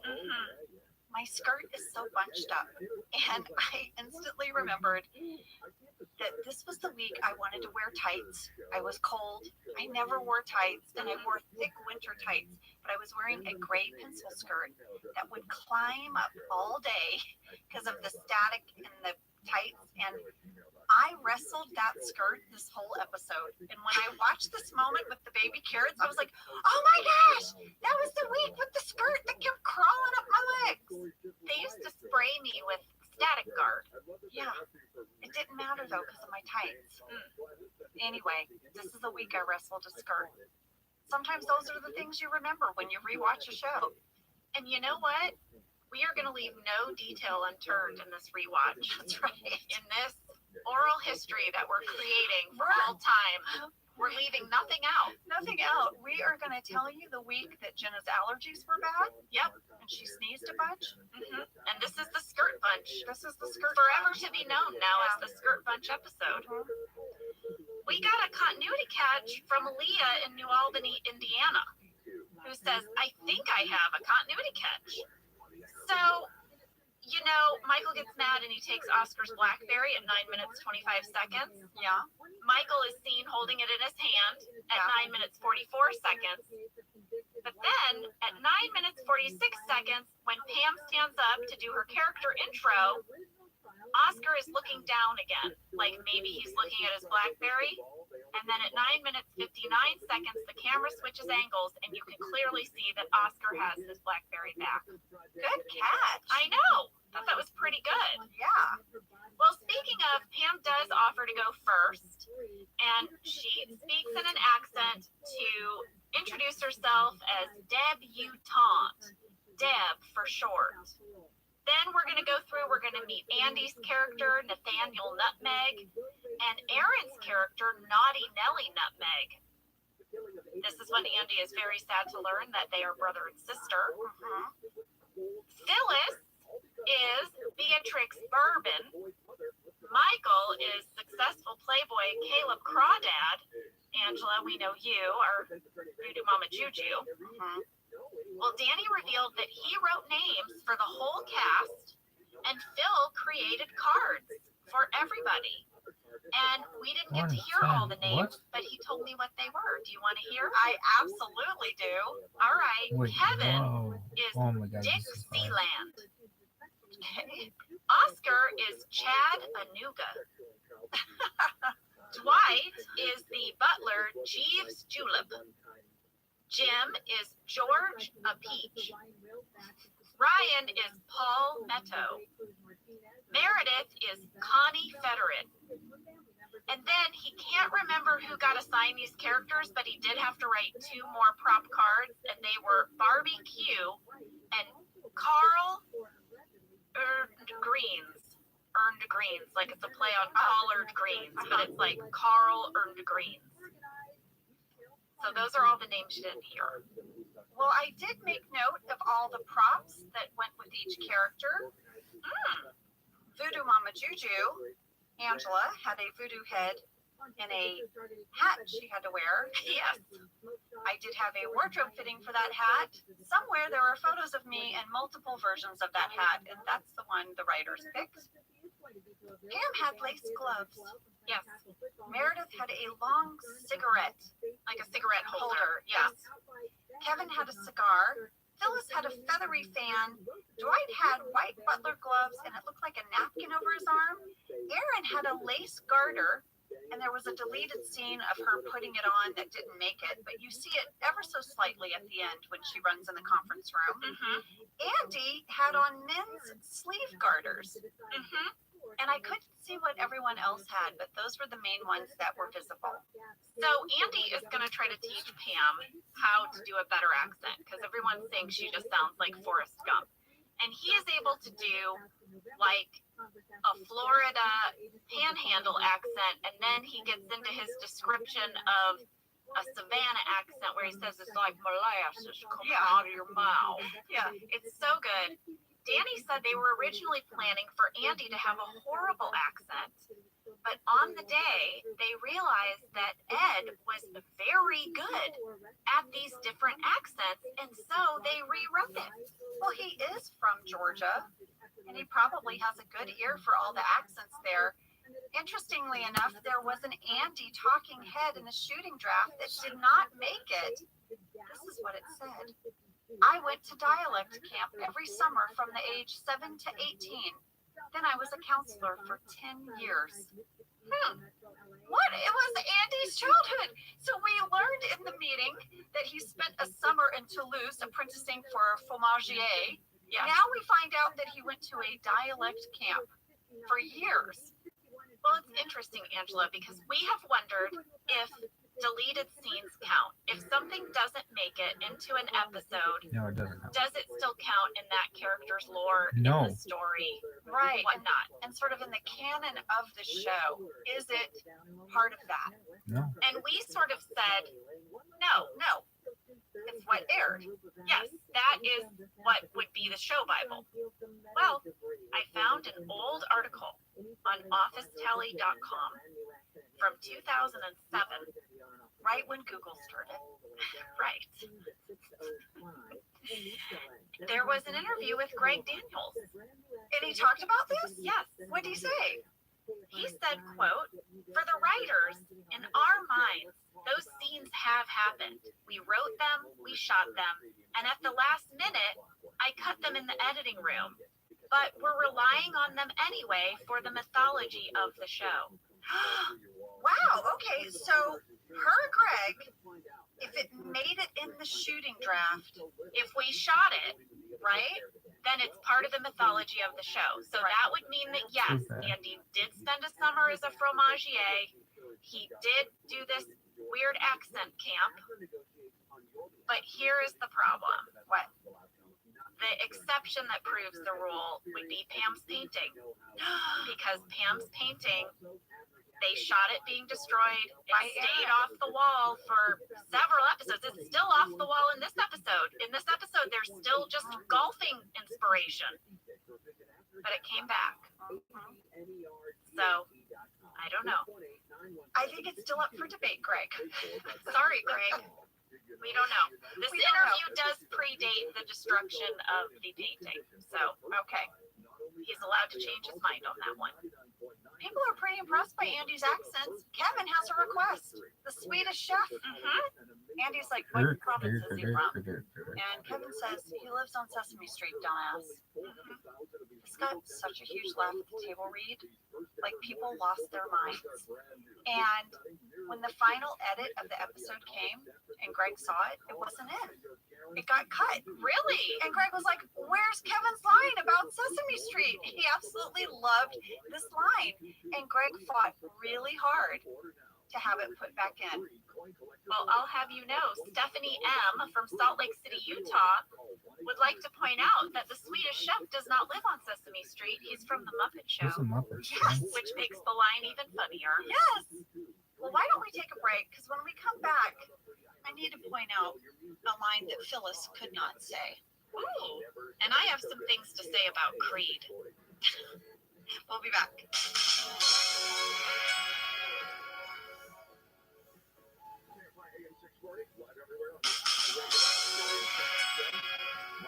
We are back, and as you guys rewatch this episode with us, please go to the conference room scene where Phyllis has to say, I overheard you asking the butler where the pistol was kept. Okay. Jenna, do you remember every time Phyllis got to the word pistol, she started to snicker, and we all started to break? No. If you listen to it, she says pistol because she can barely get through that word. We got tickled every single time. Oh my gosh. Now that you say it, I remember that. That would happen with Phyllis in general, too. Yeah. It was everything. It was the southern accent. She had to be doing the fan. And then when she said pistol, it made me laugh. I remembered instantly how tickled we got. Well, guys, Creed is going to arrive to work. He's late. He's sorry. Yeah. He asks Michael what's going on, and Michael says, as Caleb Crawdad, there's been a murder, and you're a suspect. And Creed is like, oh, okay, great. Can I just have a... Let me get settled. I'll be right back. I'll be right back. And he just hightails it right out of there. Now, some people on some message boards think that this is an indication that Creed is the Scranton Strangler. Oh! Sorry, that reaction was like a cartoon. Oh! I do declare. Yes, my goodness. However, I will say this. We see Creed leave. We see him jump into a car. I was like, oh, I think this is our first time seeing Creed's car. I even asked Randy about it. He said that our transportation coordinator, Jesse Dutchover, rented that car from Cinema Vehicle Services. It is a picture car. That means cars that are rented out to productions to be in movies and TV. And that the rental facility was just a few blocks away. And we established this as Creed's car. And whenever we needed to see Creed in his car, this was the car they rented from this facility. Until he drove a Porsche years later. Correct. But in the future, when we see news footage of the police chasing who they think might be the Scranton Strangler, look at the car. It is not the car that Creed jumps into right here. Now, does Creed have many cars at his disposal after his work as the Scranton Strangler? Possibly, yes. But I did just want to point out that there's a little bit of a car thing going on. I mean, Creed also, we have found out, lives under his desk and has a home in Canada. So, Yeah, anything can happen with Creed. I have some things to share as well. Greg said that Creed running to his car was actually a lot harder to shoot than it looks. really? First of all, the timing of it. I mean, Creed had to really book it. He had to run to the car, he had to jump in, and then doing this back out and pull out move with a car as big as a Lincoln Town Car, which is what it is, was not easy. So this quick little moment actually took a little bit of planning. And lady, it's at this moment I realized that Creed the character and me in real life have a little something in common. What's that? We have both driven Lincoln Town cars. Oh, you had a Lincoln Town Car once? My grandmother's car was a green Lincoln Town Car with a white top. And my grandmother is who taught me how to drive, because in the summers I would go stay with my grandparents for a visit. And when I was turning 16, she took me out in her enormous Lincoln Town Car, and that's what I learned to drive a car in. Wow. You know, I learned how to drive in an enormous car as well. What was the enormous car? It was a 1978 Pontiac Catalina. Hey! That was a big, long car. That's a big long car. My grandmother had pedal extenders, so that was good. So I wasn't right up on the steering wheel. You sort of had to learn in your grandmother's car. Why? Because I'm short? Well, yeah, those pedal extenders really helped you They out. were very helpful. Apparently, I made my mom stressed out when she rode with me to teach me how to drive. So she gave it to your Yeah, grandma. and my dad was like, I'm not getting in the car with her. So my grandmother said, I'll teach her to drive. And she did. Well, as your BFF, who's ridden in many cars with you, you're a great driver. Thank you. Yeah, no pedal extenders anymore either. The seat goes all the way up. Although I wouldn't mind. Really? Yeah, because then you're not so close to the steering wheel. Yeah. So now we have a little romance in the kitchen. Andy and Aaron, they're chatting. They're still doing their accents. But he asks her out on a date and she says yes. But then later in the conference room, other people start asking her out on a date and she's saying yes. And then Andy is like, oh, wait, was she just in character in the kitchen? Yeah, did or are I- we really going on a date? Did I ask out Naughty Nelly or did I ask out Aaron? Well, in the conference room at 12 minutes, 36 seconds, there is a really good shot of Kevin's character card where you can very plainly see that his name is Dixieland. And he's also has an extra prop in this scene. He's got a wad of money. Oh, yes. It said in the script that he was one of the richest men in all of Savannah. Yeah, well, so much so that he walks around carrying a wad of money. Oscar interrupts the game. He shares that he received an email from corporate instructing the accounting department to stop all payments to vendors. Wow, that's serious. Yeah. Well, Michael insists that Oscar give no more details unless he is speaking in character. Yeah. He cannot use his Yankee accent, Michael says. So Oscar tries. To give important news about the company as a Southern character. We got mail. Mhm. Fan mail flurry on this one. Starting with Zach M. from Venice Center, New York. Does Oscar struggle with a Southern accent in real life, or was this just more of his brilliant acting? Zach, it was just brilliant acting. 100% amazing acting job by Oscar. We did about 6 takes of this, and Danny Chun spoke about this in an interview with OfficeTelly.com. He reminded me that at first, Oscar was doing a really deep voice. Mhm. And it was the last take where he did the super high voice Yeah. that we used in the show. None of us were expecting it. We had gotten used to his low voice Southern accent. That's right. We had a fan question from Jenny F. in Amarillo, Texas, and many others who wanted to know how did we keep a straight face during this scene. Oh, we did not. No. Especially not on that last tape. Not the one you see. No, when he came in that higher falsetto, and he's talking about the greenback, we were on the floor. Even Steve broke, and Steve never breaks. It made it onto the season 6 bloopers. I asked Cassie to pull it so we could hear it. This here plantation is running low on greenbacks. We ain't got no money to pay the people who sell us the seeds and dirt, manure. I can't do this, Michael. Basically.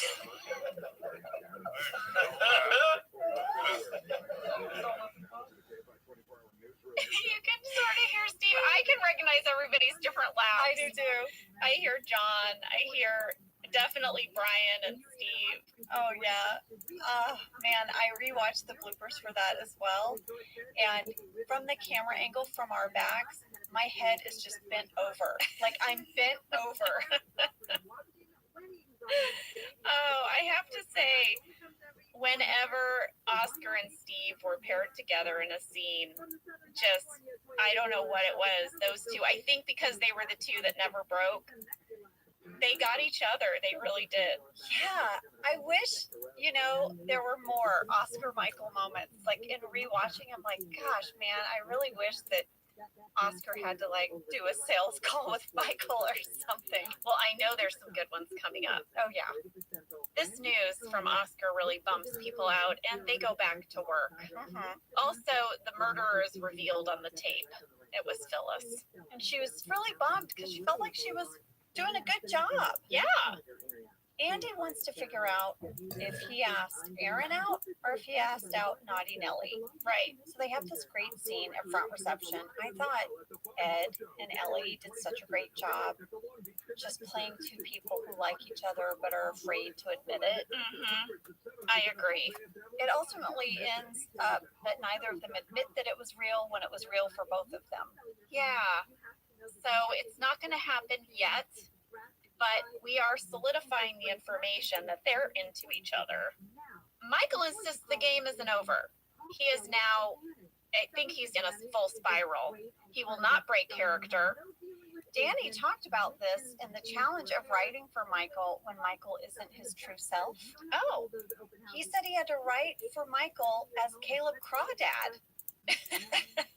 And Greg compared this episode to grief counseling when Michael was unaware of what was motivating him, and the episode was playing out in his subconscious, and he said this episode is a variation of that, where Michael is not sure what's motivating him, but he's locked into this character. It's really interesting. Pam and Jim are going to have a talking head where they ask the question, has Michael snapped? Is he stuck in character? What's going on? I noticed something in this talking head. What? I am wearing the same outfit that I wore in Double Date, which was last week's episode. It's exactly the same. I kind of noticed it earlier in the episode, but this talking head solidified it for me. Yeah, now that you say it, it's the exact same outfit. Exactly the same. It's that very kind of dark gray shirt with that lighter gray blazer. Yes, thank you. I was trying to get the words. The only thing that's different is that in Double Date, I'm wearing some little hoop earrings that I'm not wearing in this episode. I tried to figure out, how did this happen? Why would Alicia put the same outfit in my trailer on back-to-back weeks? Well, she didn't. I have a mom detectives moment. What? What'd you find out? I found out that we filmed these episodes in a different order than they aired. We originally filmed Double Date, then Koi Pond, then Murder. Oh. So there was a week in between. They aired as Koi Pond first, then Double Date, then Murder. So I had gone up to the bigger belly bump, the belly B, and it was only meant for these 3 episodes. And we had to tailor the clothes to the bump. So I think Alicia was trying to get a little extra mileage out of my B-bump wardrobe. And she thought, well, as long as I throw an episode in between, we won't notice that Pam has recycled this outfit. But then they ended up airing back to back. So Pam's in the same clothes. Same clothes 2 weeks in a row. Good mom detective catch. Thank you. You know, Dunder Mifflin closing is really going to hit Pam and Jim hard. They both work there. They're married and both working at the same company.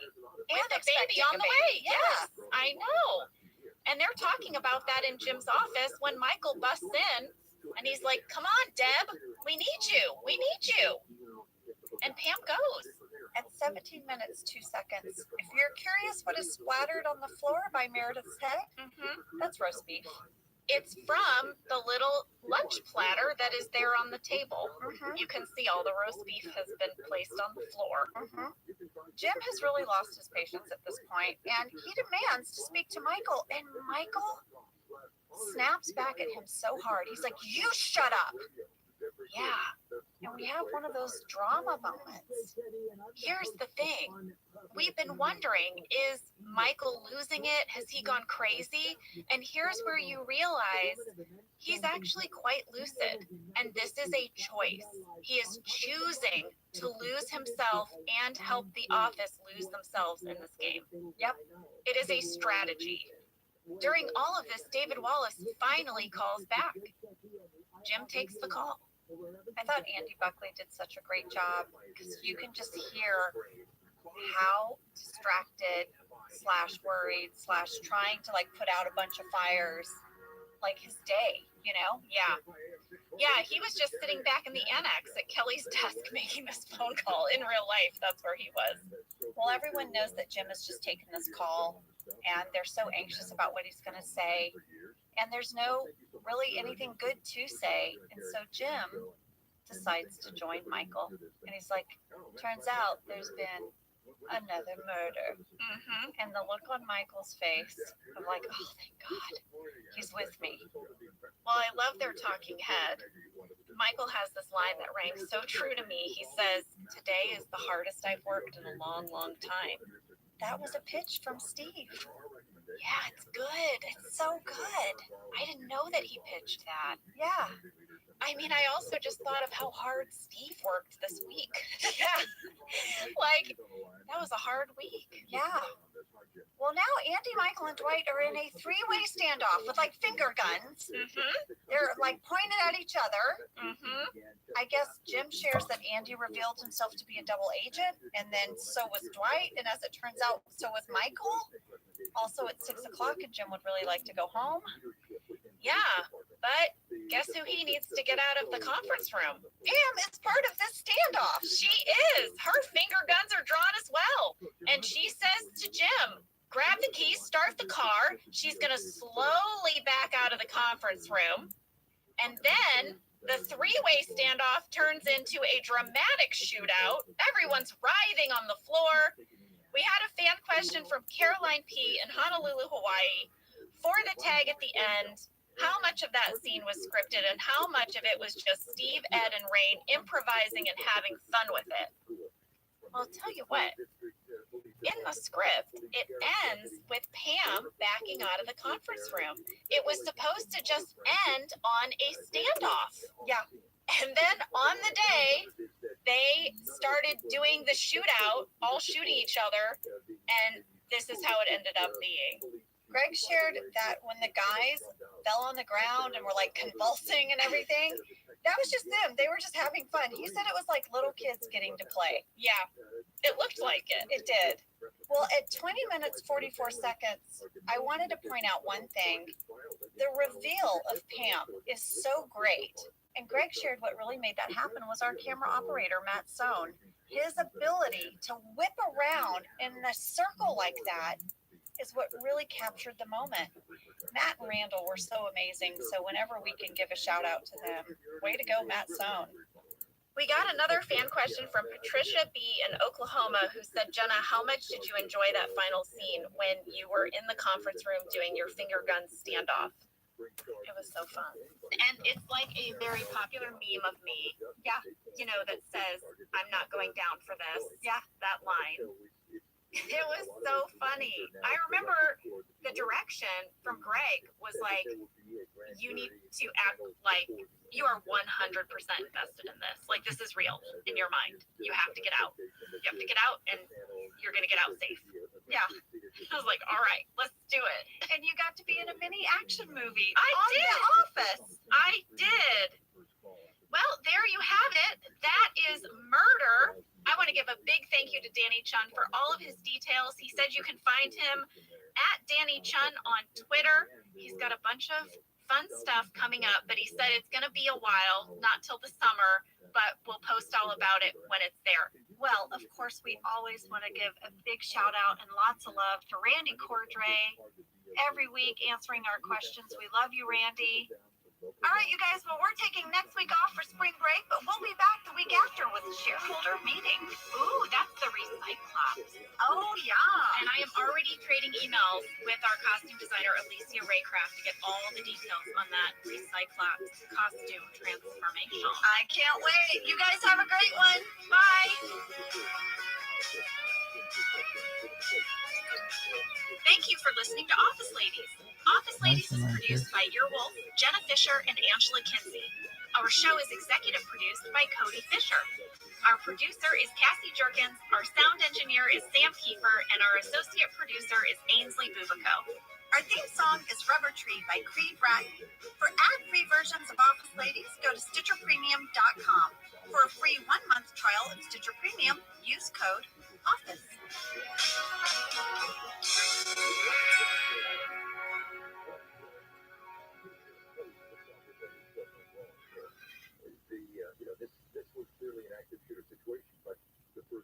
Most people give up on their resolutions by mid-January.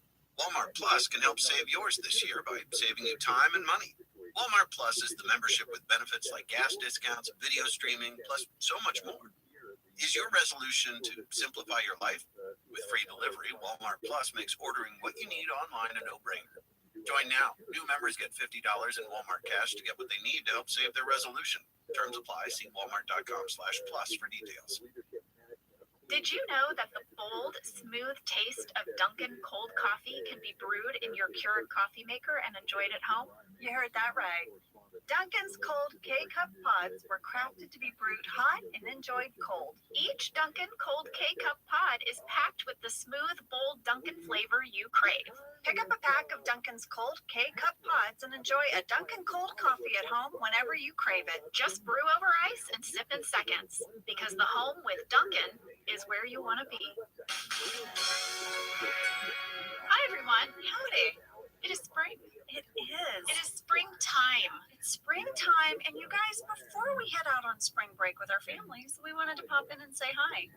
That's right.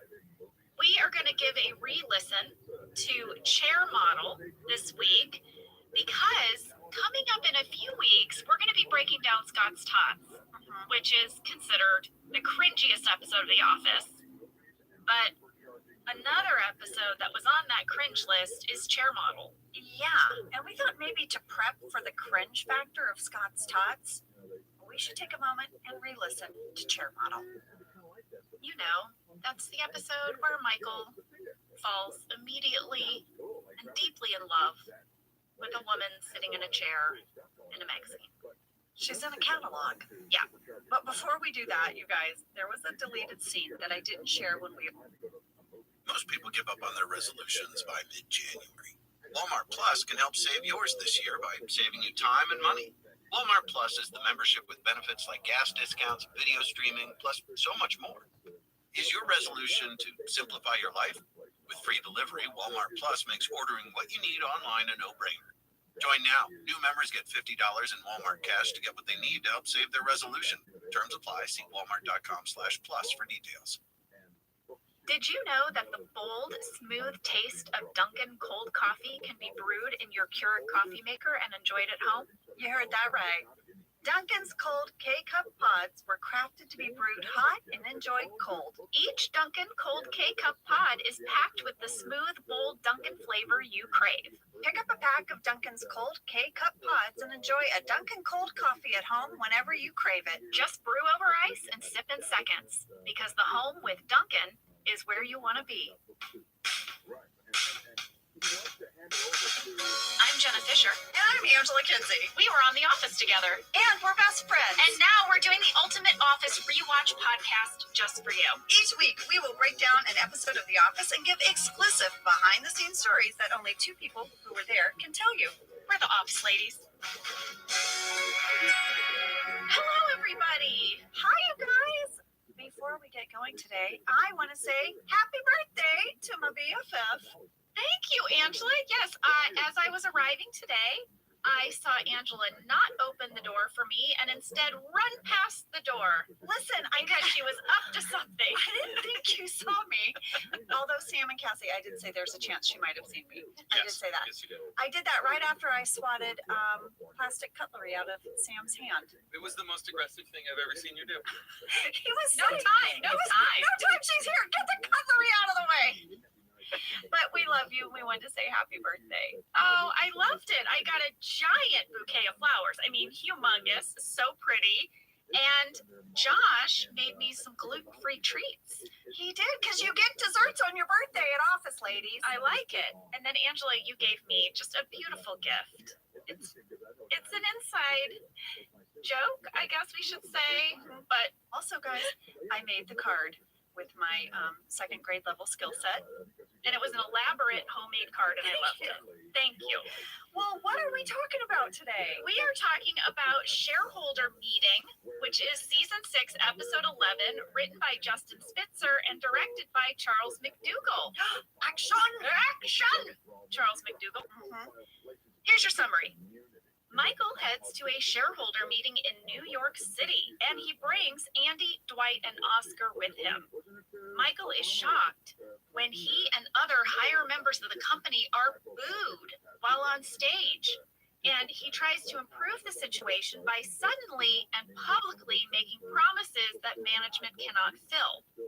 Meanwhile, back at the office, Jim realizes that nobody takes him seriously as a real boss. That's our summary.